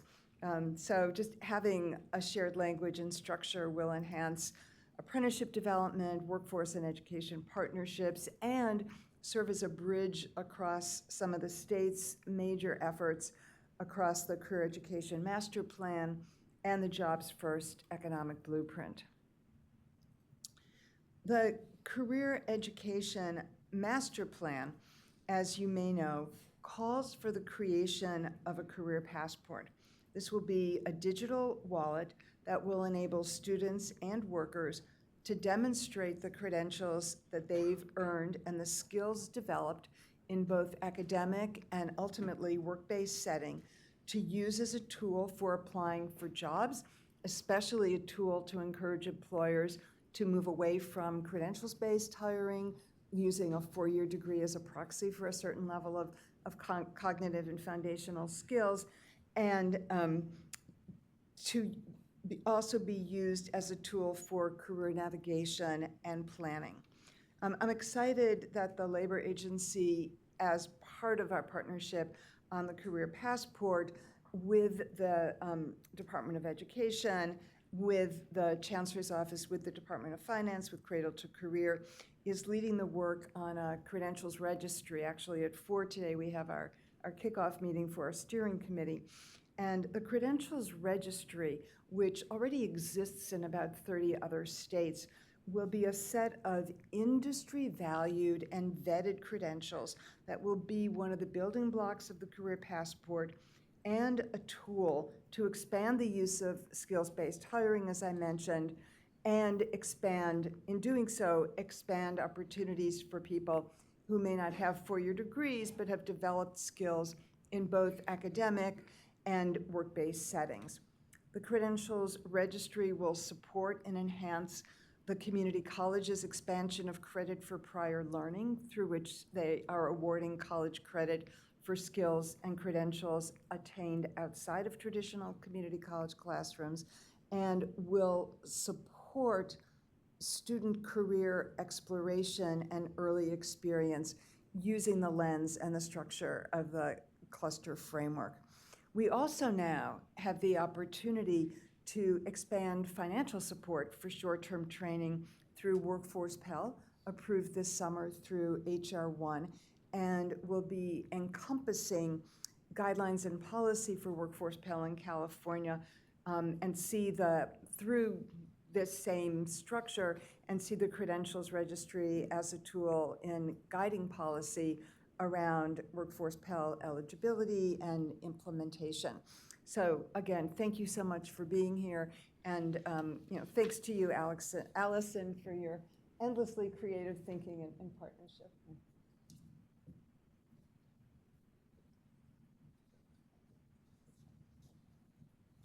Thank you, Abby. So the CDE will be implementing the revised CTE model curriculum standards through a phased approach over the next couple years. So phase 1 is what we are presenting today. Phase 2 is scheduled for completion and presentation to the State Board of Education November 2026, while phase 3 will follow the completion and presentation to the State Board of Education November 2027. Each career cluster has been strategically assigned to either phase 2 or phase 3 based on the availability and readiness of key stakeholders, including standards development committees, industry representatives, and educational partners. This phase timeline ensures that each career cluster receives the necessary input and expertise from all stakeholder groups to produce high-quality, relevant standards that meet both educational and industry needs. The CDE is committed to supporting the successful transition of the CTE model curriculum standards through sustained collaboration and comprehensive support. We'll be working closely with the California Commission on Teacher Credentialing to ensure that the designated subject credentials are aligned to the CTE model curriculum standards. We will also be working with CalPADS to ensure our course codes and career pathways are updated, providing the data infrastructure necessary for accurate tracking and reporting. And then throughout each phase of the CTE model curriculum standard update and approval process, we'll maintain active engagement with both industry partners and our educators. Through these coordinated efforts across credentialing, data systems, local support, stakeholder engagement, we are ensuring that California CTE programs have the foundation they need to prepare students for meaningful careers. And so with that, the California Department of Education recommends that the State Board of Education approve the updated CTE model curriculum standards for art, entertainment design, management entrepreneurship, and marketing and sales. This does conclude our presentation. I want to thank you so much for allowing us to present today, and we welcome any questions that you may have for us. And it's truly a celebratory item. It took a long time to get here today. Allison, other education partners, industry partners, they've been working on these standards for years, and so we're very excited to be presenting to you today on phase 1. Thank you so much for the amazing presentation and collaboration that took some time to gather around and agree to, so thank you. We'll now open our phone line for the public comment queue. Members of the public wishing to provide comment on this item may do so by calling the telephone number using the access code provided on the slide that is shown now. While we're waiting, I would like our liaisons, Member McQuillan and Member Rodriguez, if they have any initial comments. Well, thank you. Thank you for the great presentation. Very exciting. And the key words I take away with is alignment, the strengthening of alignment between education and the real world industries, and then connecting classroom learning, career exploration, and industry readiness. I think that's just fantastic in bringing that together.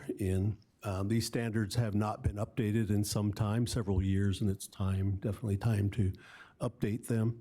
I also think about my first grade granddaughter and the jobs for the future that we are sometimes trying to strain to understand what those jobs in the future will be, and I think will she be a cyber security analyst in the future, or will she be a 3D specialist printer or an AI technician, or other jobs that we are trying to imagine that will be there for her. She's a first grader right now in a school that really pushes the arts and entertainment, so I appreciate the standards update there. But thank you for the great presentation and all your work. Member Rodriguez. Thank you. Member McQuillan said it all, and I will just continue by thanking you for all the work, the industry partnership. This presentation was very uplifting. As a creative person who encourages creativity in the classroom, I was like holding on to all your words, and I do use Adobe products. But as a former visual and performing arts coordinator, where we had arts, media, entertainment as a component, just listening to the choose your own adventure and the ability to unleash, right? Which is what creativity should be. Teachers to be able to implement this in the classroom and take our students into the future. So thank you so much. Thank you. So are there any speakers signed up to provide public comment in person? There are 8 people signed up for in-person public comment. Please remember to state your name and affiliation for the record when it's your turn to speak. Will the following 5 people please line up at the microphone in the back of the room? Angela Stiegel, Lindsay Tornatore, Michael Buxton, Clay Mitchell, and Sarah Brennan.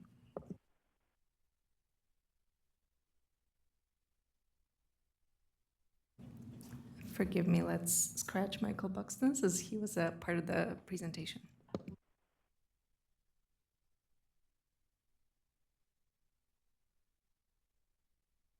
Hi, Sarah Brennan on behalf of Next Gen California. Next Gen is a Black-led nonprofit that works to advance, policies and programs focused on equity and justice for all Californians. Deeply embedded in our work is addressing economic inequality and facilitating the development of pathways to quality family-sustaining careers, with a focus on realizing the potential of non-traditional apprenticeships. For that reason, we are pleased to offer our strong support and appreciation for these updated California Career Technical Education Model Curriculum Standards. By bridging skills and competencies with applied hands-on learning, the standards strengthen the connection between secondary, post-secondary, and workforce systems, creating a clearer, more accessible routes to many meaningful careers. This alignment ensures that students not only gain technical and academic proficiency, but also develop the problem-solving, communication, and teamwork skills essential for success in any field. Given the rapidly changing nature in the labor market and economy, it's imperative that our workforce and educational systems are aligned to ensure that all students have the opportunity, skills, and experience needed to successfully navigate pathways to quality careers. Next Gen California looks forward to supporting California's continued commitment to advancing this work and to partnering with the State Board of Education and other stakeholders to advance high-quality CTE and work-based learning systems. Thank you.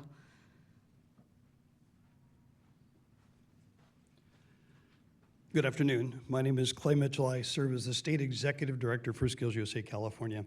I represent over 50,000 plus students and professional members across the state of California, one of 6 career and technical student organizations. We are very excited to see the model curriculum standards finally be updated. I served on the committee that originally wrote these many, many years ago, and it's well overdue, and we appreciate that. The new model curriculum standards will provide and inspire the teachers and the students with great opportunities and give them quality career and technical programs that are going to lead to quality choices and lifetime success. Thank you for your time.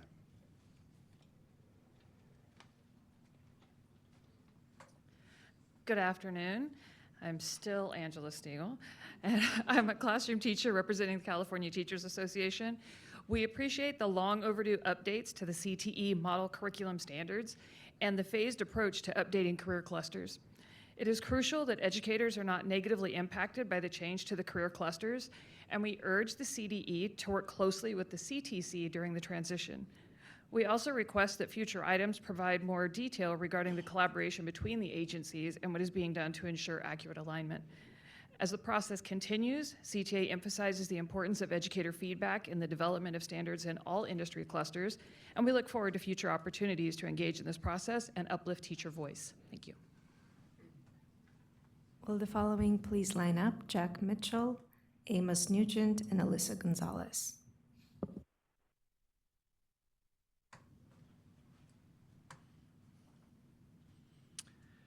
Ongoing standards revision is a critical component to keep education relevant. My name is Jack Mitchell. I was a classroom teacher in LA Unified School District for 22 years, and I held Ms. Frenzel's position here at CDE from 2007 to 2020. While at CDE, I had the opportunity to work on 3 different standards revision processes: the National Core Art Standards, 2011 to 2013, the California Art Standards from 2017 to 2019, and the CTE Standards from 2012 to 2013. The fundamental difference between academic standards and CTE standards revision is one of urgency. Industry practices change much more rapidly than academic content and pedagogy. While the emergence of apprenticeship and pre-apprenticeship as a pipeline to careers increases the importance of workforce involvement in the new standards, has been game-changing.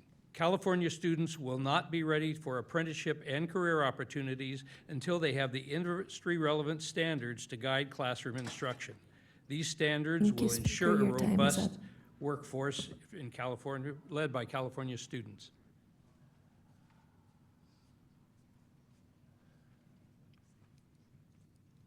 Good afternoon, state board members and public. My name is Dr. Amos Udge III, and I have the privilege of serving as the Director of Career Pathways and Adult Learning with the Pleasanton Unified School District. I'm here today to share a brief story that really reinforces the importance of updated industry standards to help ensure CTE students are current, ensure that this competency-based work serves as a model for youth apprenticeship, and really highlight the value of the ONET codes being embedded.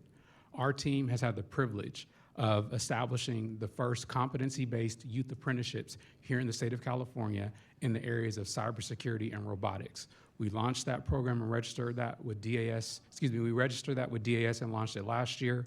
We had 2 completers finish last school year and become journey persons in cybersecurity. So to the trustee that said his first grader wants to be in cybersecurity, we got you covered. Our students receive certificates of recognition from our local assembly member, our local representative from the U.S. Thank you, Speaker. Your time is up. Thank you.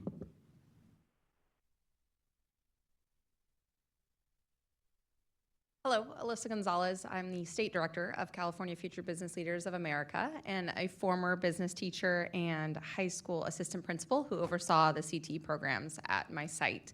FBLA is one of the 6 recognized CTSOs in California, and we're currently updating our competitive events. Now, the co-curricular piece of FBLA is so important because we teach in the classroom what the students get to practice in competition.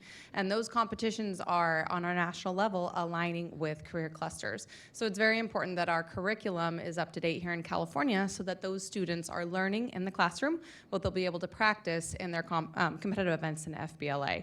Not to mention that business moves very quickly, and staying up to date with those industry standards will allow our students to gain internships and other very important skills that they'll need for jobs in the workforce today. So thank you for your time. We will now move to public comment on the phone line. We have 10 callers in the queue. I will open the phone line now. Caller with the last 4 digits, 1813. You are now live. Please start your public comment. You have 1 minute. Oh. Go ahead, caller. Hello, can you hear me? Yes, we can. Okay, thank you. Hi, distinguished members of the California State Board of Education. My name is Kate Kramer, Executive Director of ANT-CT. On behalf of my organization, I want to extend our strong support of the new CT model curriculum standards, which brings California's CT system into alignment with the newly modernized National Career Clusters Framework. The modernized Career Clusters Framework was released in October 2024 by ANT-CT after extensive and inclusive 2-year development process, which is anchored in labor market data, direct industry input, and validation from the education field. The updated framework represents a comprehensive reimagining of how CT programs and studies are structured, reflecting today's evolving economy and the skills essentials for learner success. The framework was designed to be flexible, enabling California to identify the standards that are most important to your community while organizing in a way that facilitates collaboration and shared learning with other states, a critical advantage in an increasingly mobile and interconnected country. Importantly, this represents the first major update to the state's CT standards in over a decade. Given the need for CT system to be responsive to industry demands, changes to the labor market, and learners' needs, the modernization of California standards is essential for the state's competitive edge and economic prosperity. Thank you so much. Thank you. Next caller with the last 4 digits, 0632. You are now live. Please start your public comment. You have 1 minute. Good morning, President, board members, and Superintendent. My name is Kevin Lee, and I teach film and video production in the Arts, Media, and Entertainment Pathway at Marco Antonio Fireball High School and Linwood Unified. I want to express my strong support for the new California Arts, Media, and Entertainment Model Curriculum Standards, especially as they relate to film and media education. Every day, I see how powerful film can be in the lives of students.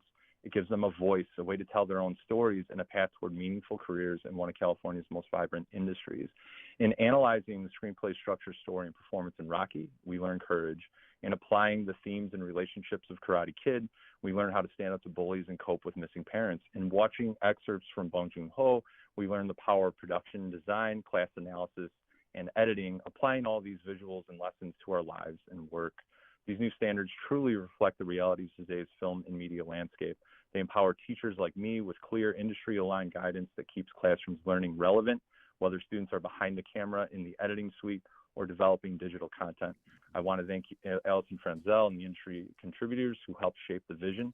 Their work ensures that film education in California isn't just about making movies, it's about preparing students to be creative problem solvers, storytellers, and innovators. Thank you to the board for recognizing the value of film education Thank you. and giving both students and teachers the tools we need to succeed. Thank you, caller.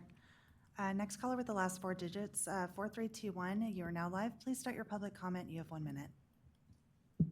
Good afternoon, esteemed Board of Education. My name is Rose Gonzalez. I'm the Senior Director of CTE, ROP, and Partnerships for Compton Unified School District. Here in Compton, we truly appreciate the intersegmental cross-collaboration that went into the development of these standards. This new design will allow us to offer more innovative programs of study through the flexible course sequencing within the career clusters. We also appreciate the alignment to the ONET Standard Occupational Classification System. This feature is crucial as we continue to develop and implement registered pre-apprenticeships and apprenticeships aligned to each of our CTE pathways. We also look forward to Compton USC teachers joining the standards development committees for the career clusters in phases 2 and 3. Thank you so much. Thank you. Next caller with the last four digits, 0519. You are now live. Please start your public comment. You have 1 minute. California's AED teachers have been waiting for this day for many years. Thank you to the board for investing in our students, educators, and the future of our state's creative industries. My name is Ashley Adams, and I'm the Executive Director of the Arts, Media, and Entertainment Institute. These new AED standards affirm California's commitment to ensuring that our classrooms are truly industry aligned, where students learn not just creativity, but collaboration, technical skill, and innovation. They prepare young people for the jobs of the future in film, design, animation, game development, live events, and emerging media. I want to acknowledge the unwavering leadership of Allison Frenzel. Ms. Frenzel has brought industry and educators together to develop a document that is the gold standard for industry alignment in our career cluster. I'd also like to thank Dr. Erica Torres for her support of this work and extend deep appreciation to Matt Carlson and the advisory committee of hundreds of industry professionals who contributed their expertise. Their dedication ensured these standards reflect the real-world needs of California's creative economy, one of the largest and most dynamic in the world. Thank you. Thank you. Next caller with the last four digits, 7301. You are now live. Please start your public comment. You have 1 minute. Good afternoon. My name is Jamie Tracy, and I work with the Oakland Unified School District as a CTE coach for the Arts, Entertainment, and Design Pathways. I am also the professional development lead for the AME Institute. I'm calling in today to express my enthusiastic support for the CTE AED standards, and I'm here to share about the new standards as a tool for teacher professional learning. Over the past year and a half, I have coached teachers in the arts and media courses in Oakland in using the industry skills framework. This work has involved teaching industry skills and alignment at the course outline level and at the project level. With the Arts, Media, Entertainment Institute, I have worked with teachers across 4 different school districts throughout California and with our AME alignment professional development around designing rich and industry-aligned experiences. The work Allison and her advisory board has done to articulate the teaching and learning of not only our technical skills, but creative strategies has been a powerful guide for teachers in writing curriculum and assessing learning. Thank you. Next caller with the last four digits, 0467. You are now live. Please start your public comment. You have 1 minute. Thank you. Thank you to the board. My name is Dijon Ellis Jr. I am the business manager of IATSC Local 80. That's International Alliance of Theatrical Stage Employees, specifically Local 80. And I represent GRIPS, Medics, and Craft Service. I want to thank the state and thank CTE and AME, Allison Frenzel, for involving. I was proud and honored to be invited and be involved in writing these standards. They are aligned with the industry and the jobs, the middle class jobs that the industry provides. And I thank you for the opportunity, and I stand in strong support. Thank you. Thank you. Next caller with the last four digits, 0310. You are now live. Please start your public comment. You have 1 minute. Thank you. Good afternoon, esteemed board. My name is Gail Nichols Ali, and I'm a recently retired AME educator, contributor to some of these new standards, and an arts education and career tech ed advocate. I'm on the board of the California Arts Education Association and the AME Institute. I want to express my strong support for the adoption of these new standards. These updated standards reflect the collaborative efforts of dedicated educators like Allison Frenzel and industry professionals like Matt Carlson, who understand how creative careers connect directly to California's vibrant economy and to our students' ability to see their future. These standards represent a critical step forward for California students, bringing creativity with career readiness, innovation, and equity. These new standards are future ecosystems that acknowledge pathways to entry skills for students to enter the workforce via industry opportunities before they even leave high school. As an educator, I've seen firsthand how AME programs transform student engagement, open doors to diverse career opportunities, and give a purpose and belonging. Thank you for your consideration. Thank you. Next caller with the last four digits, 0102. You are now live. Please start your public comment. You have 1 minute. Good afternoon, members of the board. My name is Sam Lee, Senior Advisor to the Chancellor of the California Community Colleges. My focus is credit for prior learning, where we're building technology and capacity across our 116 colleges and beyond to award college credit for all forms of learning. Our goal is to award CPL to 250,000 Californians by 2030. I'm calling to express my strong support for approving the updated CTE model curriculum standards. This framework will directly accelerate our CPL infrastructure work. When we equate prior learning to college courses, we ask faculty to identify and validate the skills that align the two, but we've lacked a skills taxonomy on which to build, until now that is. Instead of building from scratch, we can leverage these industry-informed skills in our infrastructure, which will populate the skills listed in the forthcoming credential registry and career passport. This K-12 CTE to community college to career alignment exemplifies California's commitment to seamless and accelerated pathways from high school through college to career. And we love your phased approach through 2027, which will allow us to develop parallel infrastructure alongside our adoption timeline. Thank you. Thank you. Next caller with the last four digits, 5305. You are now live. Please start your public comment. You have 1 minute. Good afternoon to all. My name is Colby Franklin. I represent Sutter County Superintendent of Schools and Tri-County ROP. I would like to thank my former colleagues at the California Department of Education and our state industry partners for moving this important work forward.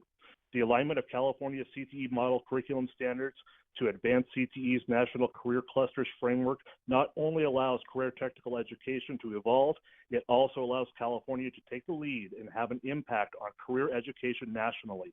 I enthusiastically encourage our state board to fully adopt, endorse, and support this evolution to ensure that California grows the workforce of the future by giving our students and teachers a framework to be successful. Thank you. Thank you. Next caller with the last four digits, 5665. You are now live. Please start your public comment. You have 1 minute. Thank you. Good afternoon, Chair Darling Hammond and members of the Board of Education. I'm Michael Wiase, recently appointed Assistant Deputy Director of Workforce Policy and External Affairs at the California Workforce Development Board. It's great to see your familiar faces, even if you can't see me. A special shout out to Allison and the presenters for the collaboration with us towards this effort. As some of you know, this sort of alignment is what the administration has been working towards through various efforts to provide Californians the pathways to achieving their dreams. The inclusion of industry standards, the skills and competency-based framework, all aligned with workforce development priorities. And it's essential to remain current, relevant, and responsive to labor market needs. We're excited to continue our collaboration with CDE in shaping standards to ensure voices from workforce boards, industry partners, and employers are represented in the process. This partnership exemplifies the cross-system alignment that was envisioned in the Master Plan for Career Education and strengthens the bridge between education and employment, ensuring that we're prepared for the rapidly changing economy. Great to listen to this discussion and excited for many more. Thank you. Thank you. That concludes public comment for item number 19. Thank you very much. I want to remind my colleagues that we are definitely running out of time, especially with flight uncertainties, if we could keep our comments brief, but we're now open for board discussion. Anyone would like to talk or discuss this item? No? So do I have a oh, yes, Member Olkin. I'll make a motion, but then I get to also say thank you. Yes. So I just want to thank everybody who presented today. It's clear how long and hard and thoughtful this work has been. It's also really clear how important it is in terms of what we can provide our students in terms of their learning and their sense of self and future. And we even heard we're helping shape the economy for the future. So really important in so many ways. I just want to say thank you. And then with that, I'm happy to make a motion, which is I move that we adopt the updated CTE model curriculum standards for arts, entertainment, and design, as well as management and entrepreneurship and marketing and sales. Second by Yoshimoto Taori. Brooks. Member GK. Yes. President Darling Hammond. Yes. Member Escobedo. Yes. Vice President Glover Woods. Yes. Member Lewis. Yes. Member McQuillan. Yes. Member Olkin. Yes. Member Roscoe Gonzalez. Yes. Member Patillo Brownson. Yes. Member Rodriguez. Yes. Member Yoshimoto Tauri. Yes. Congratulations, passes unanimously. Hey, good job. Thank you. Thank you. We're going to take about 2 minutes for transition, so I know people will have to leave. And board, if you can stay, if you have to leave for an emergency break, please do. But we will try to transition people in and out. Thank you.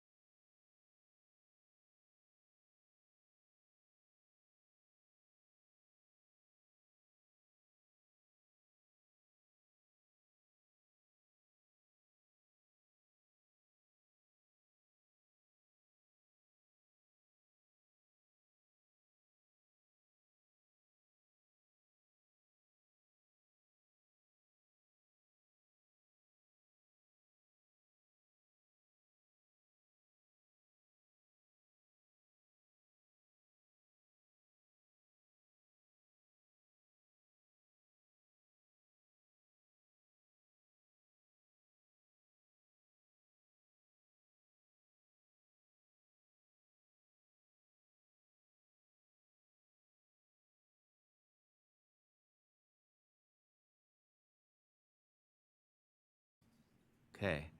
We will now take up item 20, which is the proposed formation of a new Greenfield Unified School District from Greenfield Union Elementary School District and the corresponding portion of the South Monterey County Joint Union High School District. CDE's recommendation, the California Department of Education recommends as SBE disapprove the petition to create a new Greenfield Unified School District from Greenfield UESD and the corresponding portion of the South Monterey County Joint Union High School District in Monterey County. This item will be presented by Juan Mireles and Joshua Speaks of CDE. Juan, please begin.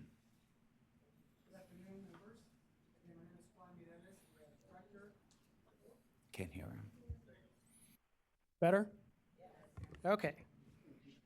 Once again, good afternoon, board members. My name is Juan Mireles. I'm the Director of the School Facilities and Transportation Services Division. With me here today is also Mr. Josh Speaks and Ms. Mary Levine, both who have led our efforts in preparing this item. Today, we're presenting a petition to create a new Greenfield Unified School District that was submitted to the Monterey County Committee on School District Organization. The county committee denied the petition, which would have created a new Greenfield Unified School District from the existing elementary school district and the corresponding portion from the South Monterey County Joint Union High School District. Would it be okay if I just referred to them as the South Monterey County? It's a long name, thank you.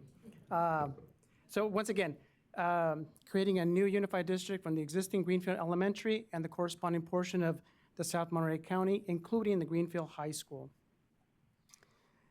This issue has been going on since 2015, when the original petition was submitted. They did receive the necessary signatures. In this particular case, it was 33% of the voters to move forward with the proposal to form the new unified district. It's important to note that from the beginning, the South Monterey County was opposed to the proposal. A little bit about the area.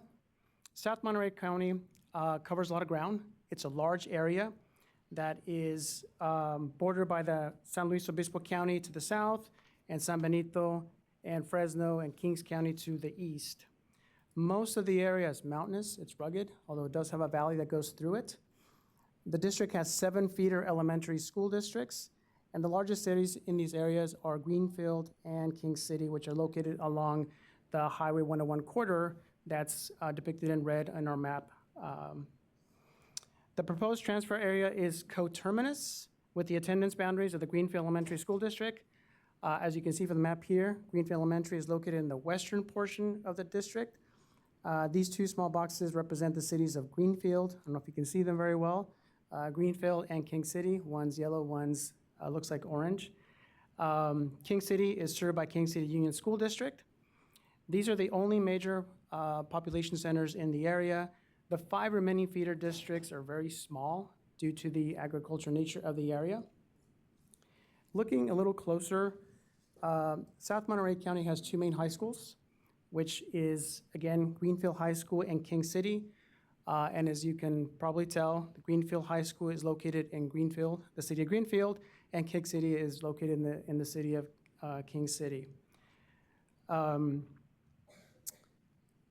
of these other districts send their students to King City, so the attendance area of Greenfield will go to Greenfield High School. The rest of them all feed their students into King City Unified, King City School District. Sorry, King City High. So the petitioners have provided several reasons for the transfer. The entire justification is included on page 2, section 3 of attachment 1 of our analysis. However, some of the more significant reasons are listed on the screen here. Petitioners feel it will better foster the community identity that is already present in Greenfield. They also believe that it will improve the transition of junior high school students from Vista Verde Middle School to Greenfield High School. Petitioners argue that it will improve curricular articulation between the elementary and junior high schools with the Greenfield High School and would improve the coherence of the K-12 learning experience of students in Greenfield. They also believe that it will create efficiencies of scale in district operations. After completing its review, the county committee determined that all of the conditions were met except for conditions 3 and 9. They determined that condition 3, which requires an equitable division of property and facilities of the original district, and condition 9, which regards the sound fiscal management of the proposed district or any existing district affected by the proposed reorganization, were not met. Based on those findings, the Monterey County denied the petition. The petitioners then appealed that decision to the State Board, and consistent with the State Board of Ed's authority to conduct a new review, CDE staff have conducted a review of all 9 threshold conditions for approving the territory transfer. Based on our review, we are recommending to uphold the county committee's decision to disapprove the petition to form the new Greenfield Unified School District.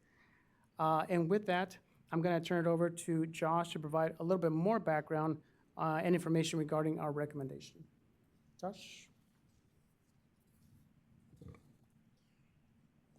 Thank you, members. So, we wanted to start out with a little bit of a history of this issue.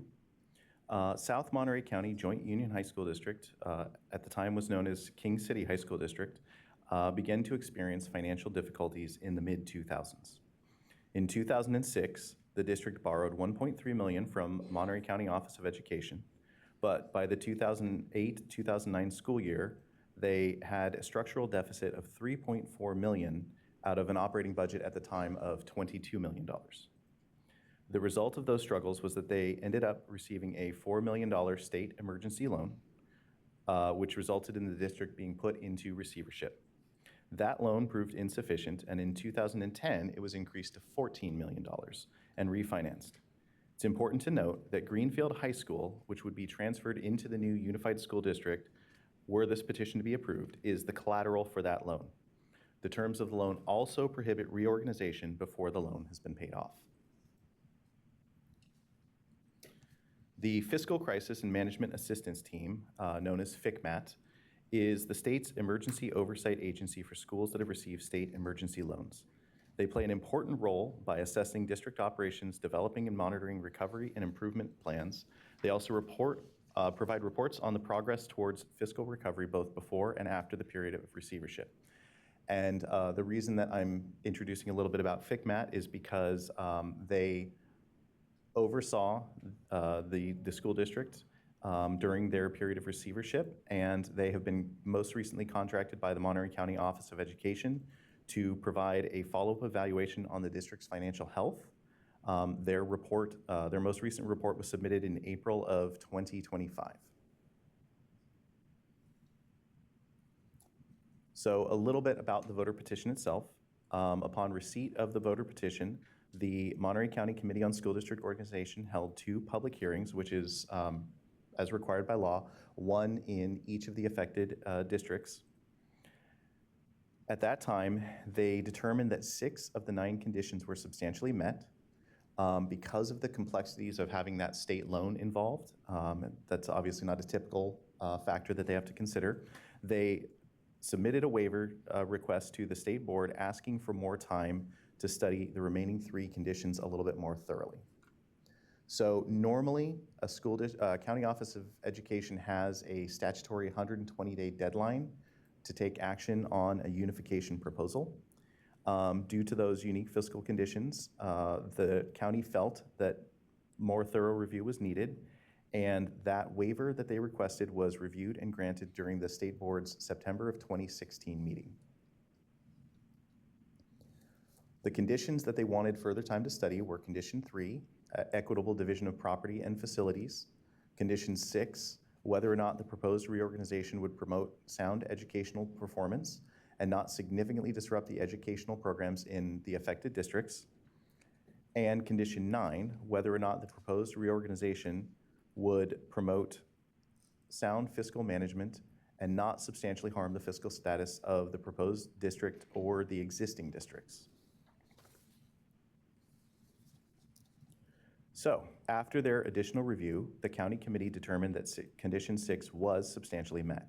However, they also determined that conditions 3 and 9 were not substantially met. Because they found 2 of the 9 conditions to not be substantially met, the county committee disapproved the petition and forwarded it along with their recommendation to the state board.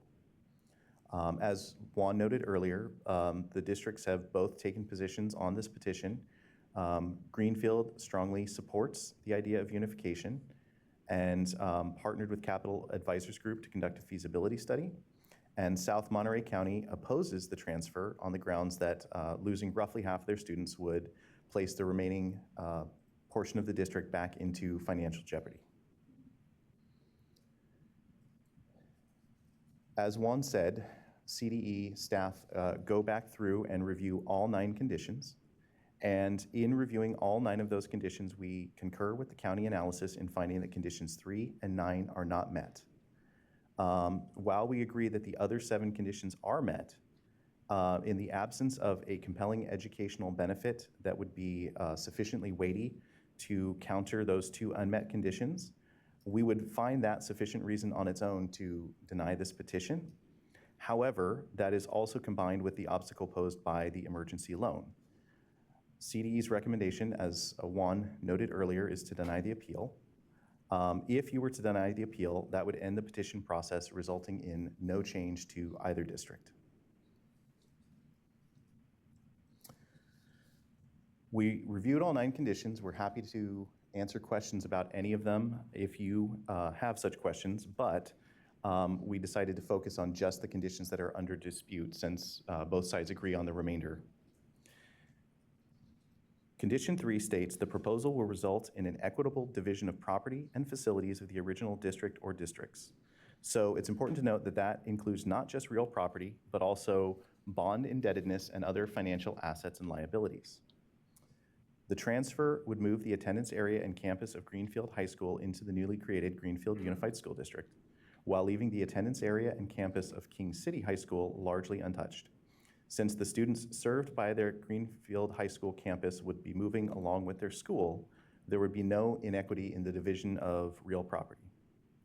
If the transfer were to occur, the new district's residents would have to assume a portion of the outstanding bonded indebtedness of South Monterey County Joint Union High School District. That obligation would be equal to the greater of either the bonded indebtedness attributed to the Greenfield High School or the proportionate share based on the assessed valuation of the total bonded indebtedness. Either way, residents should see no net change in their payments on general obligation bonds because they're currently residents of both districts, and so they are already paying debt service on Greenfield High School. So again, that would result in no significant inequities. However, the existence of the state emergency loan does create an inequity. There is a remaining $3.9 million balance, and that would remain with South Monterey County High School District in its entirety.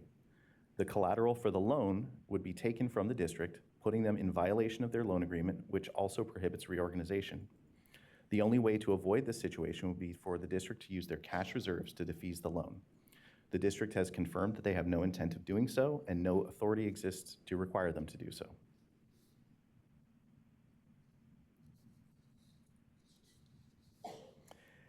If the territory in question were transferred prior to the defeasement or final payoff of the state emergency loan, the district would be forced into a violation of the terms of their loan through no action or misconduct of their own. The full amount of the loan would fall entirely on the remaining half of the district to repay, roughly doubling the debt burden on those residents. That would create a significant inequity for those remaining in the South Monterey County High School District.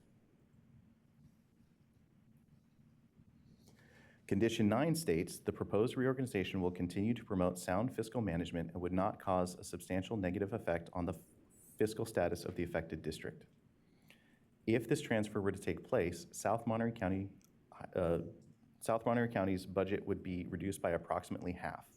While many of the district's operations would see identical reductions, this would require substantial cuts in district-level administrative and operational staffing and budgets to align expenditures with the reduced revenue. This could also result in substantial negative impact to the stability and capacity of the leadership of the district. While the district's finances and operations have stabilized in recent years, a key component of that recovery has been the district's leadership. In addition, the debt incurred due to the state emergency loan, as we said earlier, would not be divided. The district would be required to maintain its current debt repayment schedule in the face of an approximately 50% reduction in total revenue. Therefore, CDE concludes that this reorganization would cause a substantial negative effect on the fiscal status of the district.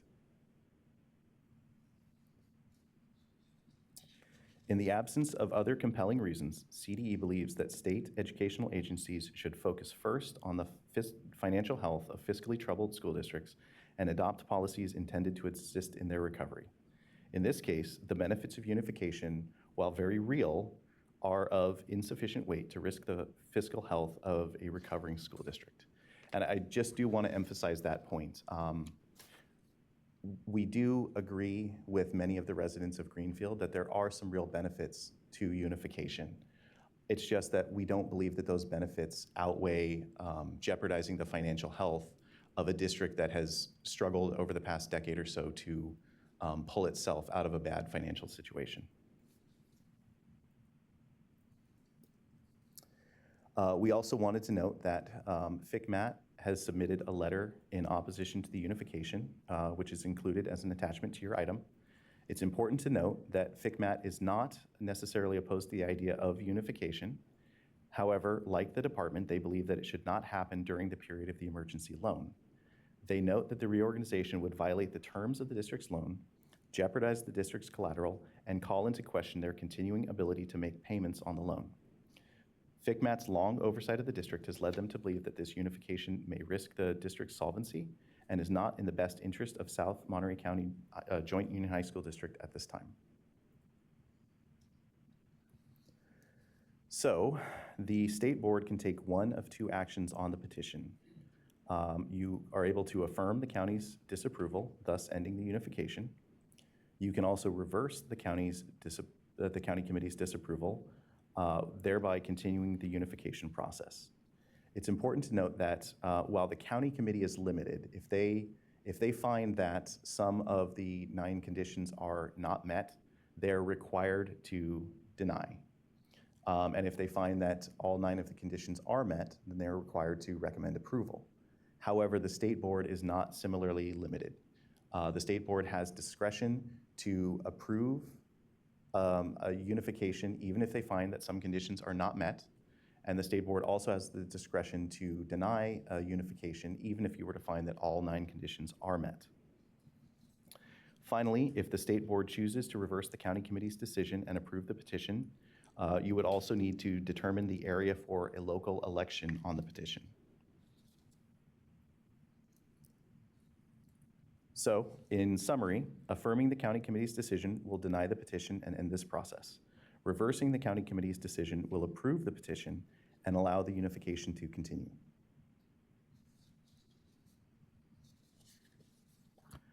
So, a little bit about the next steps. If the state board finds that the petition has sufficient merit and chooses to overturn the county committee's decision, then the proposal would be returned back to the county to fulfill the CEQA requirements. The state board remains the CEQA lead agency. However, the costs are borne locally and the work is done at the local level. And then, as I said, after CEQA has been completed, the unification will not be final until it's been affirmed by a local election.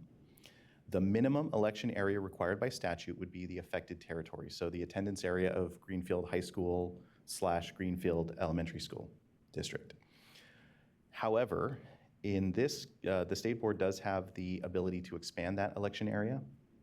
And in this case, due to the outsized negative impact on South Monterey County High School District, CDE is recommending that if you were to go ahead and approve this unification, that you also expand the election area to include the entire South Monterey County High School District, so that the entire district can have a say.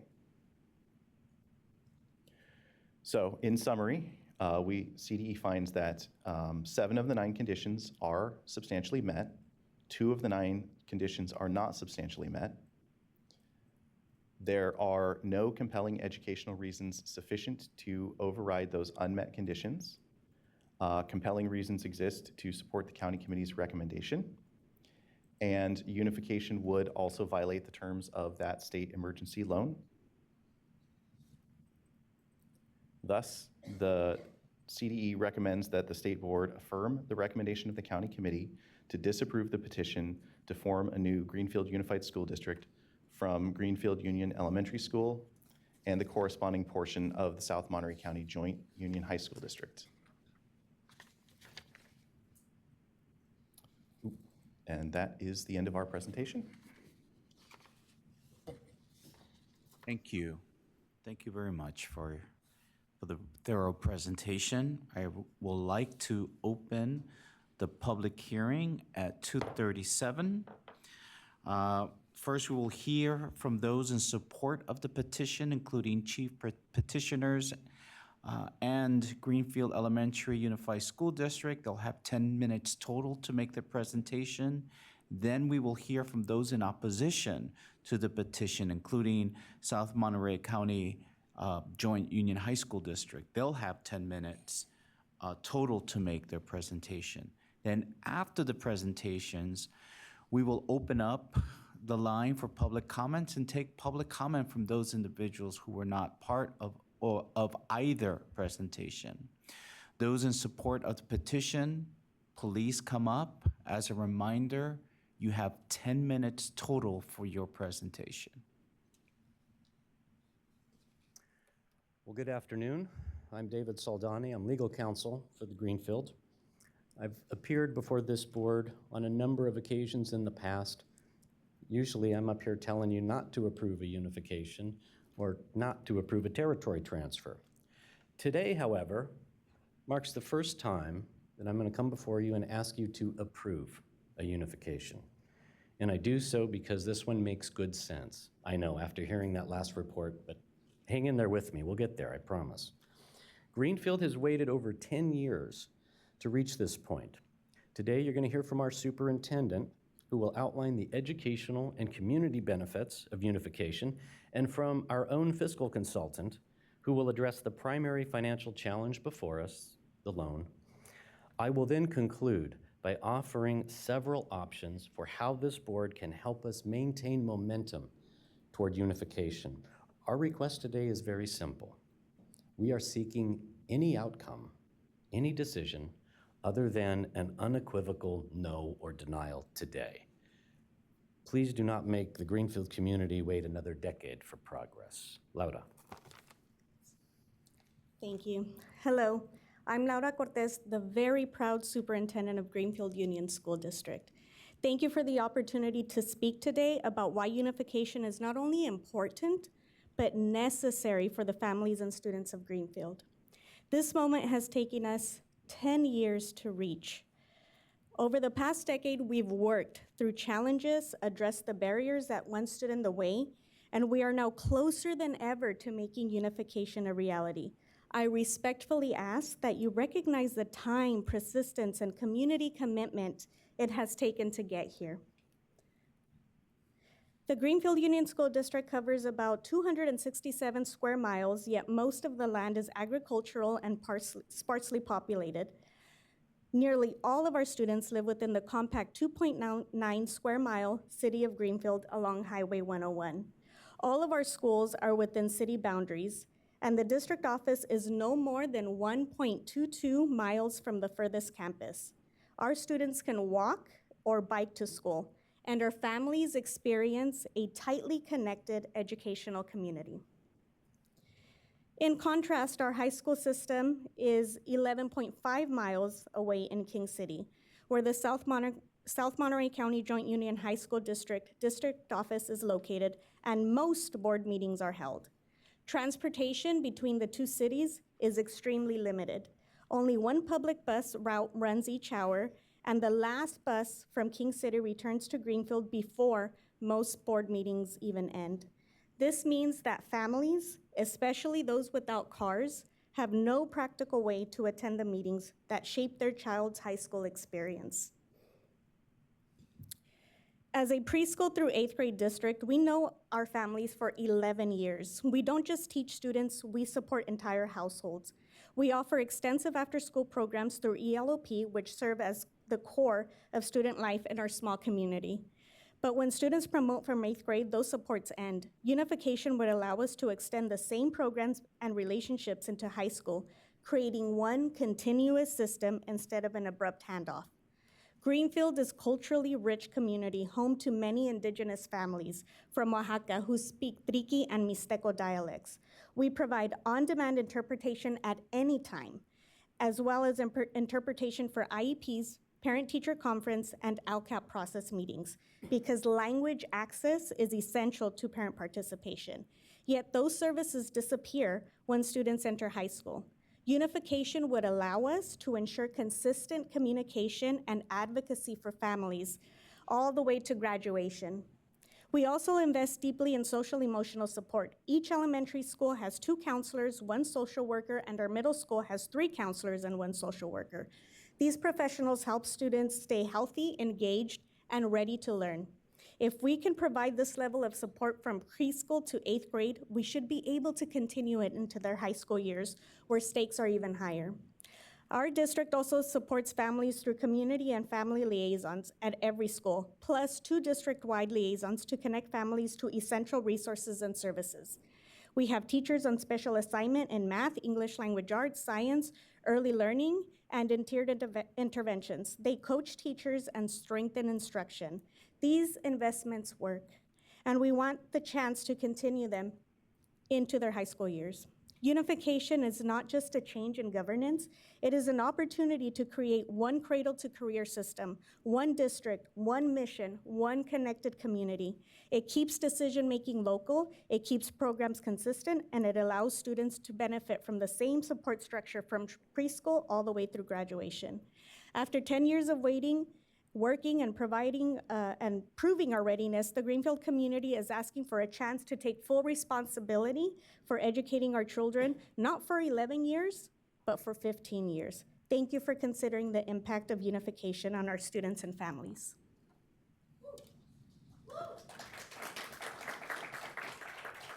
I'm Shin Green with East Shore Consulting, fiscal consultant to the district. The most recent feasibility study conducted by Christy White this year indicates that all affected districts are in good financial standing. This finding was made despite the high school district's first interim report showing a large deficit, which did not materialize. In fact, the high school district ended 24-25 with a $2.8 million general fund surplus. While more is always better, all affected entities have sufficient resources, and in early 28-29, the iBank loan at the center of unification concerns will see its last payment due from district resources. The iBank loan does have a reserve fund which will pay its last year of payments in 29-30. And post that iBank loan, there will be a $4.5 million surplus projected in the general fund of the high school district in the year 29-30 if we carry forward the existing multi-year projection information as presented at their last budget. This surplus is certainly enough to mitigate many of those concerns over unification. If we take a base allocation of the revenues and expenditures aligned to enrollment, it leaves the high school district with a $2.2 million surplus. While it's unlikely that the high school district as a single campus entity would need its current full staff at the district office level, resources do exist in 29-30 sufficient to fund that oversized district office based upon the current costs associated with the 2-campus configuration. A very modest right sizing of district operations appears sufficient to address any potential $1.3 million increase in staffing costs which might occur if the more senior staff opt to stay with the high school district. It would appear in 29-30 sufficient resources are in place to allow unification even with a single campus high school remaining. You're also likely going to hear from the county committee and the high school district that even they are not opposed to unification in principle, but rather they believe it should only occur after the iBank loan is repaid. And we agree. You'll also hear that the high school district would prefer not to remain a single high school district, but would like its own unification with its local elementary school district. And that is certainly their prerogative, but should not prevent this board from allowing the Greenfield unification to move forward. As you just heard from Shin Green, the high school district can survive fiscally as a standalone, provided the iBank loan is repaid. So, in light of this, we're proposing several different options for the board consideration to move this process forward in a responsible manner and within a reasonable time frame. First, You may approve unification today, but simply delay the election until November 2028, with implementation of unification effective July 1, 2029. Now, this would provide both districts ample time to prepare, and it gets us past the major financial obstacle of the iBank loan. Second, you may continue this process, continue this hearing, and revisit the matter in May or July of 2028, because as you've heard, the iBank loan would be fully repaid immediately thereafter. Third, you could conditionally approve the unification today with the condition that the iBank loan be repaid prior to an election on unification. Additionally, you may want to direct the Monterey County Committee to prepare a similar unification plan for the high school district and its local elementary school district using your authority under Ed Code 35720. Finally, you can simply continue this hearing to early 2026, allowing the districts, the county committee, and your staff to more fully and collaboratively explore any of these options and bring you back a recommendation at a future meeting. What will not serve Greenfield is an unconditional denial today. Now, that would force the community to restart the process from the beginning, delaying unification until 2035 at the earliest. That's time. 30 seconds. That means a first grader would graduate from Greenfield High School without ever benefiting from a cohesive, supportive, locally governed unified school district. We respectfully ask that you do not send this community away empty-handed. Let us move forward thoughtfully, responsibly. That's time, please. Thank you. Thank you. Okay, we will now hear from the opposition. Please come up. As a reminder, you have 10 minutes total for your presentation.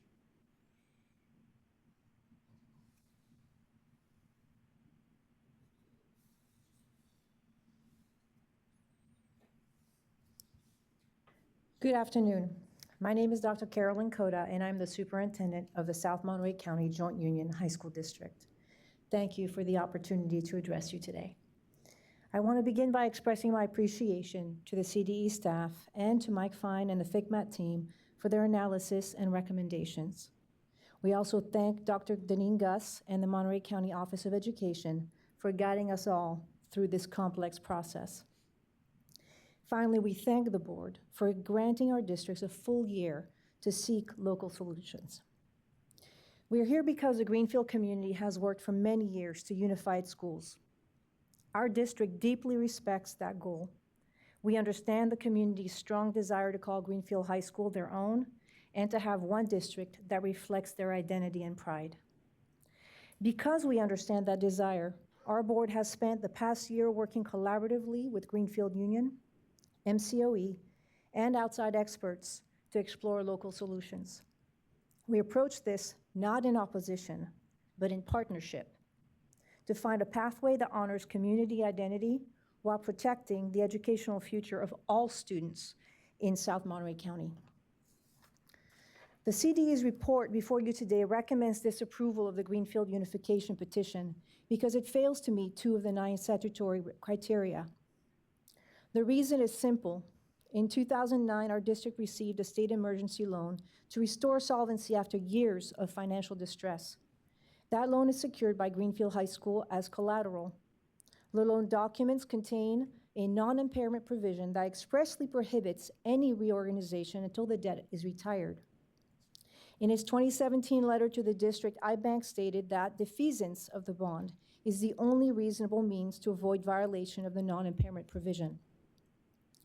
Defeasing the loan would require a lump sum payment ahead of schedule that would force our district to reduce our reserves at a time when all fiscal experts are urging LEAs to increase their reserves. On the other hand, keeping to our current schedule will result in the loan being fully repaid in 2028 while ensuring that we complete the final steps of our recovery plan. Until that time, we are legally and fiscally bound. While the petition before you reflects older data, the last 12 months have brought considerable cooperation among our local districts. At the request of Dr. Gus, we worked with Christy White, Inc. to conduct 2 comprehensive feasibility studies: the April 2025 study on the Greenfield unification and the September 2025 study on a possible King City unification. Both were developed with full participation from staff of Greenfield, King City, and our district. The April study confirmed what the state staff also found, that unifying Greenfield alone, leaving a single-site high school district behind, would not meet the state's fiscal and educational criteria. However, the second study offered a path forward. It examined the concurrent unification of King City Elementary District with King City High School, creating 2 unified districts, one in Greenfield and one in King City. That model met all 9 criteria and even projected administrative and operational efficiencies of up to $3.5 million annually. In September, our board and the King City Union Elementary Board held a joint meeting. They reviewed the data, discussed pros and cons, and invited community input. While our board expressed support for a 2-district unification model, the King City Board ultimately chose not to pursue it at this time. That brings us back to the present petition. If the state board were to approve unification of Greenfield alone, our district would lose more than half of its revenue. Yet we would remain responsible for operating a full high school district, meeting all state and federal accountability requirements, maintaining alternative education programs, providing transportation, and sustaining all district-wide administrative, business, and instructional support systems required by law. The unavoidable result would be deep reductions to educational services that directly affect students. These cuts would not be limited to administrative functions. They would reach into classrooms and student support programs. We would be forced to reduce or eliminate initiatives that have made a measurable difference in recent years. Academic intervention and tutoring, expanded counseling and mental health services, bilingual family liaison support, and specialized career pathways that connect students to local industry and higher education. These initiatives serve some of our most vulnerable students. These are not extras. They are the backbone of equitable access and opportunity for students in South Monterey County. What makes this even more difficult is that these programs are the product of 16 years of sustained fiscal recovery and educational renewal. Since state receivership, our district has rebuilt its financial integrity and transformed its governance and instructional practices. We have restored local control, implemented transparent budgeting, stabilized leadership, expanded professional development, diversified options, and strengthened supports for students. Our schools are again seen as centers of pride for the community. Our work has benefited our Greenfield students and families, as well as those who reside in King City and the southernmost parts of our county.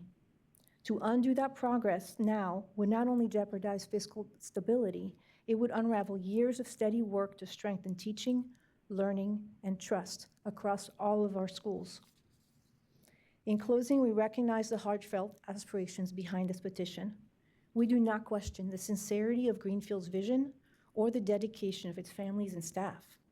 We also acknowledge the benefits of community-based unified districts. However, the facts are clear. Multiple studies conclude that unifying Greenfield alone is not financially or legally viable at this time. Therefore, we respectfully request that the State Board disapprove the current petition and encourage continued local collaboration toward a comprehensive 2-district unification plan when conditions allow. Our district remains fully committed to that work. We believe the solution lies in a locally designed concurrent unification that creates a Greenfield unified and a King City unified, both financially sound, educationally strong, and reflective of their community's identities. Until that time, we ask that you protect the progress we've made, the fiscal strength we've rebuilt, the educational services we have restored, and the trust we have earned through responsible governance. Thank you for your time and your thoughtful consideration.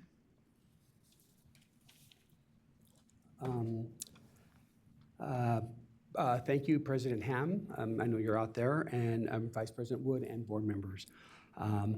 Thank you for the opportunity to speak here to you today. My name is David Gaboni. I am the president of the South Monterey County Joint Union High School District, the 8-letter school district. I have been a board member since 2015.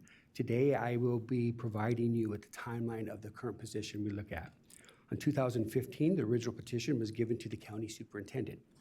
On 2016, the county superintendent was given a 2-year extension to overcome challenges posed by the state emergency loan.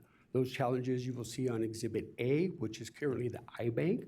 The iBank funding the loan prohibited the transfer of territory from or reorganization of the district through a non-implementation provision.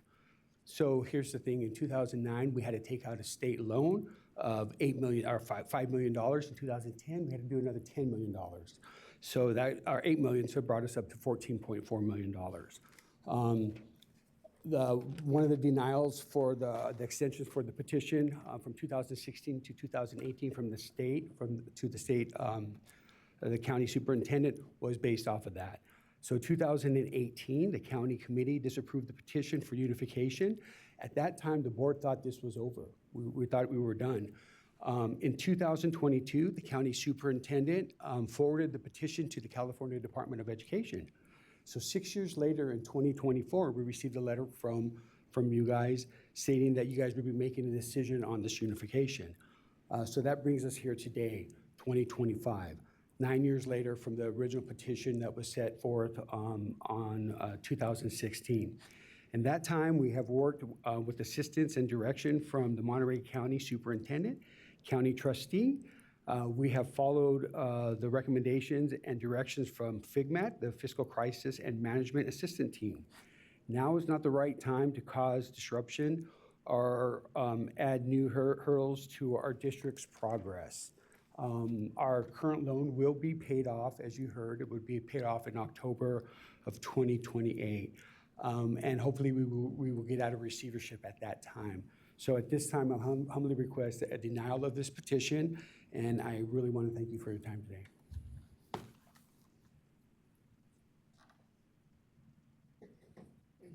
Thank you. Thank you very much. We'll now open the phone line for public comment queue. As a reminder, public comment is limited to 1 minute and may only be provided by individuals who are not part of either presentation. Member of the public wishing to provide comments on this item may do so by calling the telephone number and using the access code provided on the slide that is shown now. Are there any speakers in person? How many are there? There are 32 speakers signed up. Okay, due to the volume of the speakers and knowing that we have limited time, so in addition to the presentations, we have received a significant number of not written comments, which we've been reading, and to ensure that we hear from everyone who would like to provide public comment on this item, while also ensuring that we can move along with our board's remaining items of business at this meeting. We ask that for those who sign up or calling in to provide public comment, if you're not providing any new arguments or information that you just heard from these presentations, please simply state whether you are in support or in opposition to the petition. Really appreciate that. Okay. Please call up the...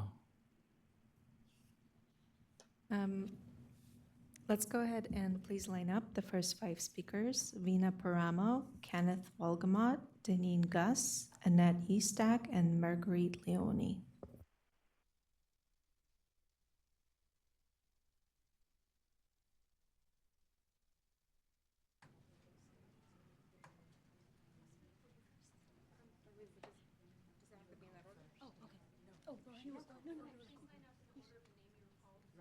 Can you repeat who was called first?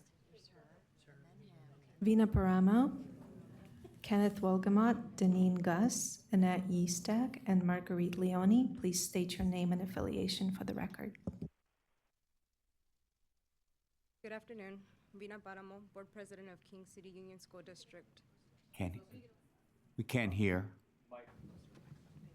Vina Paramo, Board President of the King City Union School District. Please consider voting in favor of the recommendation. A unification of this magnitude affects all students in all 3 districts. The process should guarantee equal opportunities for all districts to inform and work with their respective communities. This means resisting the temptation to prioritize the timeline of just one group over the others. We must conduct a holistic needs assessment that equally addresses the programmatic and resource requirements of all students from pre-K to 12th grade level. This is not simply about optimizing a secondary structure. All 3 boards have a fiduciary and ethical responsibility to get this right. Rushing a complex unification process based on artificial timelines is the surest way to miss critical details and erode community confidence. We must allocate the necessary time for deep collaboration between all 3 districts, a process defined by equality, transparency, complete alignment, and patience. The students deserve nothing less than unified districts built on a foundation of shared goals and mutual respect for every constituent group involved. Thank you all for your time.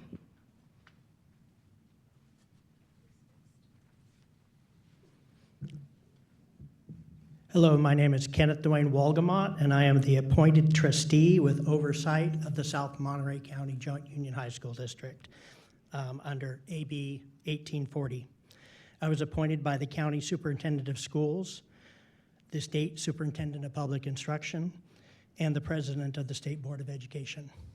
I thank you for this opportunity to speak here today. I'm here to do my duty as trustee with oversight to ensure the integrity of the South Monterey County Joint Union High School District and the matters before you here. The district has worked hard over these years to become an example of recovery progress.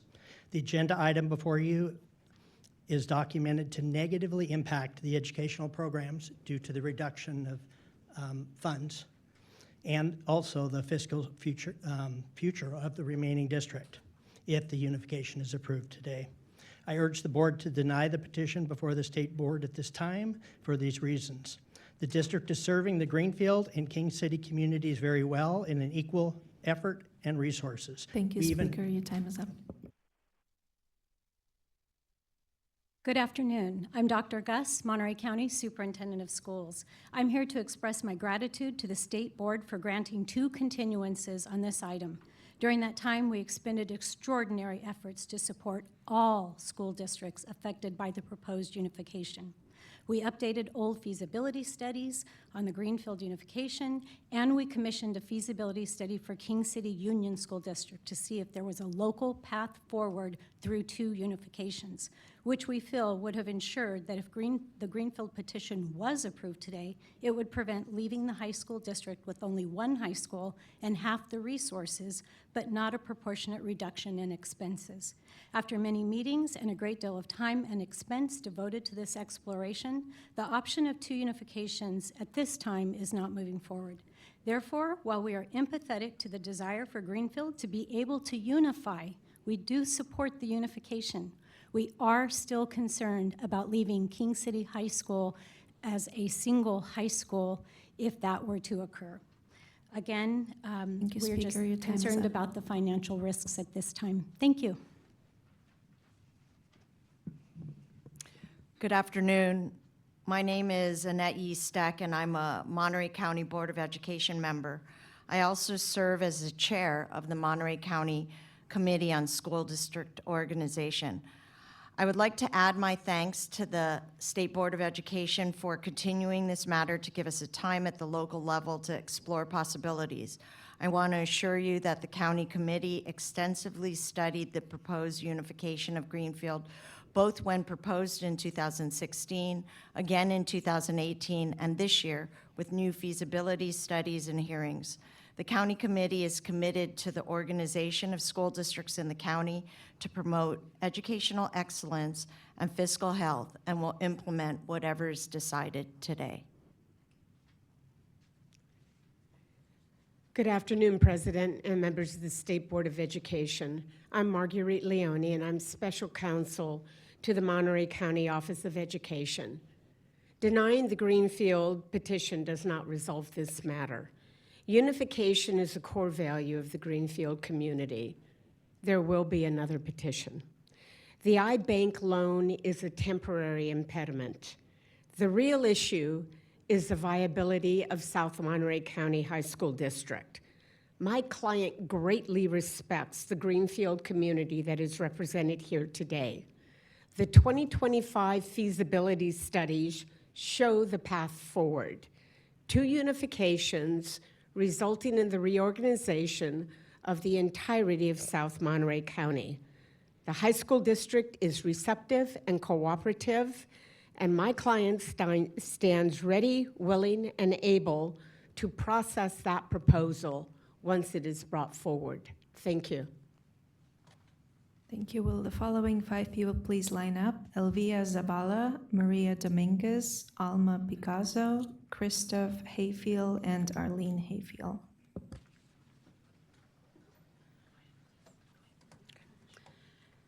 Good afternoon. My name is Elvia Zavala. I'm a school counselor at Vista Verde Middle School. I'm here to represent our school. I was gonna read out of this, but honestly, I'm just gonna do it out of my heart. As a school counselor, we have noticed that gap with high school as well with middle school. Our students graduate from middle school. They go to high school. What happened in high school? They start from new. They don't know anything about our students. Right now with elementary, we always go back with our counselors, with our team to talk about our students. Right now with our high school, we don't have that communication. Why are we talking so much about money? Why are we talking so much about budgets when we have to focus more on our students' need? I do have a senior. I am a parent as well. I do have a senior in high school, and I do want to share the words that he mentioned to me. Mom, please don't enroll the students, my brothers, into the high school. Why? Because they are always second in place, always putting King City as first and Greenfield as second. So if we unite today, we are gonna be working for our kids, not for ourselves, it's for our kids. Thank you. Good afternoon, everyone. My name is Maria Dominguez. I'm also one of the school counselors at Vista Verde Middle School, and I'm also a Greenfield native, alumni from both districts. 2005, this is 2025. I've seen the struggles, the transition as an actual Greenfield native, not only for ourselves, our current students, and our families, that struggle of having to start all over and getting used to a new system, a new district, it's always been a struggle. As a counselor, our students, same thing. Think about our students, our mental health, their mental health needs, our at-risk students. It's really being effective. We want that continuity and equity still with our counseling programs, our resources in our actual community as well. And please approve this unification. We would really appreciate it. Thank you. Good afternoon. My name is Alma Picasso, and I speak today as a proud employee of Greenfield Union School District and a mother whose children have grown up in our schools and attend Greenfield High School. In Greenfield, we pour our hearts into our children from their very first day of kindergarten to the moment they walk across the graduation stage. But the journey isn't seamless. When my kids moved to the high school, they immediately noticed the differences in facilities, programs, better resources in the neighboring town. They could feel the inequity and always wondered why educational opportunities were not the same in both high schools. This isn't just about buildings or equipment, it's about fairness. Right now, part of our community's local tax revenue benefits another town's high school. Unification could ensure Greenfield's resources stay in Greenfield, supporting our students and giving them what they need to succeed. With unification, we can build a stronger K-12 alignment. Our teachers and administrators can finally work together, sharing goals, curriculum, and support so every child experiences a smooth, consistent, and high-quality education from start to finish. Greenfield students are bright, resilient, and full of potential. They deserve a system as unified and dedicated as they are. Let's give them that by saying yes to unification. Thank you. Good afternoon, President and board member. My name is Efele Christophe. I am the food manager at the Greenfield Union School District. I'm here to support of the unifying our elementary school district with the high school district. Unification will allow us to extend our scratch cooking program to the high school. I know this is something that California really is actively promoting. Our former students often tell the parents who work in our district how much they miss the fresh, healthy meal that we provide in our elementary school district. Beyond nutrition, unification ensures continuity. It doesn't make sense for a student to be part of one district from preschool to 8th grade and then go to another district. Our district know our parents, our district know our students, and it will be a good thing for the unification. Thank you for your time. Hello, my name is Arlene Efle. I'm also a teacher in Greenfield and a parent of a son I grew up in Greenfield. I'm also a Greenfield native. So this is really something that I'm advocating for because I've seen firsthand, I've experienced firsthand the differences between our school district and the experience that I had in high school. I worry about these differences and their impacts on our students. Soon my son will be attending school and eventually high school, and I want his experience and all of our students living in Greenfield school experiences to be the best and most consistent as possible. Unifying our schools will help streamline these experiences and resources. Our community deserves a unified system where decisions are made by those who live in Greenfield for the benefit of our students that live and attend school in Greenfield. Thank you for considering. Thank you. Will the following 5 people please line up? Doug Chappelle, Maria Elena Zavala, Cassandra Drenes, Adrienne Inobio, and Andres Cruz. Good afternoon. My name is Doug Chappell. I'm the Director of Facilities, Maintenance, Operations, and Transportation at the Greenfield School District. From an FMOT standpoint, I see every day how connected our schools already are, whether it's keeping the classrooms comfortable, making sure buses run safely, or maintaining fields and grounds. It all comes down to one thing: taking care of our students and staff. Unifying our district with the high school is really about continuing that care on a larger scale. It means shared use of facilities, fields, gymnasiums, and equipment, a single master schedule for facility use, and coordinated transportation services that share costs and resources. We're all 3 small districts, but often we barely break the threshold of a small district enrollment numbers, causing us to face large district pricing challenges. Dual unification would give us both the strength and efficiency to make every dollar count. Aside from all the educational benefits, which I fully support, this is about community. As the saying goes, it takes a village to raise a child. In Greenfield, we already raise our children together. Then at one of the most vulnerable points in their Thank you, lives, Speaker. Your time we is hand up. them off to another village. Thank you. Buenas tardes, mi nombre es María Elena Zavala. Me enorgullece hablar como empleada de CSEA en apoyo a la unificación de Greenfield. Nuestro personal clasificado es... Okay, thank you. Nuestro personal clasificado es el corazón de nuestras escuelas.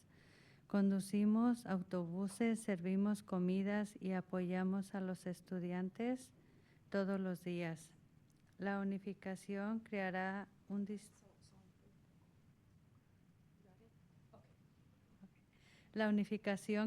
distrito más fuerte y coherente para todos.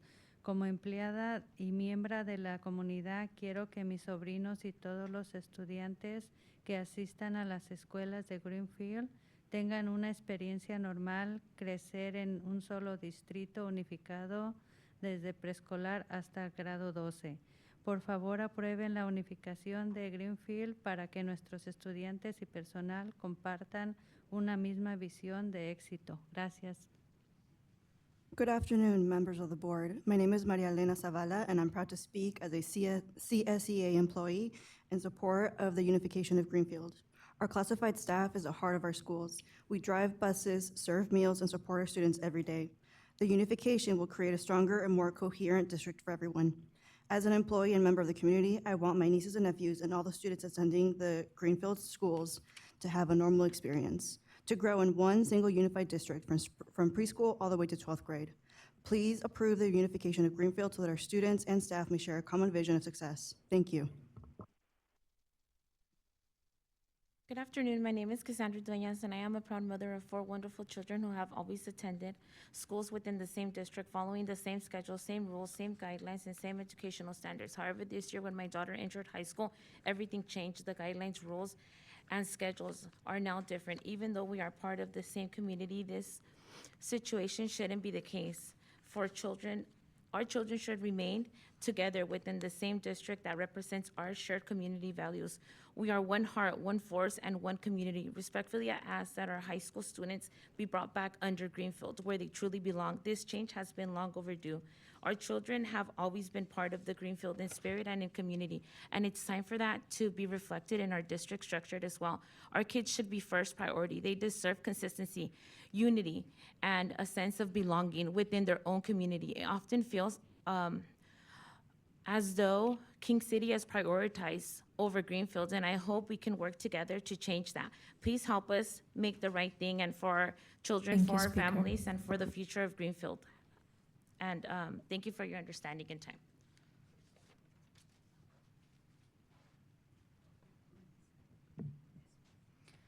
Good afternoon. My name is Adriana Zenobio, and as a mom of a middle school kid at Greenfield, this unified is really important to my kids in the way that they will continue with the same education that they have been receiving since the elementary.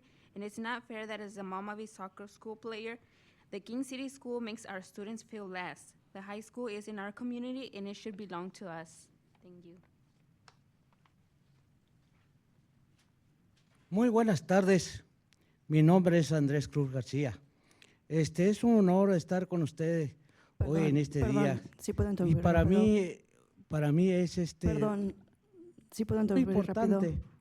importante. Para mí es más importante estar aquí con ustedes hoy en este día. Gracias por recibir a nosotros. Como habló la superintendente. Perdón, señor, si puede hablar en oraciones más breves o darme más espacios para poder yo intervenir y interpretar de manera eficaz. Gracias. Y si puede repetirlo. Gracias. Sí, mi nombre es Andrés Cruz García. My name is Alberto García. A mí es Andrés, sorry. Para mí es un honor estar con ustedes. For me, it's an honor to be with you guys. Hoy estoy en este día para hablar de la necesidad de nosotros como comunidad de Greenfield.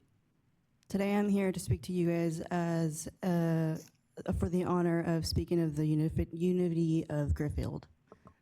Lo que dijo la superintendente de la escuela Vista Verde de Greenfield, yo hablo trique y hay mixtecos.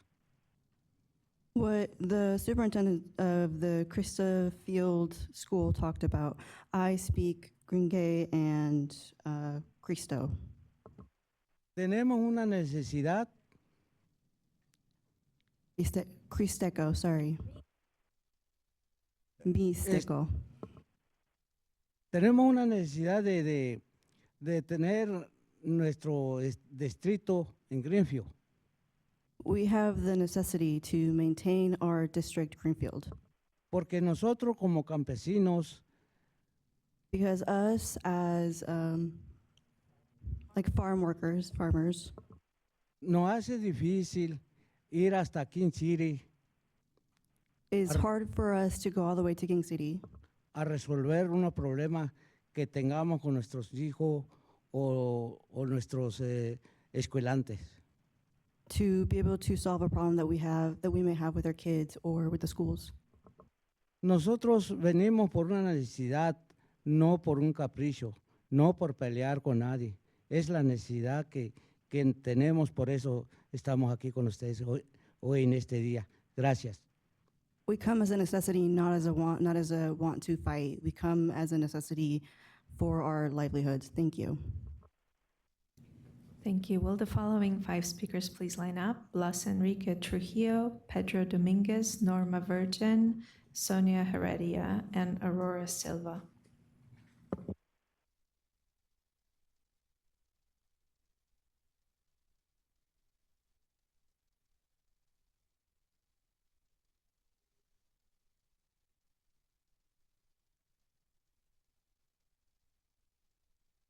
Good afternoon. My name is Blas Trujillo, and I want to start by acknowledging that I went to every Greenfield school from elementary to high school, and even then I noticed something. It always felt like King City was a priority.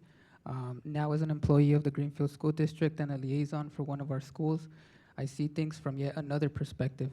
I see the daily struggles our families face finding childcare, managing transportation, and juggling different school calendars between the two districts. One high school parent told me, "We walk to school for when we have a problem, and it's a district issue, but that's as far as it gets, because getting to another district office means rearranging rides, picking up kids, and sacrificing time they don't have."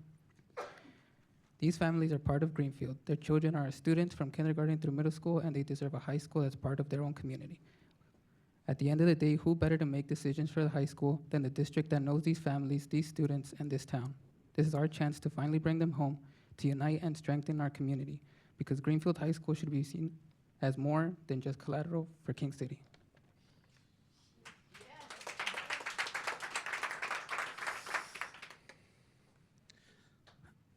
Good afternoon, California State of Education.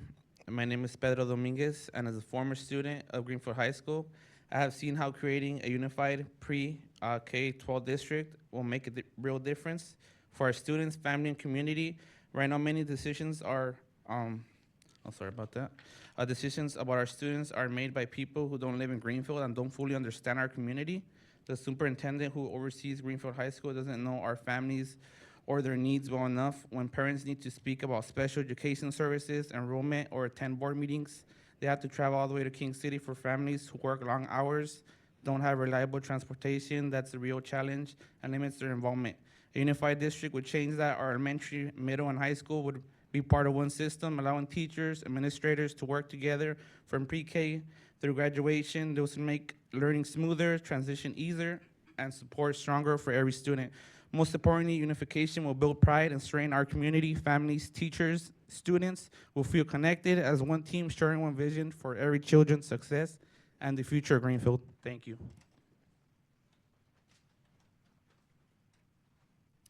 Good afternoon. My name is Norma Virgen, and I teach at Arroyo Seco Academy for the Greenfield Union School District. I am also the president of the Greenfield Teachers Association. On behalf of my unit, I have come to express our support for Greenfield's unification. As a classroom teacher, I have witnessed firsthand the supports our community provides to our students that disappear once they leave our schools and enter high school. This is a very pivotal and important time in a student's educational development. Our community and students are very different from those in King City. Their needs are different. Unifying would enable us to continue important supports provided to our students in our community and would offer valuable opportunities for elementary, middle, and high school teachers to collaborate more closely and effectively to ensure that no child gets lost in the transition from the middle school to the high school. Thank you for your time.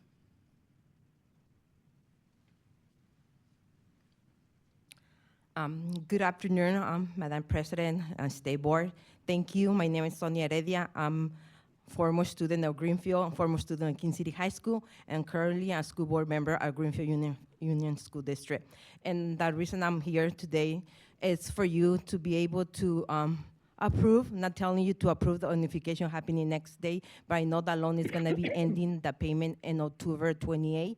And I'm asking you to approve that, put it out for election, to work together. And that will have time, 3 years, to work together as a team to the best, because at the end of the day, the ones that are gonna be suffering more are the students. So we are here to advocating for those students, those who don't have voices. So please, we're here in support. I know you want, recommending, the county is recommending to work with elementaries, but I think if we have 3 years to work and do partnership, collaborating with the elementary and have a plan for that, but put it for election so that people of Greenfield, King City could be able to vote. If they vote no, that's what they want. If you vote yes, it's what is the need for that community. Thank you.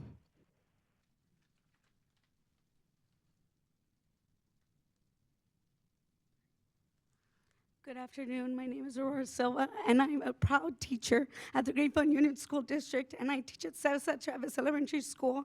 I am a graduate and alumni of all schools in Greenfield, and I'm a current resident. I implore you to vote yes for our families, yes for our students, and yes for our community. We have waited 10 years, and we deserve the right, and we deserve to be a part of our high school. It is a will of our people, and we support all of our people in our community, and we implore you to do the same. Thank you. Thank you. Will the following please line up? Maria Arroyo, Desiree Hernandez, Lilia Salinas, Ruby Perez, and Laura Valdez.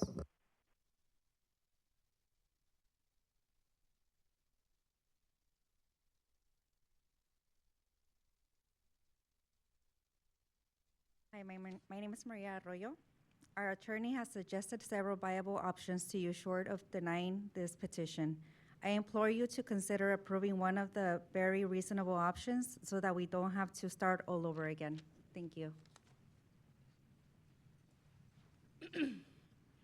My name is Desiree Hernandez, and I am from Greenfield, California. I stand you not only as a lifelong Greenfield resident, but a proud high school alumni, class of 2014, and now an attendance secretary for the Greenfield Union School District. As such, I see how deeply our families care about their children's education, yet many of them face challenges because the high school operates under a different district calendar. For families with multiple children, this divide makes it extremely difficult to coordinate schedules, arrange childcare, and ensure consistent attendance.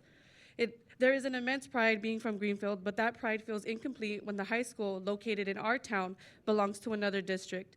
When our students reach 8th grade, we lose them to institutions not rooted in our community. This separation has created gaps in communication, uneven access to resources, and poor attendance rates. It is time for that to change. It is time to unify the Greenfield High School with the Greenfield Union School District. Thank you. Buenas tardes para todos. Mi nombre es Lilia Salinas. Soy orgullosa madre de la comunidad de Greenfield. Good afternoon, everyone. My name is Maria Salinas. I'm a proud mother of a Greenfield student.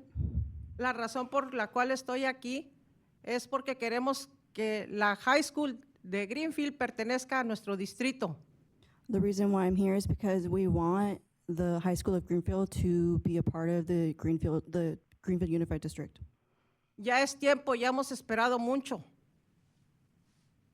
We've already waited too long. Queremos que la preparatoria de Greenfield sea de nuestra comunidad, que los recursos se queden en nuestra comunidad, que nuestros hijos reciban sus recursos que necesitan. We want the high school of Greenfield to stay in our community. We want the resources to stay in our community. We want our children to get the resources that they need in our community. Hoy toda mi comunidad está aquí. Les estamos pidiendo que por favor nos apoyen. Today, our whole community is here. We're asking you to please support us. Muchas gracias. Thank you very much. Good afternoon, members of the board and families. I am a lifelong Greenfield resident, a graduate of King City High School, and a parent of a Greenfield High School, and a sibling of Greenfield High School. And for decades, Greenfield has been wanting this. And we are deeply rooted, and I am proud of it. As a Greenfield resident, Greenfield students were bused to King City for decades. And it's time for our high school and educators and staff to be held accountable for our students. And parents like me demand local representation and accountability. And we won't pretend that such things can come from different communities and contexts. We demand that people who make decisions affect our children and families here and our neighbors. Thank you. Buenas tardes, miembros de la mesa directiva del Estado de California. Mi nombre es Laura Caballero, soy una de las peticionarias de este caso. Soy una de las personas, les quiero refrescar un poquito la memoria a todos los del Estado. Permiso, déjeme, por favor, interpretar. Buenas tardes, estimados miembros. Good afternoon, estimated members of the Board of Education of California. My name is, ¿me repite su nombre? Laura Caballero. Laura Caballero. Soy una de las que hice la petición. And I'm one of the petitioners. Les quiero recordar que este logro se hizo en los 1999 para que tuviéramos una high school en King City, en Greenfield. yo soy desde que se inició a formarse. I want to remind you guys that this achievement started in 1999 to be able to have a high school in Green City. I was one of the ones that first started this. Y a hoy espero que todo lo que hemos hecho y lo que se ha hecho en la comunidad de Greenfield no vaya a ir a la basura todos estos logros. Estamos muy adelante para decirle y traicionar a la comunidad. And I hope that all of our achievements and hard work today does not go to waste that we've done. Que le díganos a la comunidad que estamos ahí porque eso fue lo que prometimos en aquellos años, tener una escuela que perteneciera al distrito de Greenfield. Creo que hemos pagado mucho los impuestos para que esto no se vaya a tirar a la basura y traicionenos a la comunidad y a los residentes. Yo que soy una pagadora de taxas, sabemos que el 55% de nuestros impuestos de las propiedades van al distrito de King City. Creo que ya es justo que nosotros este dinero lo usemos para programas en nuestro distrito. Muchísimas gracias. And to remind, and to be able to keep our promise to the community that Greenfield High School would be part of the unification. And as someone who does taxes, I know that 55% of, 55% of property taxes get paid, and I know we've paid enough to be to where we're at right now. Thank you. Thank you. Will the following 5 speakers please line up? Blanca Lopez, Lorenia Figueroa, Dr. Maria Alvarez, Alan Holmes, and Maribel Barber.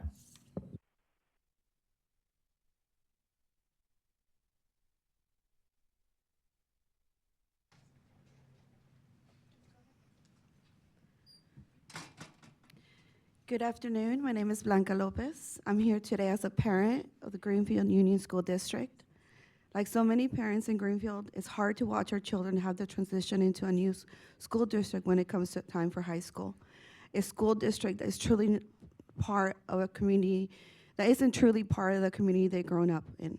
I believe our children deserve the opportunity to stay within the district, surrounded by the people and the programs that have supported them, supported our children since kindergarten.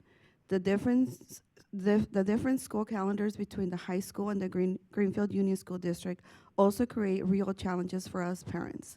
When we have one child on vacation while another is still in school, it makes family time, childcare, and even simple planning incredibly difficult. Driving to a different city and visit the district also creates a real challenge. As a parent, I ask we bring unity to our schools and keep our children's entire education journey within the community we call home. Thank you for your time. Buenas tardes, mi nombre es Lorenia Figueroa. Good afternoon, my name is Lorena Figueroa. Soy madre de una hija que está en 6º grado, entonces yo ya tuve la experiencia con mi primer hijo y no hubo esa conexión entre la high school y los padres. I'm a mom of a daughter that's in 6th grade, so I've already had the experience with my first child where there wasn't that connection between high school and the parents.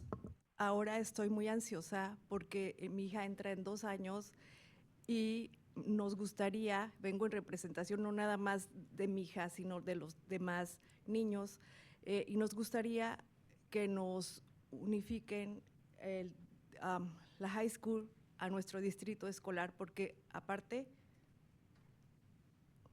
And I'm very anxious because my daughter will be entering high school in 2 years, and I come as a representative for all students, and we would like our high school to be part of the unified district. Necesitamos también ¿cómo se dice? Los recursos. También necesitamos los recursos para nuestro distrito. Entonces, yo les pido que a cada uno de nosotros nos hagan, nos tomen en cuenta cada comentario y que pues sea lo mejor para nuestros niños. Muchas gracias. And that we ask that our resources stay in our district, and that you take every single one of our comments into consideration. Thank you. Good afternoon, members of the board. My name is Dr. Maria Alvarez. Unification is about coming together. Research consistently shows that when students experience fewer system transitions, they thrive. Unifying the high school with GUSD would restore a continuous educational journey from pre-K through graduation, strengthening belonging, academic consistency, and emotional stability. A unified district would allow us to align curriculum, data, and support around one shared purpose, student success. Though the school is located in our city, it is managed by another district, creating a separation between our students and their own community. We understand the hesitation about the iBank loan, but a yes today is not a risk. It's readiness, not last minute or rushed. It gives us years to plan responsibly, honor commitments with a paid loan, and bring our school home where it belongs. As Associate Superintendent of Educational Services, I affirm our team's commitment to alignment, passion, and purpose, because together, through knowledge, hard work, and dedication, we will ensure that Greenfield student reaches their fullest potential. Thank you for your time and consideration.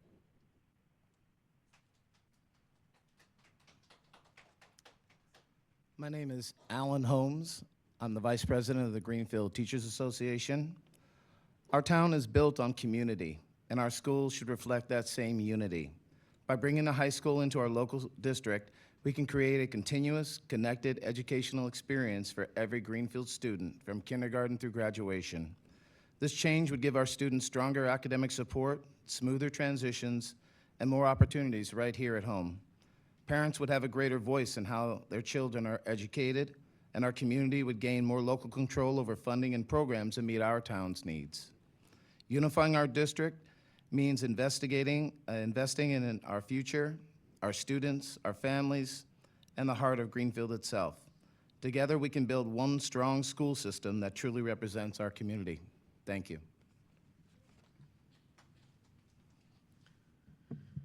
Hello, my name is Maribel Barba. I am a lifelong resident of Greenfield. I attended schools in Greenfield K-12.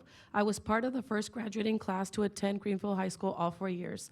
In Greenfield, I have been a middle school teacher and academic coach. I have been part of the local teacher union, served as a vice president in that union, and currently have the honor to serve as a principal at one of our elementary schools. I have siblings and nieces who attend and attended Greenfield High School. I am also a parent of Greenfield Union School District. I have a daughter and another coming next year that'll be part of our district. As you can see, I have a very unique lens. I have witnessed how broken and disconnected our high school is. It is unjust to allow this disconnect to continue. Our town needs to be able to help make decisions for our own students. We are much too different from King City to allow this to continue. In front of me, I have a community members, grandparents, parents, aunts, uncles, expert teachers from kindergarten to 8th grade, Greenfield Teacher Association Union President, lifelong Greenfield residents, PTA members across the sites, classified members, previous students like myself, administrators, and all who care about students. Please have care and concern for our students as you would have for your own children and grandchildren and your first grade grandchild. We have another 20,000 people 6 hours away, but for now, please stand if you are pro-unification.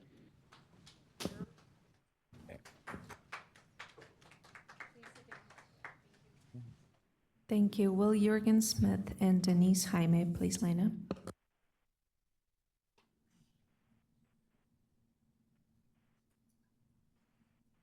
Good afternoon. My name is Jürgen Smith. I'm the Vice President of the Greenfield School Board.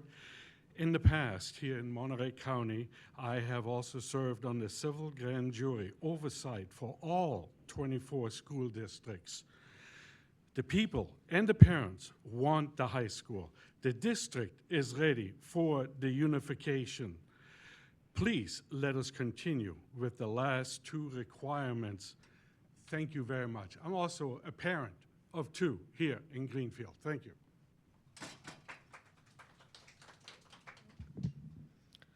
Good afternoon, members of the State Board. My name is Denise Jaime, current GUSD President of the School Board, and my most important role is a parent of a Greenfield Union School District child that attends our district, a new parent of the King City High School District.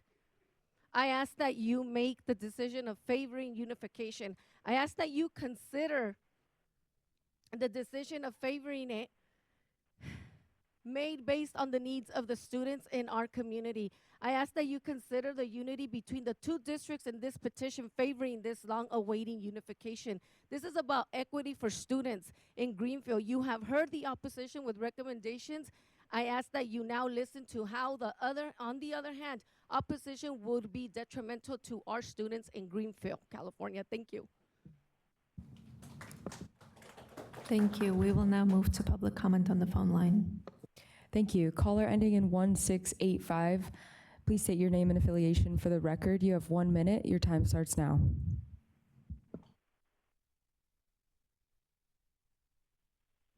Hello, my name is Melissa Arroyo, and I am a assistant principal here for an elementary school in Greenfield Union. I am also a parent of 2 students that come to our schools and future high school students. I am all for unification of our district with the high school so that all our students are put first. Thank you. Thank you. Next caller ending in 7715. Please start your public comment.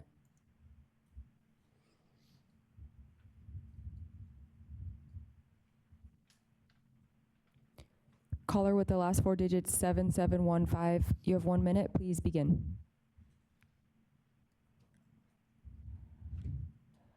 Next caller ending in 5125. Please begin your public comment. Good afternoon, Chair and members of the California State Board of Education. My name is Yesenia Castro, and I am a school counselor in Greenfield. I support this unification because it will create a stronger, more cohesive K-12 system that better serves our students and also reflects the identity of our community. Bringing together the high school into our district can align it into a single district to align academic programs, to then streamline services and make sure that we're able to have a smoother transition from middle to high school.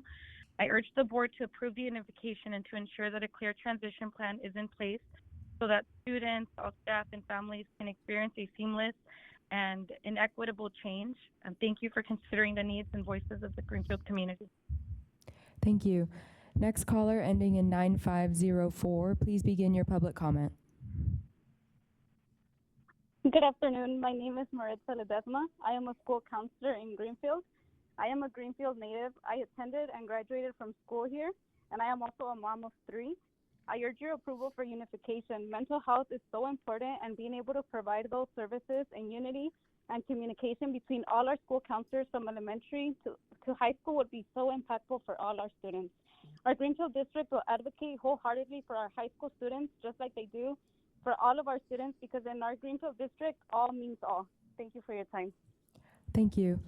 Next caller ending in 8009. Please begin your public comment. My name is Jessica, and I'm a proud member of the local Greenfield community and a 1997 King City High School grad. I have 2 kids in the high school. I'm here to strongly advocate for local Greenfield control because for decades our school has been managed by a board majority from a neighboring city. All of this arrangement has not served our students and families well. All these decisions, including the poorly financial ones that keep us hostage, have all been made by people who don't live here and don't care about our children. The lack of local control has created a sense of distance, discouragement by parents, students, and alumni. Meanwhile, the current structure has allowed a neighboring city to benefit financially from our community without reinvesting those resources where they're needed most, right here with our classrooms and our children.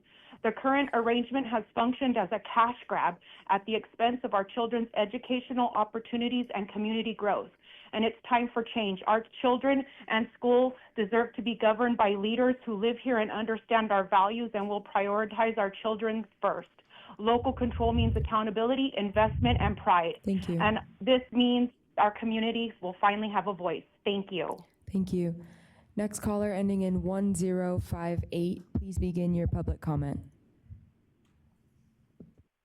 My name is Marcy Jones. I'm City Council for Greenfield and as well as a parent. And I hope that you guys do take in consideration unifying.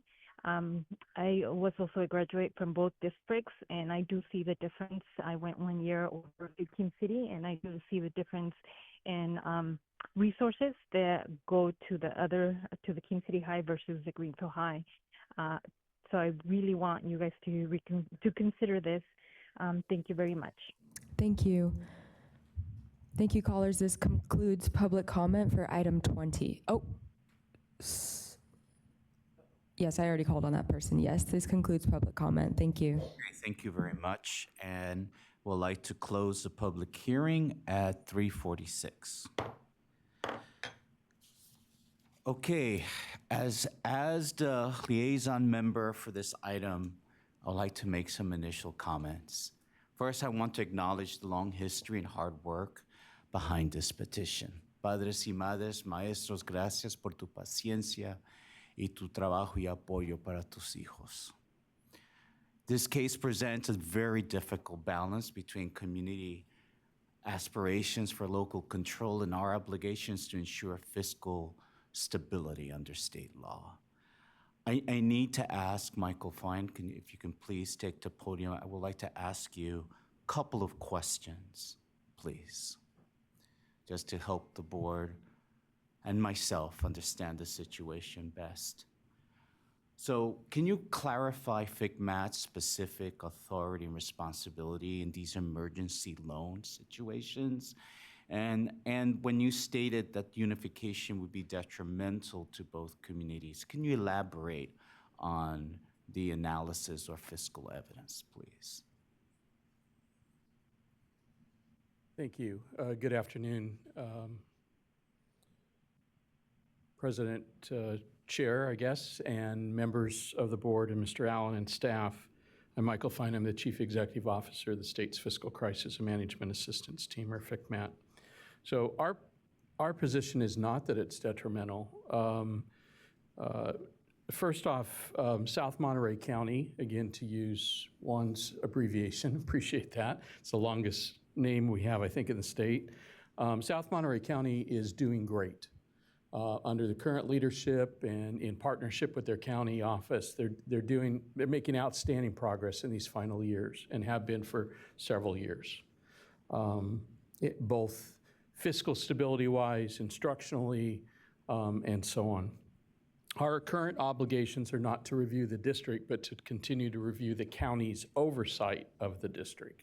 And we do that annually, which is the report that was referenced.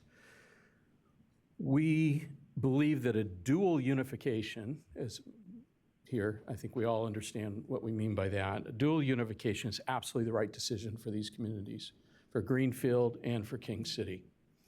The county superintendent, the county committee is committed to that process. They've been engaged, they've been meeting, trying to bring the parties together. Our staff even facilitated a recent, within last month, joint meeting of all 3 school district boards.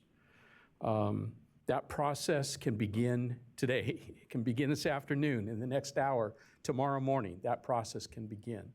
The concept of a dual unification here is good for kids.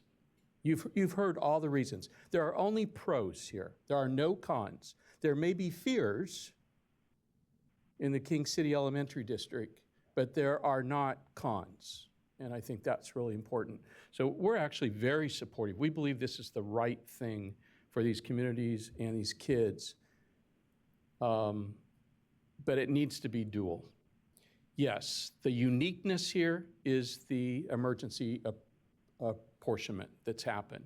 And in this particular case, that emergency apportionment was facilitated by a borrowing through the State Investment and Economic Bank, or the iBank. And there are bondholders on the other side of that transaction who the district has covenants with. And one of those covenants is what we call a non-impairment covenant, which means they cannot reorganize for all the reasons you understand and have been expressed here, and that is it would reduce ADA and the ability to repay the loan. Plus, in this particular case, the security interest, the collateral, is on one particular building or school site, I should say. That's what's unique here. The other piece, though, that we also have concern, and as the guardian of the state receivership process, that's what I have to focus on, right? But the other piece you've also heard very well described to you by the superintendent in South Monterey County And that is leaving a single high school district out there would be detrimental to them financially. Our funding system isn't designed to support a single high school district, right? A unified district with a single high school is a whole different story. So make that distinction, right? But a standalone district for one high school, our funding system just isn't designed to support that. So I said a lot in answer to your simple question, and that was, what are we, why would we at all have concerns here or be opposed? Our concerns are our concerns, but the right thing to do at the right time in the right sequence is a dual unification.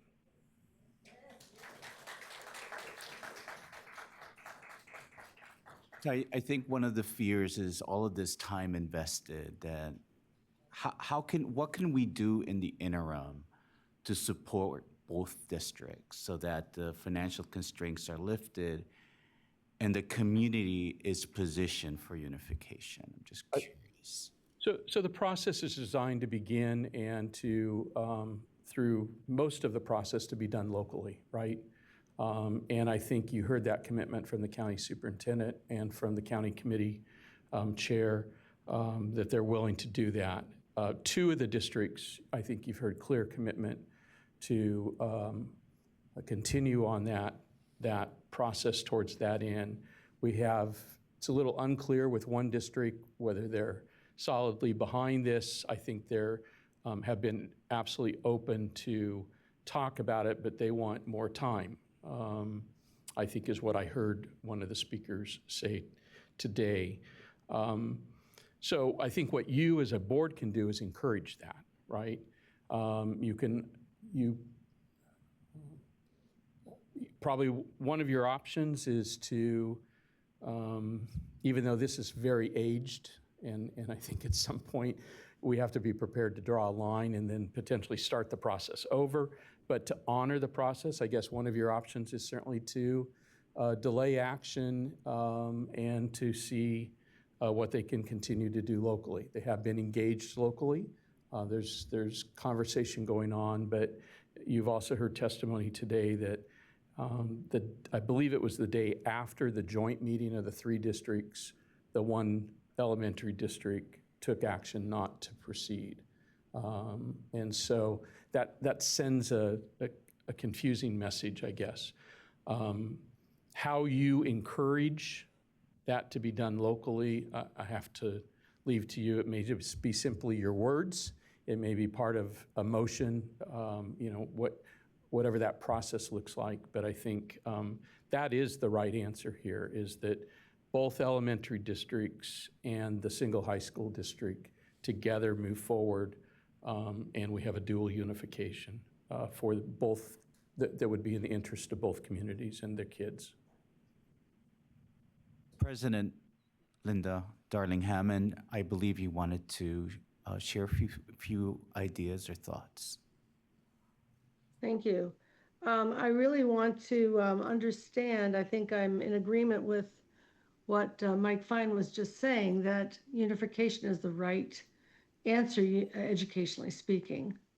And the question is how we get there and how quickly it can be done without putting any more barriers in the way, but also being cognizant of the variables that have been put on the table.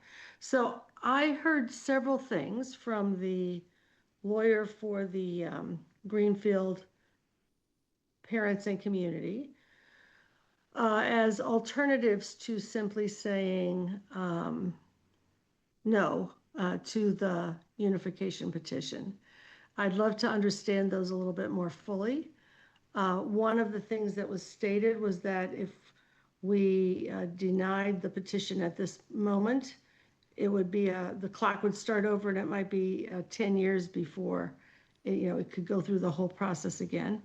I think I hear Mike saying that there may be some way to construct a process that comes back to us and allows the resolution of the double unification solution to occur. So I'd like to hear more about that.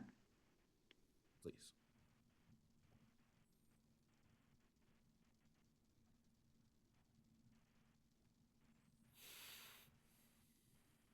So thank you for that opportunity to delve a little bit further into what those options are, and Mike alluded to some of them. This board has a great, and I don't, I'm not your legal counsel. I know you have your own attorneys, and suggest at some point maybe you want to check in with them. And that's why one of the options would be to continue this hearing until, your January or your March meeting, so that the districts, the county committee, your staff can get together, really flesh these issues out in processes, and come back to you with a recommendation that enables us to create a pathway that's short of just throwing everything away and having to start again from scratch. So other options would include, again, a conditional approval of the unification, or just approving the unification, but delaying the election. Remember, what has to happen after your approval is it goes to the voters. Now, if you look at the education code, there is a timeline. Once this board notifies the county superintendent, they have 35 days after receiving that notification to conduct the election. And that's Ed Code 35756. However, if you look at 35755, there is no timeline. It just says that after you approve, you notify the superintendent. So you could approve today and delay that notification until much closer to the 2028 election. That's an option.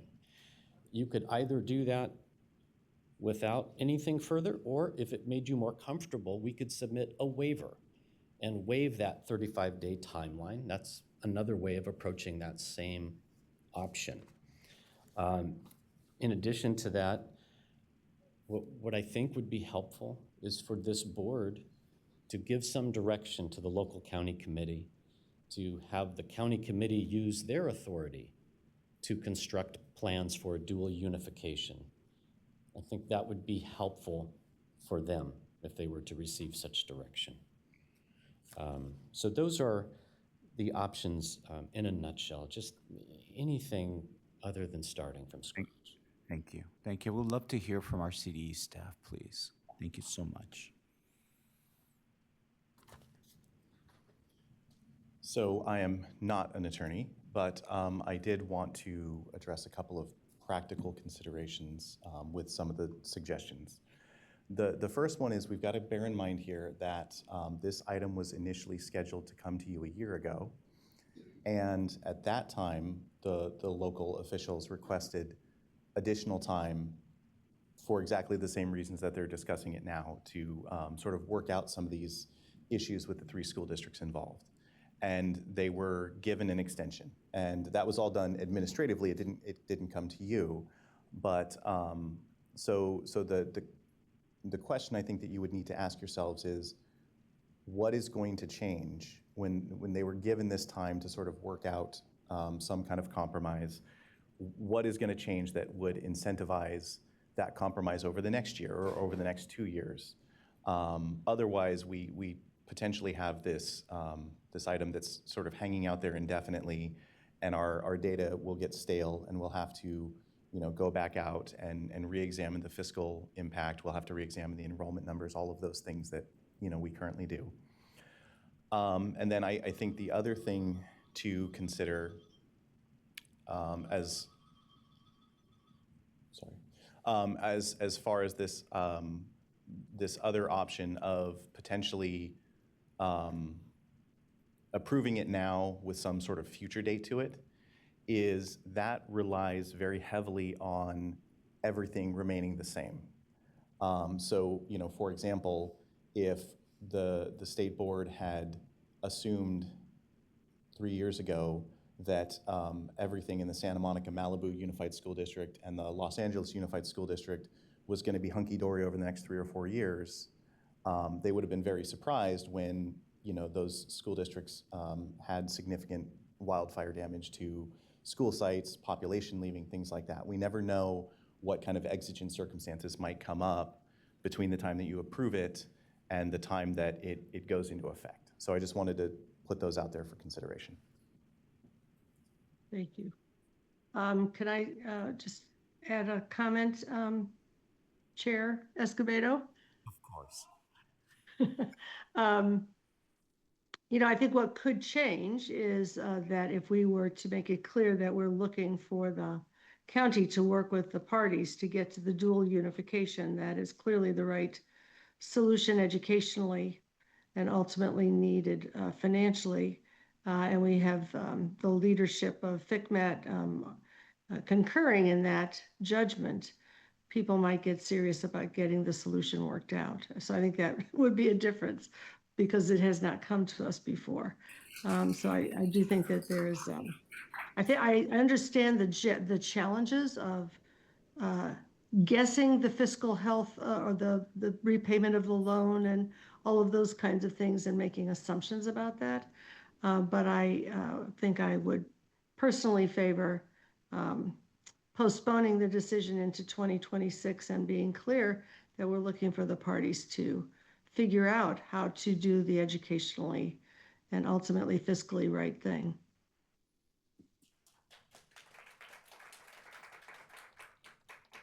Any other comments or thoughts from the board? Board discussion.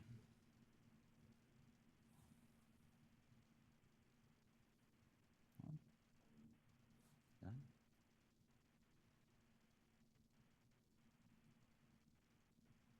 Have something, Trustee Oaken, or? I'm just trying to work something out in my head. I'm trying to work out the connection between, or the difference between the petition before us today for unification, and so what our decision on that would be, one way or another, how that would potentially impact the parties in the county working together on the dual unification. I'm not quite sure I understand the connection between the two decisions. I think the proposal would be to postpone the decision today until the January or the March meeting. Probably, I would say, suggest March, so that they can continue the conversations that they have been having. And I think that's in line with what we just heard from Mike Fine as well. Yes. I just wanted to thank everyone who presented today. It was clear that all parties have a deep commitment to students in the communities we serve. So thank you for the long drive and for being here at the end of a long day. I would be in favor of postponing the decision to January or the following meeting, only because for me personally, a lot of questions were raised today that I didn't, because it's only coming to the board for the first time now, although it's been a long process, I know, for staff and for others. I think that would provide us also an opportunity to seek legal counsel on, that we didn't get to hear from today, and other conversations to happen, and also for the county committee to have that discussion. So I'd be in favor of postponing the decision. Yes, Member Lewis. Thank you. Also echo the sentiments and thanks to all the parents who drove the long way to come up here and were insistent on your comments being heard. They're very touching, very heartfelt, and thank you for that. I appreciate it. Appreciate the districts, the other districts, and everyone else who presented. I think coming into this item, I think I was really hung up on the iBank loan and the repayment of that and not being able to proceed because that was a stipulation that you could not do that when you're in reorganization. But I like the options that we have to be able to get more information, continue the discussion, and delay it. So I would also be in favor, I believe, of delaying and continuing the hearing into the spring of 2026. And I would say, I would like to wait until the May revise to know the fiscal landscape, because that's a big issue. That's a huge issue. Where is our finances as a state? So I was just, I wouldn't mind waiting, but that loan issue is significant, and then the liability that we as a board may have if we say yes on this, there might be some significant liability on us. So I really want to know more about that liability and want to know the fiscal state. So I would like to wait until after the May revise to have a better understanding if it's okay with the board. So Good point. President Darling Hammond. Thanks. I think that's very wise. And I'll just note that among the many suggestions that have been made is that one could, if there are two fiscal pieces that are being discussed here. One is the loan, and there are proposals to wait until the loan has been repaid to, even hold the election for the decision about unification. So one could, position or sequence those things. But the other thing is clearly the viability of a single high school district. And that's the piece that, also needs to be, continue to be worked through and would benefit from the time to work that through. So, and I agree with you that waiting until May might make sense. Member Lewis, would you like to make a motion or do we need to make a motion on sorry. I just want to address the people that came today. So quiero comenzar por el agradecimiento de todas las personas que han compartido sus comentarios públicos, manejado tan lejos y enviaron sus cartas sobre este tema.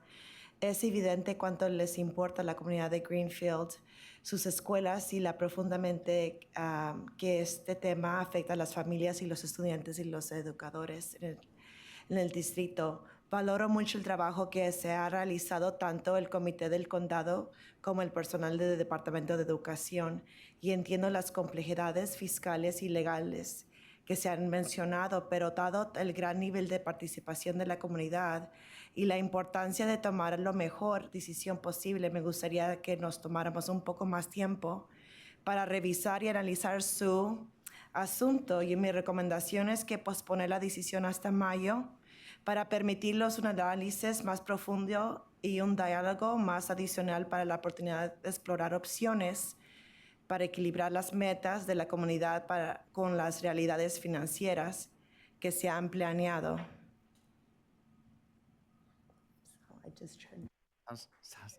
Sounds like a good motion.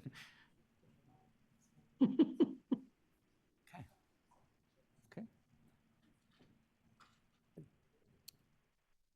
Yes. And sorry, Member Patilla Bronson. For May revise versus July, I mean, we just won't, I don't think we'll know the budget until June. Yeah, I think July sounds like a great idea.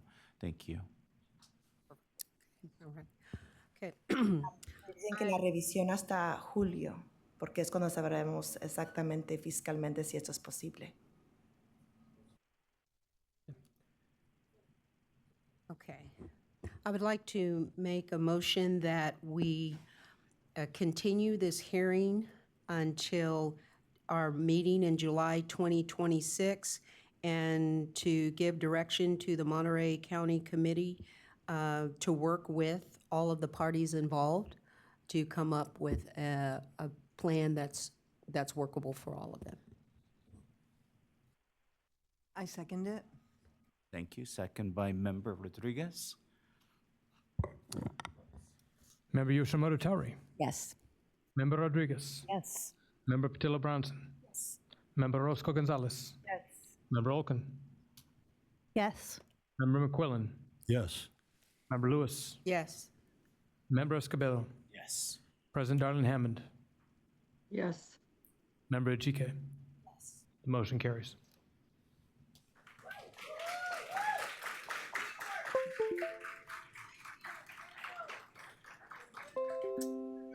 Hey, thank you very much for being here. We're gonna forego a break. If you do need to leave, take a break, please do so. But we will like to take up the waiver consent items. I'll wait until most people leave. Okay, if you can put up the slide, thank you.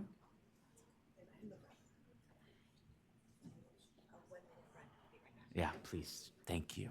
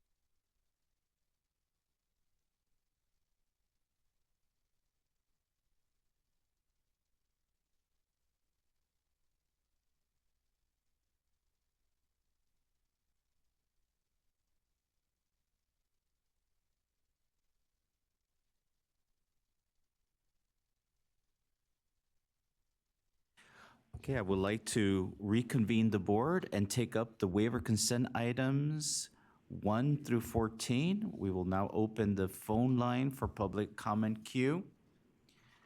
We will now ask for in-person public comment. Are there any speakers signed up? There are no in-person speakers. Right. Please let me know if there's anyone on the phone line. Yes, there's one caller in the queue, and just a reminder, we are only taking public comment for the, oh, they dropped. That concludes public comment. Oh. Okay, given that there's no public comment, I will ask for a motion on consent items waivers 1 through 14. Do I have a motion? So moved. Okay, Trustee Yoshimoto Tauri. Just really quickly, sorry, just to clarify, the motion is to adopt the CDE recommendations on waivers W01 through W14. Thank you for that reminder. Thank you. And who's second? Okay, thank you. Member Orozco Gonzalez seconds. Right. President Darlene Hammond. Yes. Member Escobedo. Yes. Member Lewis. Yes. Member McQuillan. Yes. Member Olken. Yes. Member Orozco Gonzalez. Yes. Member Patillo Brownson. Yes. Member Yoshimura Tauri. Yes. Motion carries.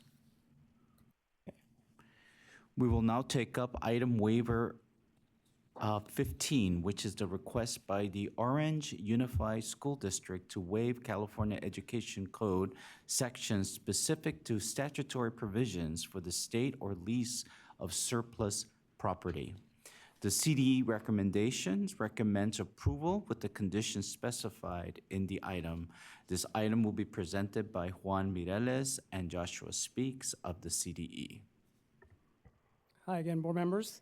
We're back.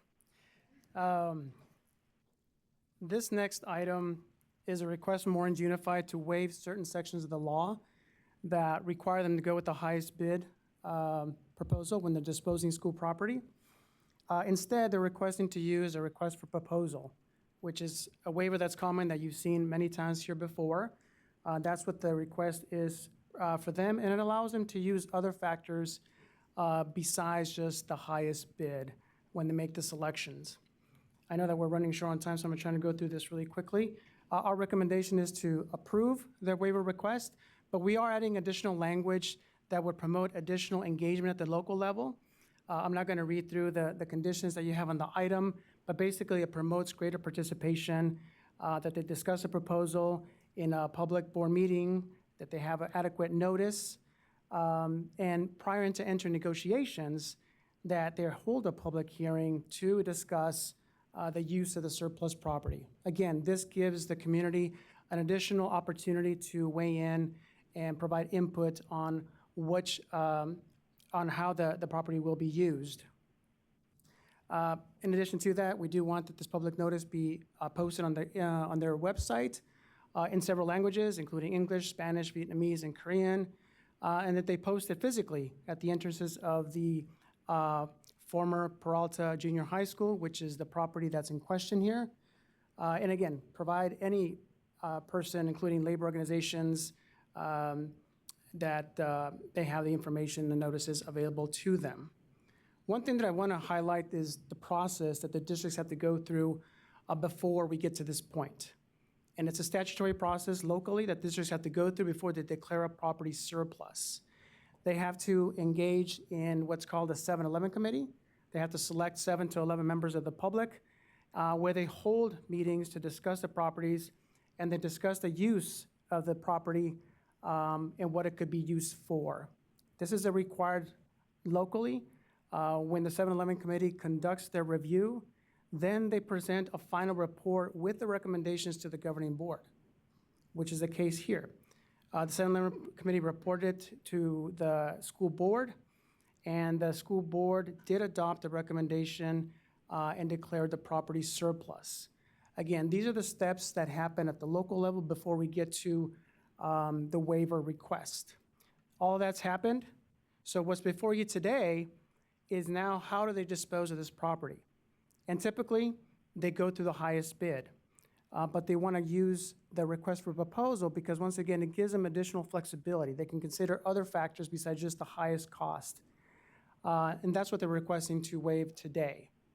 One thing that I would point out is that if the board doesn't approve the waiver, the district can still move forward and dispose of the property under the current provisions of the statute, which is, again, to go through the highest bid. So what they're asking for is flexibility in how to dispose, again, based on that local process that they already went through locally to declare a surplus. So what's before you today are very specific sections of the law that talks about how to dispose of the property. Instead of highest bid, we want to use a request for proposal.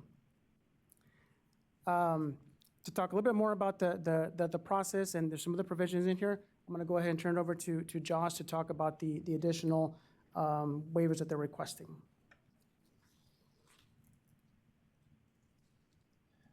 Thank you, members. Yes, the district is also requesting a waiver of the provisions of the Naylor Act. The Naylor Act applies when a property has been used over the last 8 years for student recreational purposes. The purpose of the Naylor Act is to ensure that there is continuity of outdoor student recreational activities, especially in some of our more built-up urban areas where it can be difficult for students to find recreational spaces. It applies to property, like I said, that's been used entirely or partially for outdoor recreational purposes. And if the Naylor Act applies, then the district must offer to negotiate to sell or lease up to 30% of the property to specific local entities, the local city, the local Parks and Rec district, organizations like that, at a monetary discount. And there's a formula for determining how much of a discount they would get. The Naylor Act only applies if the purchasing entity determines that no other publicly owned land in the vicinity of the site is adequate to meet the needs of the community for recreational and open space purposes. So in other words, if there are plenty of other recreational sites in the vicinity, then the Naylor Act does not apply.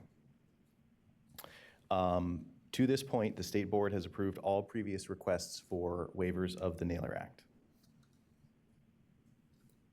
So a little bit of history of the site. The site is a 19.5 acre site and was formerly the Peralta Junior High School, which closed back in 1985.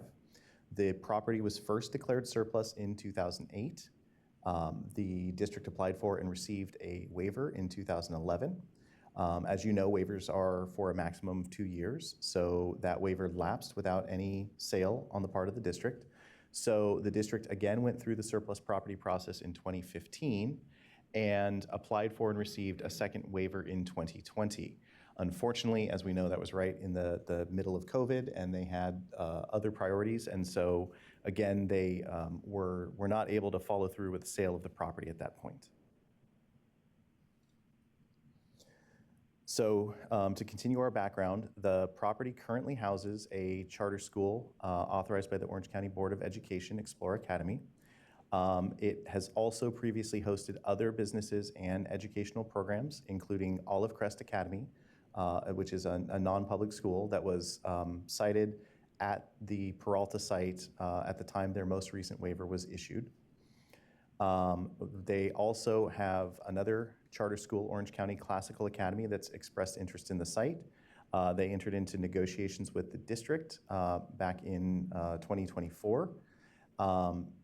Those negotiations did not lead to them leasing the site for reasons that are essentially they were not able to come to terms on the length of time for the lease, and would have required a longer lease in order to get funding that they needed to make improvements to the site.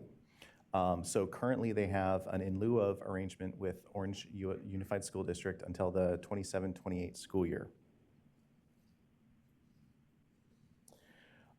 We have had some organizations weigh in on this. As you know, with waivers, we have to consult with the district's bargaining units. So CSEA, their local, is in support of the waiver. Orange Unified Education Association is neutral. As I stated, Orange County Classical Academy, which has expressed interest in the site, sent a letter in opposition to the waiver. And the City of Orange contacted us as well, expressing interest in acquiring the site using the Naylor Act, but they did not take a position on the waiver itself. So in summary, CDE has examined the waiver, which would allow the district to waive that sealed bid, highest bidder process for leasing surplus property. We have examined it and against the 7 criteria for evaluating waivers that are in section 33501. We believe that the waiver meets those statutory criteria, and we are recommending that the State Board approve the waiver with the conditions that Juan previously outlined. We understand that this has generated a lot of local interest and concern, and we believe that those conditions, which we have used in the past when waivers have been of concern to the local community, will ensure that there is continued robust public discussion about the ultimate disposition of the site, but that robust discussion will take place in the appropriate venue, which is at the meetings of the local school board. I thank you for your time, and we're available to answer any questions that you have. Thank you. Although legally, we're not required to hold a public hearing on this waiver request or any other waiver request, or provide any opportunities for supporters or opponents of this or any other waiver requests to make a presentation to CBE outside of the designated public comment period during the waiver item. But as a courtesy and solely applicable to this waiver request, following our presentation by CDE, will permit separate presentations from supporters and opponents of the waiver. These presentations can only be up to 5 minutes, okay? So there'll be a presentation by the supporters of the waiver, including by representatives of Orange Unified, and then opposition to the waiver, including representatives by the Orange County Classical Academy. Then following these presentations, there'll be an opportunity for public comment from members of the public who are not part of either presentation. So those in support, please begin. You have 5 minutes to present.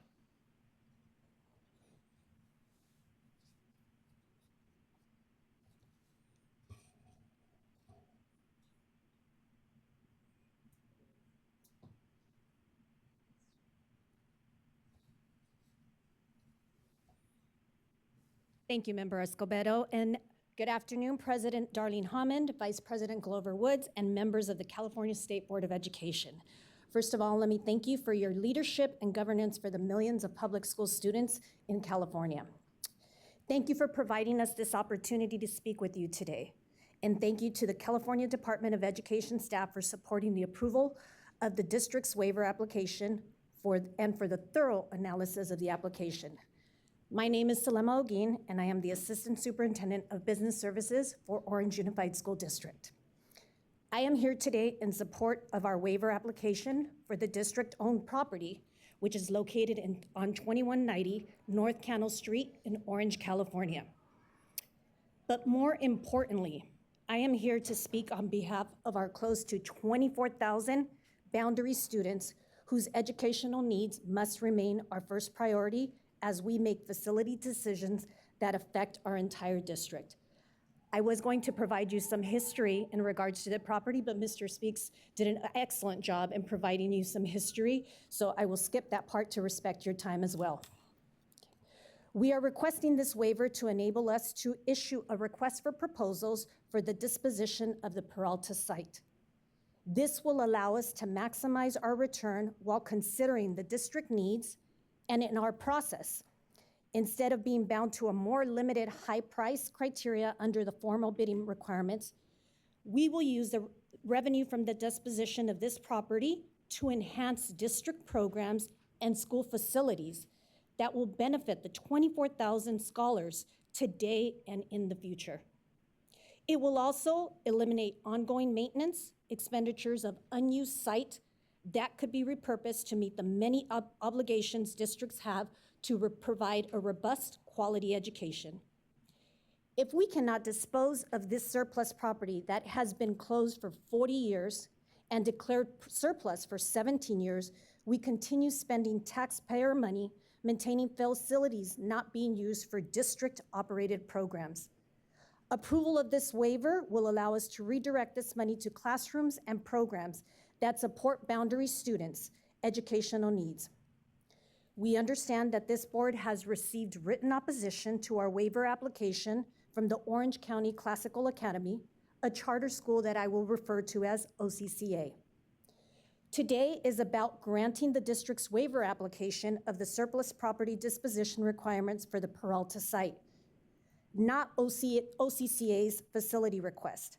However, I will address some of the concerns raised by OCCA to provide a more complete picture of what has occurred and address misstatements by OCCA in its comment letters. OCCA claims we misled the board by stating that the property has not been used for educational purposes. The district has been completely transparent throughout this process. We stated accurately that the district itself has not used the Peralta site for its own educational purposes for an extended period of time. This property, as stated by Mr. Speaks, has been declared surplus. The district does not operate district educational programs on this site. When the California Department of Education staff asked us for clarification about any use of the property, we responded that Explore Academy, as you heard, has a license agreement for a portion of this site. OCCA also occupied a portion of the Peralta site at one time. It is no longer located there, not because of any district action, but because of the City of Orange deemed OCCA's application to install modular buildings incomplete and requested several items before it would continue its review. The letter which I provided as part of the exhibits you receive states, based on the comments provided in the attached Table A, your application has been deemed incomplete at this time. With your next resubmittal, please fill in the applicant response columns. Instead of resubmitting a project application, OCCA formally requested withdrawal of its application and notified the district that it was terminating its use of the Peralta site. OCCA serves approximately 340 of our boundary students. These students already have educational facilities at OCCA's current site. OCCA claims that approval of this waiver would jeopardize facility needs for its students, which is inaccurate. Under Proposition 39, our obligation is to provide reasonably equivalent space schools spaces when charter schools submit annual facilities. We will always comply with all the charter requirements. And again, we appreciate your time and appreciate the opportunity to provide you exhibits, and we appreciate the staff's recommendation. Time. Okay. Those in opposition, please come up. You have 5 minutes to present.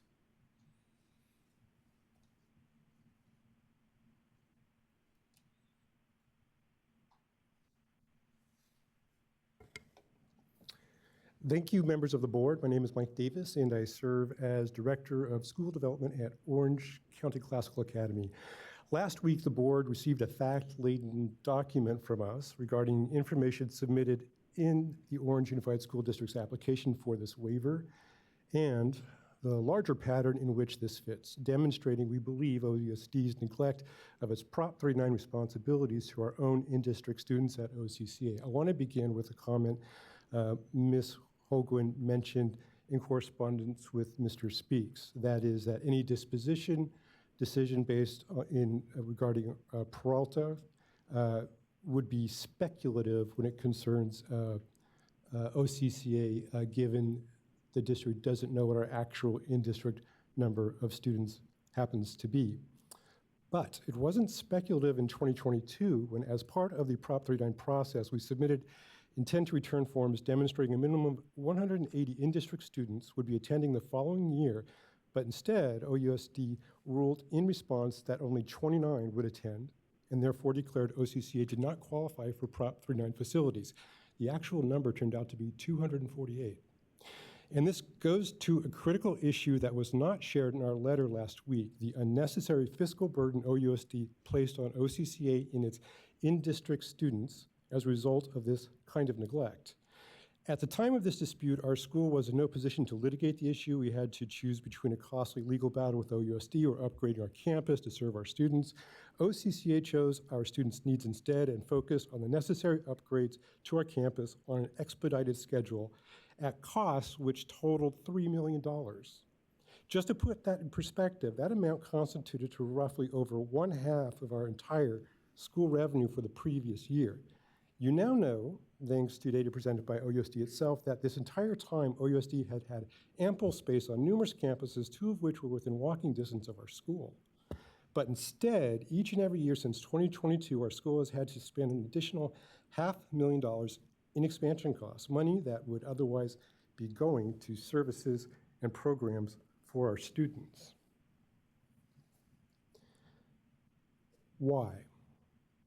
Well, when asked by Joshua Speaks of the CDE why OUSD claimed the former site of Peralta Junior High had not been used for educational purposes when there was literally a charter school operating on its premises, Ms. Holguin's response was, and I quote, "The district means that the property has not been used by the district for its own educational purposes," emphasis theirs.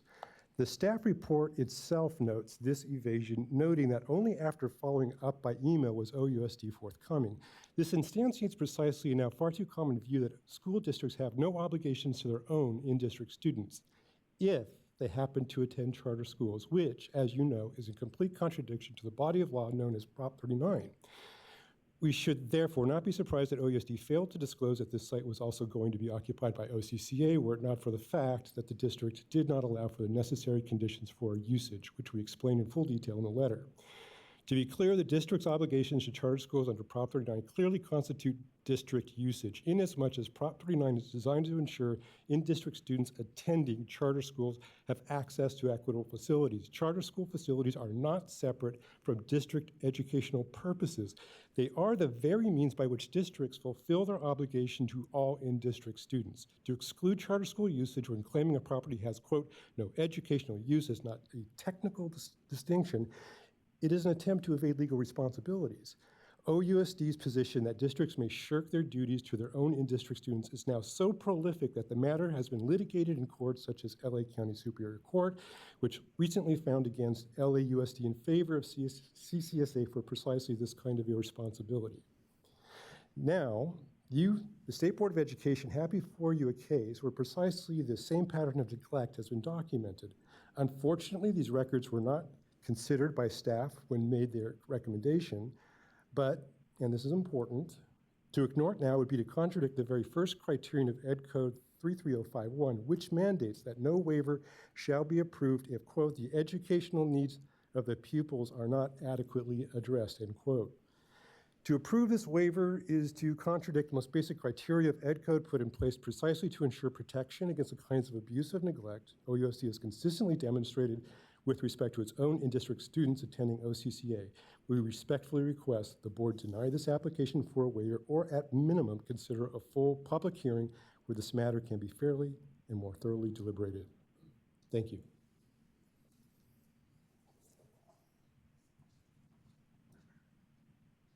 Okay.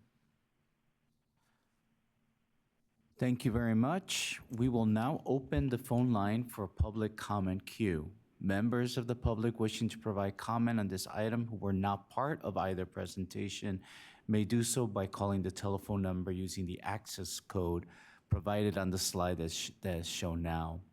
While we're waiting, I would like to ask our liaison, Member Lewis, if she has any initial comments. Member Escobedo, I'd like to reserve my comments until after we hear the public comment, but I would also, I would like can I ask a clarifying question at this time? Josh and Juan, I have a question, please.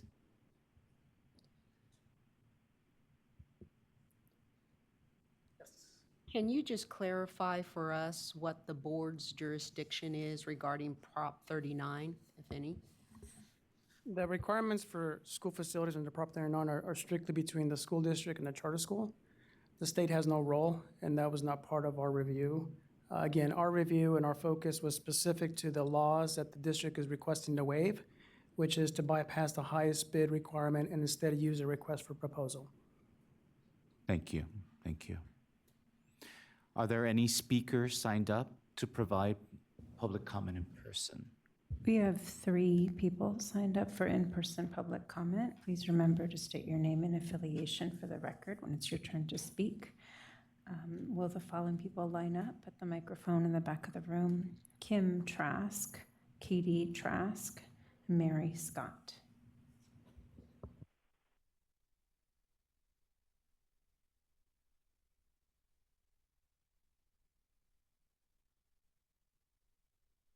Please. Oh, no, I can't. Could someone check the mic? Thank you. Yes. Hear me now? Okay, thank you. Good evening, board members. My name is Kim Trask. My 3 kids in grades 10, 8, and kindergarten attend OCCA, and we reside within OUSD's boundaries.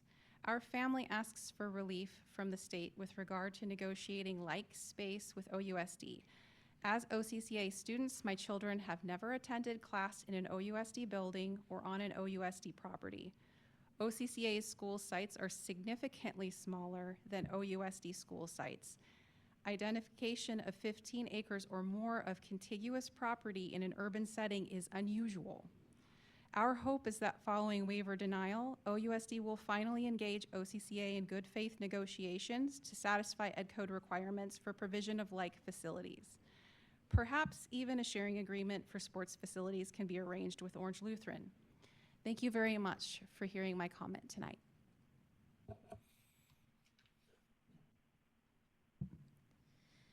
Good afternoon, Board of Education. My name is Katie Trask, and I am an OUSD resident. There are more than 300 other OUSD residents like me who attend Orange County Classical Academy. OCCA has continuously expressed our need for property to OUSD. I have spoken at 4 OUSD board meetings, yet we have not received a useful property. OUSD has been made aware of our needs and has demonstrated it has space, but we have never received a property to build a permanent campus on. It frustrates me that they now want to sell Peralta to the highest bidder rather than negotiate with OCCA. Please deny OUSD's Peralta waiver renewal. Thank you for the opportunity to speak.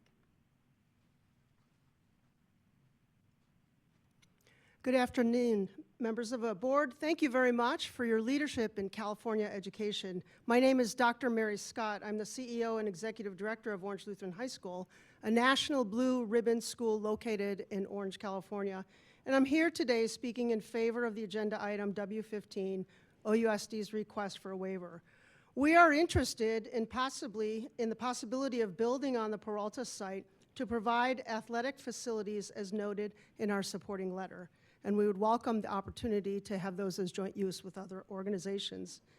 While there are a number of other properties located within OUSD boundaries, the Peralta surplus site is large enough and close enough for Orange Lutheran High School to provide appropriate use for all students and excellent oversight of the property. Thus, we have been exploring this possibility for almost 20 of the 40 years the site has been closed. Finally, and perhaps more importantly, we have both community and city government support for this proposed reuse of the site. Thank you very much for your consideration.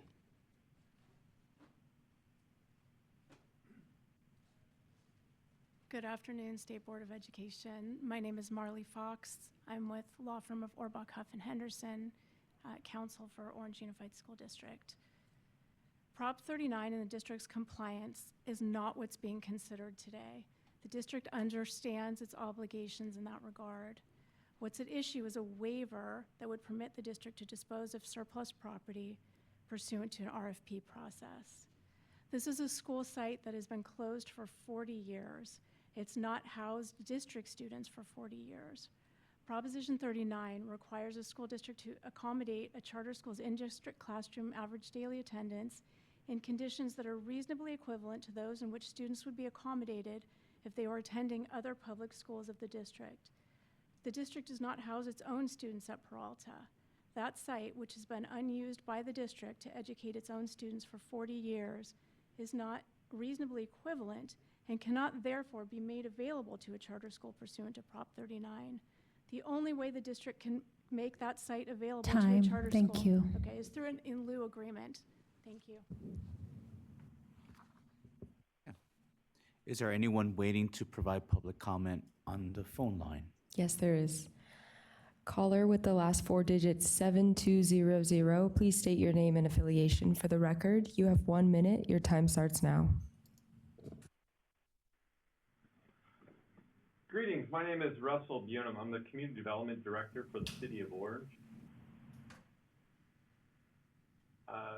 OCCA submitted an application to the city for use of the Peralta site on June 24th, 2024. The city reviewed the application and responded with an incomplete letter on July 23rd, 2024, with a 39-page incomplete letter of OCCA's inability to meet city codes. Their application was withdrawn on September 4th of 2024. And that's all. Concludes my comments. I'm available if you have any questions. Thank you. Caller with the last four digits, 5712, please start your public comment. Hi, my name is Madison Miner. I'm a parent and a deeply concerned citizen of Orange, the city of Orange. Orange Unified is ignoring a state mandate that provides educational facilities for students such as my four children that attend OCCA. Families like mine have requested space for our children, and yet we've been repeatedly overlooked. Now the district is appealing to the state to bypass the surplus property agreement. The previous speaker was disingenuous when she said that in-district students have not used it because there have been other students of OUSD that have used that property, even though they weren't under the OUSD umbrella. So being offered to the highest bidder is not an option. This is not legal anymore, this is moral. There are public charter school students that are public school students that want use of that property. Our children deserve safe, adequate classrooms right here in our community, not delays, loopholes, or politics. I urge the district to honor the law, prioritize students, and provide facilities for our children that they need and deserve. And I urge the board to vote no on this surplus property waiver. Our families are watching, and we will not accept anything less. Thank you. Next caller, ending in 9182, please begin your public comment. Hi, good afternoon.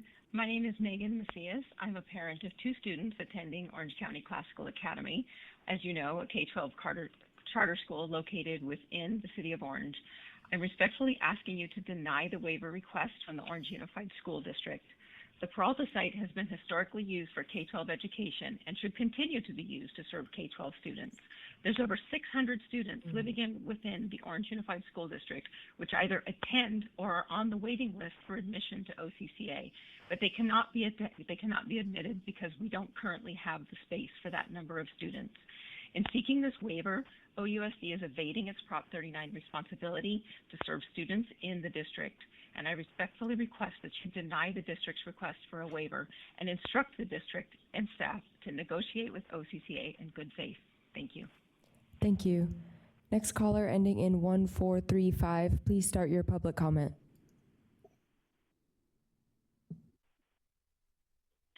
Good evening. My name is Michael Christensen. I'm the former superintendent of the Orange Unified School District. I left as of June 30th, and we were hoping this was going to come to your attention prior to my leaving. However, I do want to speak in favor of the request and just state that if there are Prop 39 issues, this is not the place to litigate those. And I would encourage them to do that in the correct venue, and would like to thank the staff for their recommendation and encourage your vote in support of the staff recommendation. Thank you. Thank you. This concludes public comment for waiver 15. Thank you. We will now open for board discussion. Member Lewis, you have. First of all, I want to thank everyone who took the time to provide public comment on this item, including those in person and those who did so by letter and those who did so by the call-in. I also want to thank the CDE staff for their presentation and thank the Orange Unified School District and the Orange County Classical Academy for their remarks today. The waiver request from Orange Unified is to allow the district to use a different process from the highest bidder to sell property that has already been declared surplus.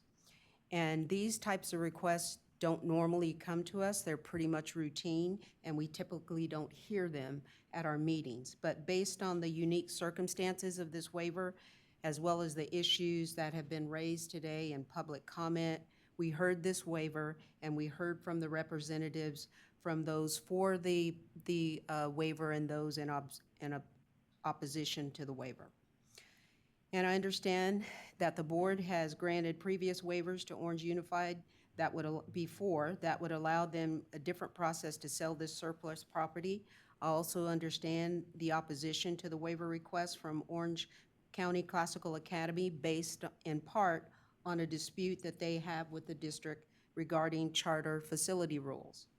But as we heard from the CDE staff today, we have no jurisdiction as a board over the Prop 39 process.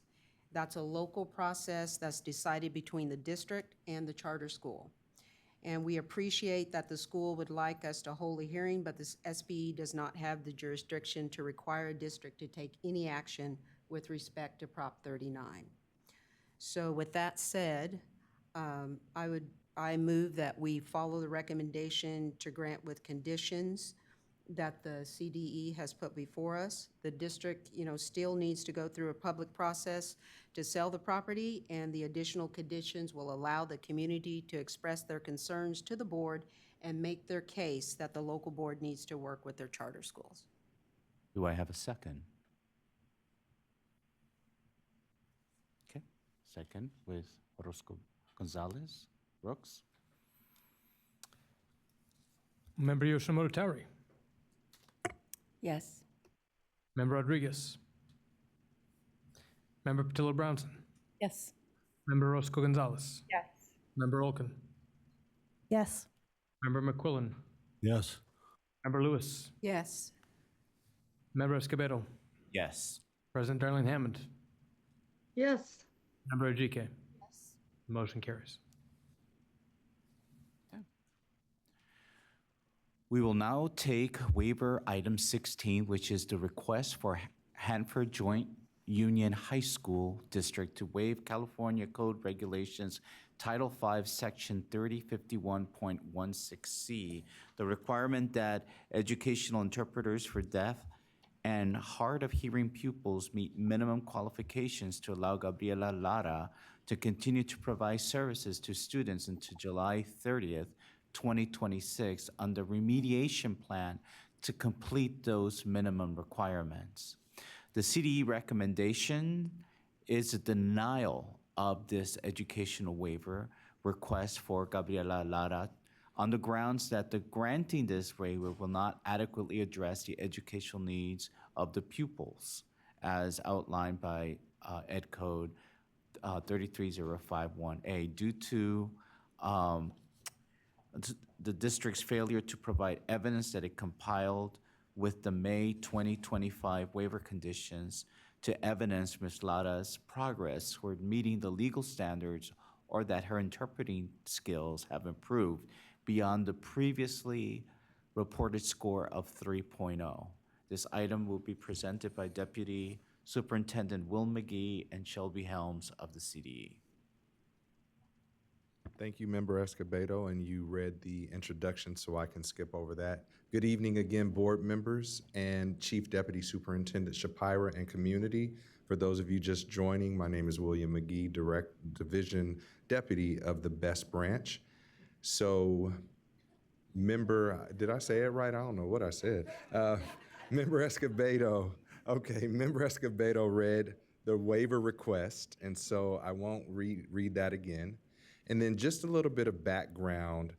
The reason that we are requesting denial for this waiver is so that the children who need the interpretation services can have their free and appropriate public education. And so, as you all know, the Individual with Disability Act of 2004 requires that interpreters for pupils who are deaf or hard of hearing meet state-approved requirements. So in summary, the waiver is to allow Gabriela Lara to continue to provide services through July 30th, 2026. And she was hired in August 2023, who obtained an EIPA score, and that's one of the tests for interpreters, of 3.0 out of 5.0. And 3.0 means that the child that is receiving the services does not have full access to academic content by the teacher because the interpreter is not able to interpret at the highest level.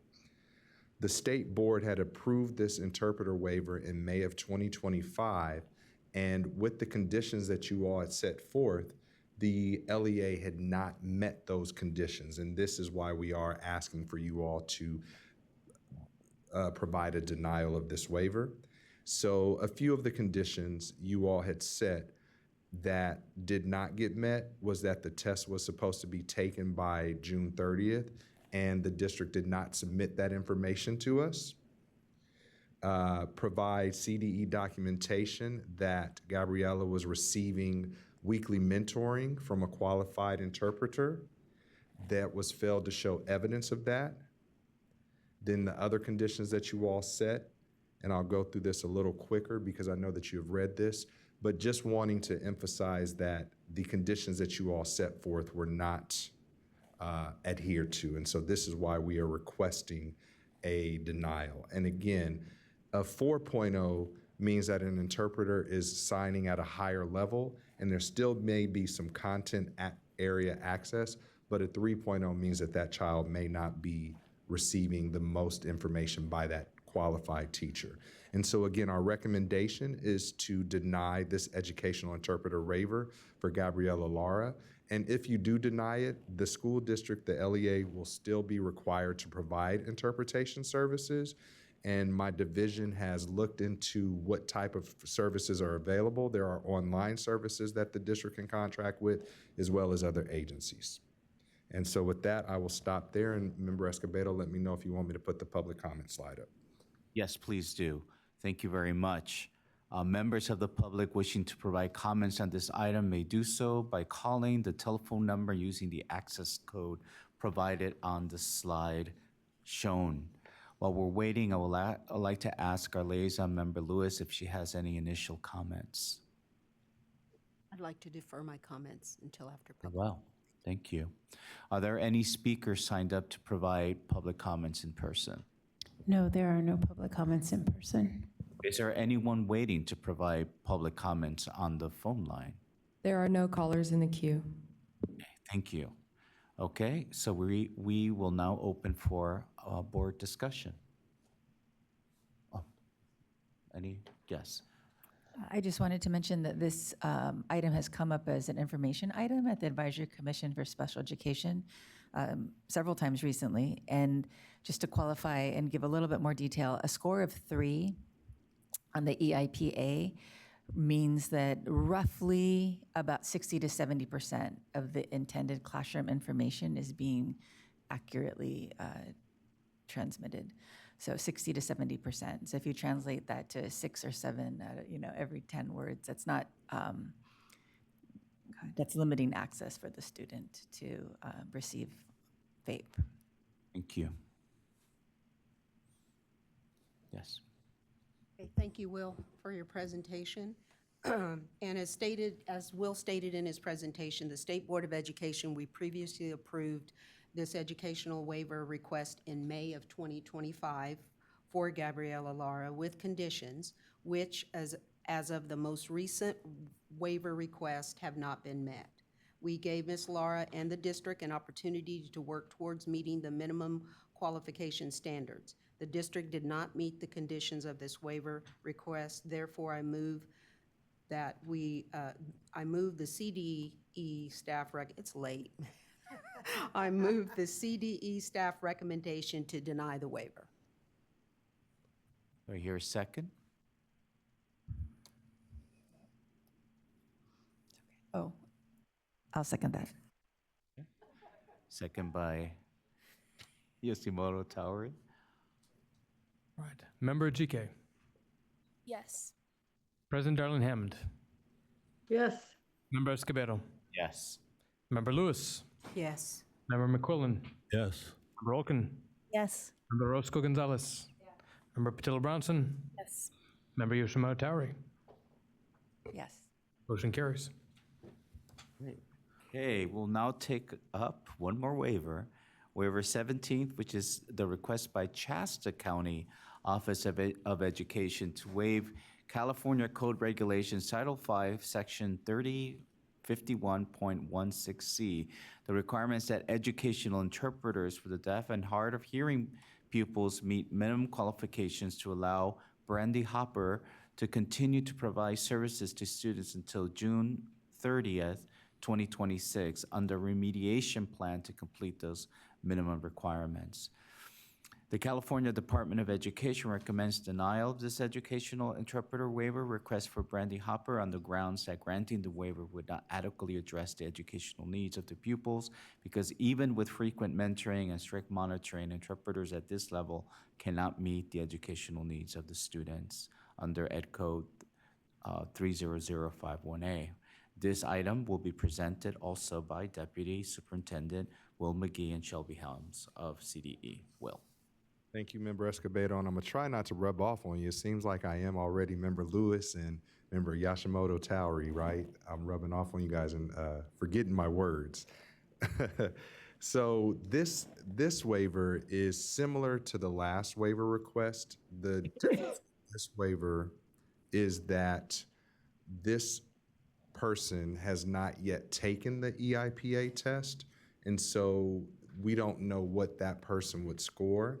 So Brandy Hopper is an education sign language interpreter, and she has not yet taken that EIPA test. And so again, without knowing the score, it would be something similar in regard to having an interpreter who is not qualified.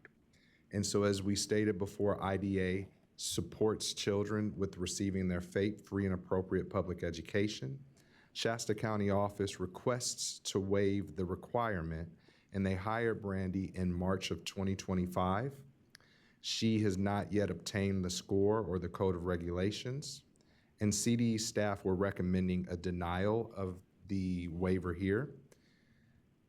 Her pre-hire condition also said hire with caution. So when she did do the pre-hiring or the hiring with the school district, they noted to hire with caution. And so the recommendation from the Department of Education is a denial of this waiver for Brandy Hopper on the grounds that granting the waiver would not adequately address the educational needs of the student that would be receiving the sign language services. If the board did choose to grant conditions on a waiver, there are some conditions that we have placed in there to support with your discussion if that's the way the board would like to go. And so I won't read through all the conditions unless you want me to. However, there are several conditions that are similar to that previous waiver. And so I will stop there, Member Escobedo, and Okay, thank you very much. We will now open the phone line for public comment queue. Members of the public wishing to provide comment on this item may do so by calling the telephone number and using the access code provided on the slide shown now. While we're waiting, Member Lewis, you want to wait? Okay, very well. So is there anyone waiting to provide public comment in person? There's no public comment in person. Is there anyone waiting on the phone line? There are no callers in the queue. Thank you. So we will now open for board discussion. Yes, member. Clarifying question, Mr. McGee, you said in the previous item that your staff had done a review of equivalent services and availability. So in this case, in item W17, was your staff also able to conduct an assessment of whether other staff was available? I'm asking particularly because of the rural nature of Shasta and the persistent shortages that often accompany remote locations.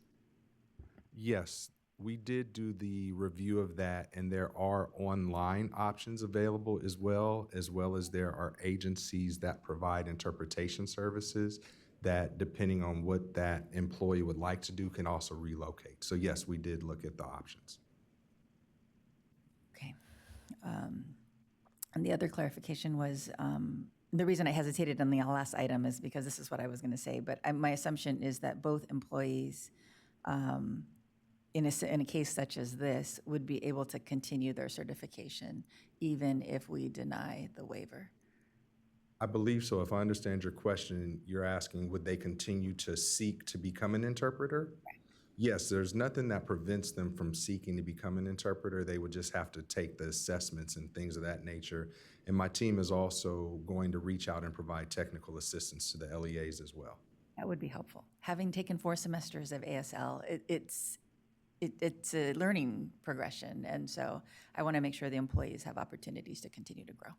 That was my foreign language in college as well. So thank you. Any other discussions?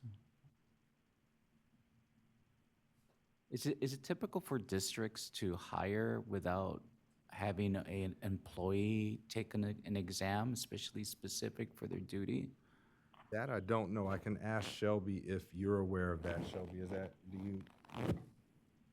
The question is it typical for districts to hire an employee without taking the assessment?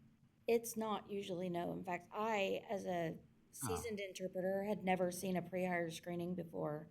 So I went through the pre-hire screening myself, being fluent and an instructor at our local college in the interpreter program, and I was surprised to see it, but it's very preliminary and very basic. Okay. Yes, please. Thank you again, Will. I know the hour is growing late, but I need to give a little context to this item here. So just interpreters are necessary. We know that for the deaf and hard of hearing students to ensure that they receive accurate information in the classroom and that they can participate with their classmates in discussions with their feedback and thoughts shared accurately with peers and teachers who are not able to use sign language. For that reason, the State Board of Education approved regulations that require certification or a certain score on a test so that the education interpreter has the ability, as established by certification or assessment levels, to communicate accurate information to and from the student in the school setting.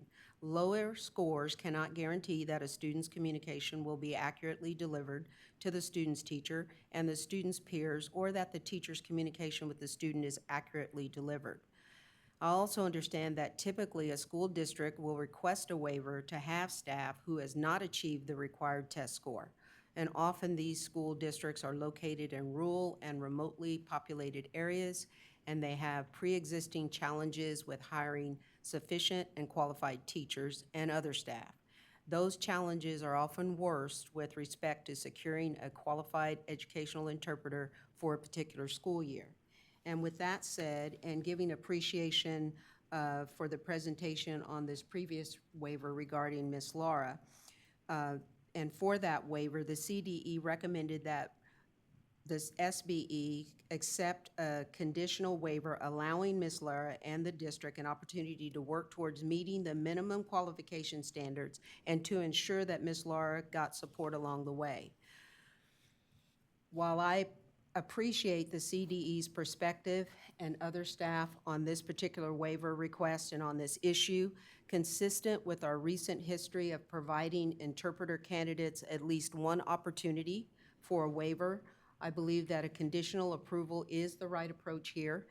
And I appreciate that the CDE has provided conditions in the alternate, and I believe that those are appropriate with one modification to condition 1 to ensure that the LEA is clear on the documentation requirements. For that reason, I move that the board approve Shasta County Office of Education's waiver request for Brandy Hopper, provide educational interpreting services for the deaf, to provide educational services for the deaf and hard of hearing students until June 30, 2026, with the following addendum to number 1.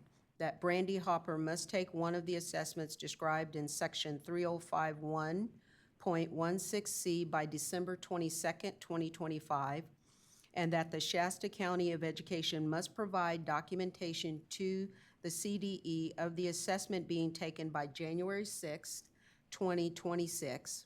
Acceptable documentation to meet this condition includes confirmation from the assessment provider showing that Ms. Hopper took the test on or before December 22nd, 2025, and then all the other conditions would remain. Yes. Trustee Yoshimoto Tower, you're second? I'm seconding the motion. Okay. Okay. Member Yoshimoto Tower. Yes. Member Rodriguez. Member Patillo Brownson. Yes. Member Orozco Gonzalez. Yes. Member Olken. Yes. Member McQuillan. Yes. Member Lewis. Yes. Member Escobedo. Yes. President Darlene Hammond. Yes. Member Ejike. Motion carries. Okay, we are almost there, guys. We are reopening item 1 to take action on the preliminary report of actions draft September 2025 meeting minutes and to report on our liaison reports. So so we have SBE preliminary draft of our minutes. Are there any speakers signed up to provide public comments? None? Okay. And anyone on the phone line? Yes. Yes. Caller ending in 4691, please state your name and affiliation for the record. You have 1 minute. Your time starts now.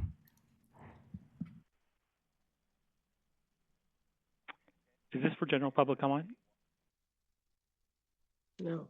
No, this is for the minutes. No, not yet. It's for the minutes for our last board meeting. If you could please call back during general public comment. Thank you. Thank you. This concludes public comment for the meeting minutes. Do I have a motion to approve the minutes? Motion? Okay, motion.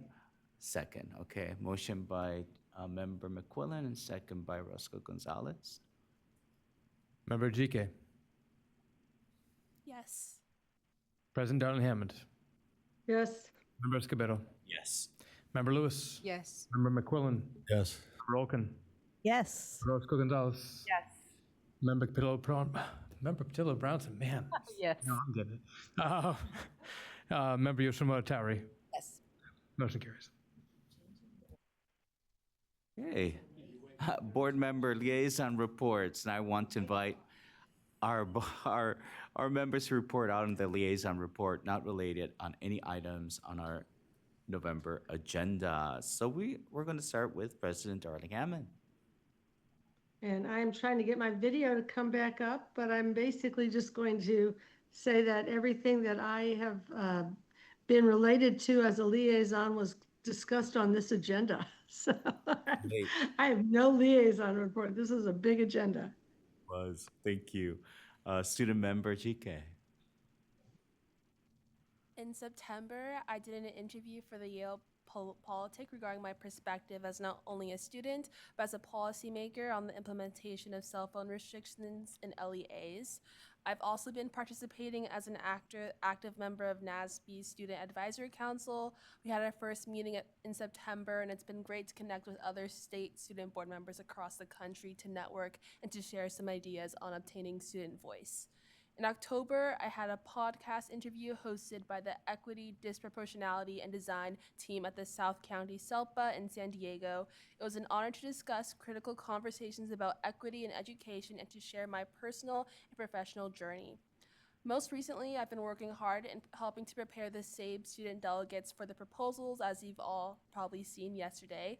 CASC had a larger delegation this year, which was diverse in background, geographic locations, and perspectives, and they're not here right now, but I also just want to thank the CASC staff for pulling off a very successful conference. It was an immense honor to oversee the first part of the SBM selection process, and I look forward to finding out who my successor will be around the spring. And I also look forward to attending 2 student conferences next month in December, and I'll report back on that in the January board meeting. Thank you. That's my report. Thank you. Member McQuillan.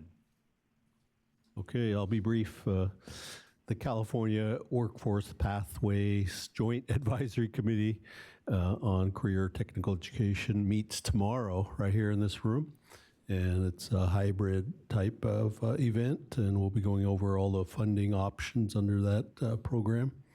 And then just a reminder that Sacramento is hosting a parade this Saturday to commemorate the American Indian Heritage Month here of November, and several cultural demonstrations right on Capitol Mall here. Everyone's welcome. The parade, and then 1 o'clock for cultural presentations.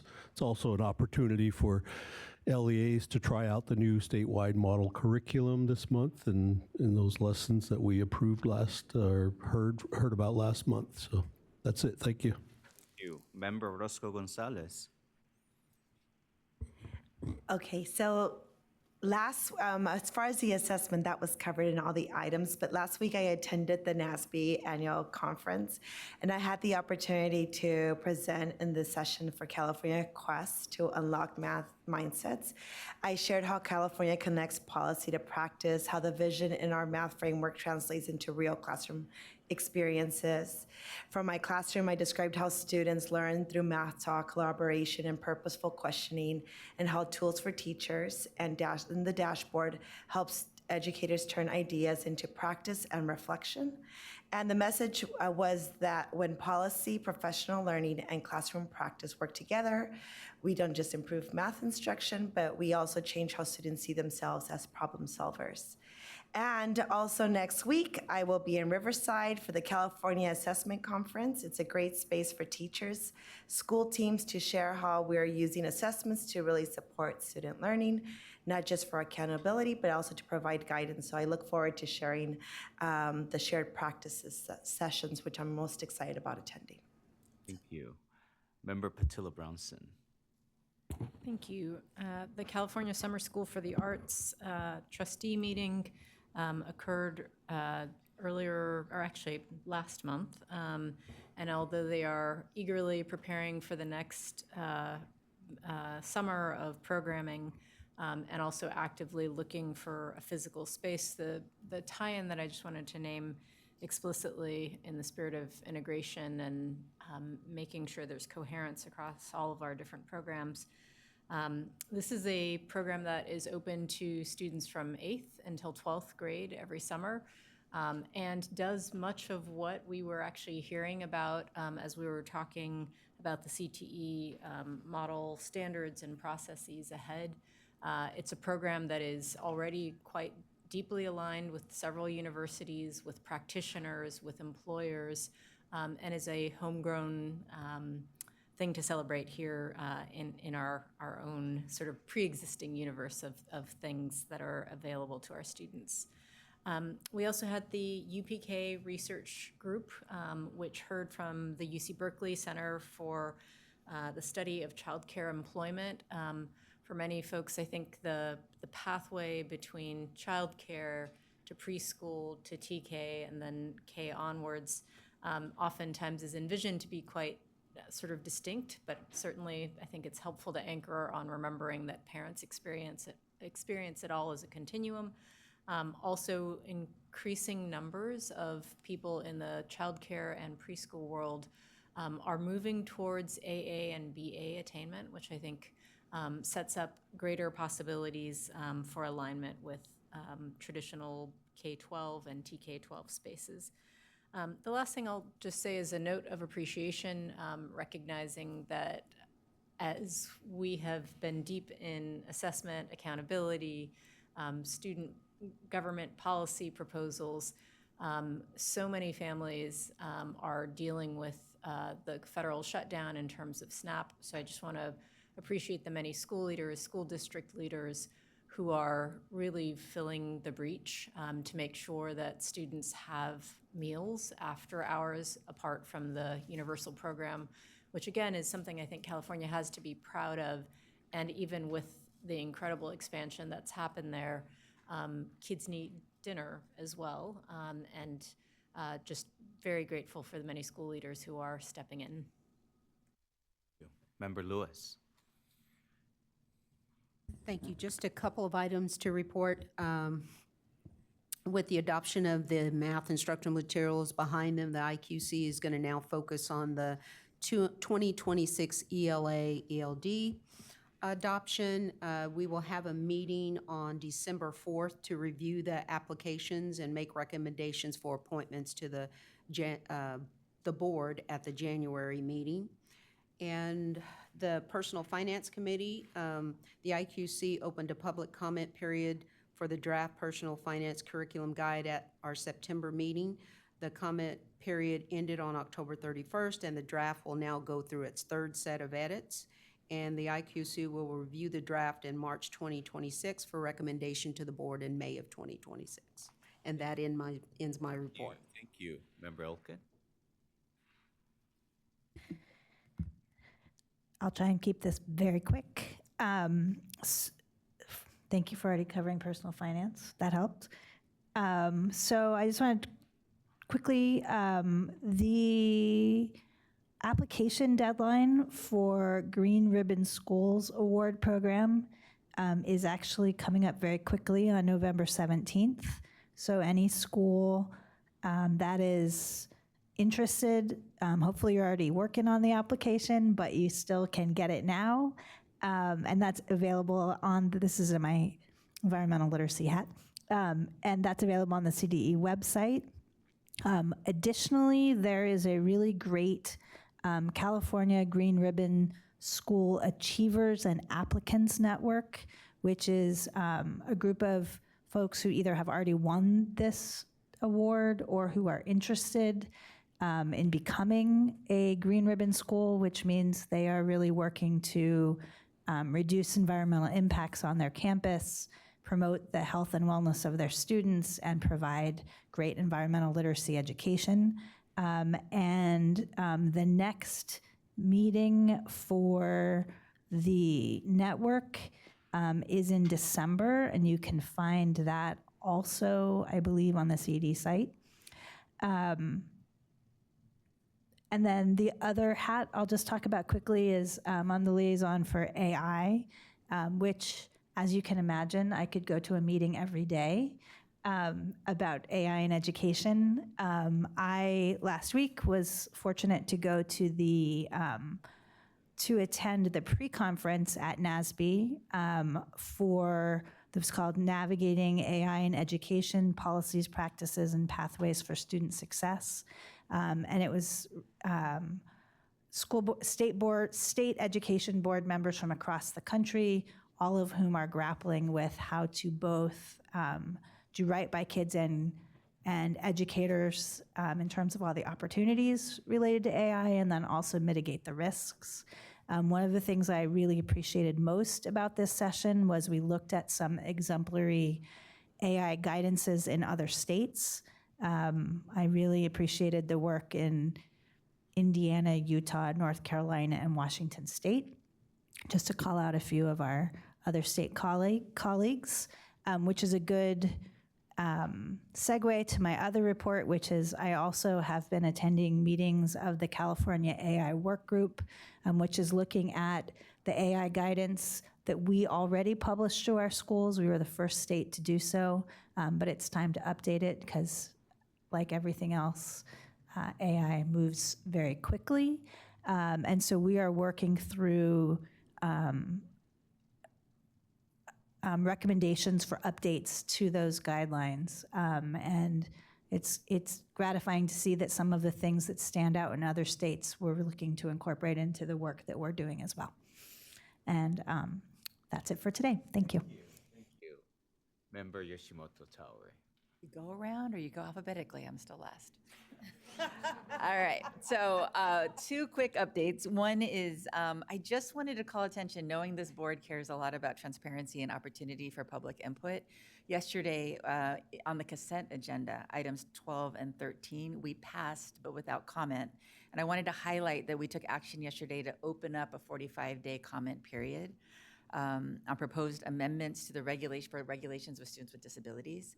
One is to give LEAs flexibility to design alternative extended school year schedules of at least 15 instructional days instead of the current requirement for 20 instructional days while maintaining the total instructional minutes. And the second was, item 13 was to expand and align early start eligibility criteria for our youngest learners with the Department of Developmental Service regulations. And so details on how to submit comments or participate in the January hearings are on the SBE agenda items for yesterday's items 12 and 13. So I encourage people to take a closer look at those. And then my second update is just that on December 1st, applications for the California Serves grants are due. And again, that gives $500,000 for eligible LEAs to participate in service learning with their students. Thank you. Oh, thank you. I have nothing to report. I kind of went over everything during this agenda time, this meeting time. Just want to wish everyone, we won't see each other until 2026, right? So wish everyone a restful break and can't wait until the new year. Just love being here with you guys. You guys are amazing. And it's my birthday too. What the heck? Happy birthday So to we have you. One more. Now I would like to take up agenda item 21. General public comment. Public comment is invited on any matter not included in the printed agenda. Members of the public wishing to provide comment this item may do so in person or by calling the number shown on the comments slide. Are there any people in person? No. There are not. There is one on the phone, right? Please. Yes. Caller ending in 4691, please start your public comment. Good evening, President Darling Hammond, Chair Escobedo, and members. My name is Carlos Machado with the California School Board Association. CSBA appreciates the careful review the board and staff have undertaken to improve the effectiveness of the state's support, system of support, including differentiated assistance. The state rigorously monitors and evaluates the performance of students, schools, districts through accountability tools such as assessments and the dashboard. However, there is no comparable telemetry and accountability system for evaluating the performance of state programs and supports designed to close the achievement gap. CSBA has a Close the Achievement Gap effort that is focused on examining how state agencies should hold themselves accountable for supporting, not directing, local efforts of LEAs.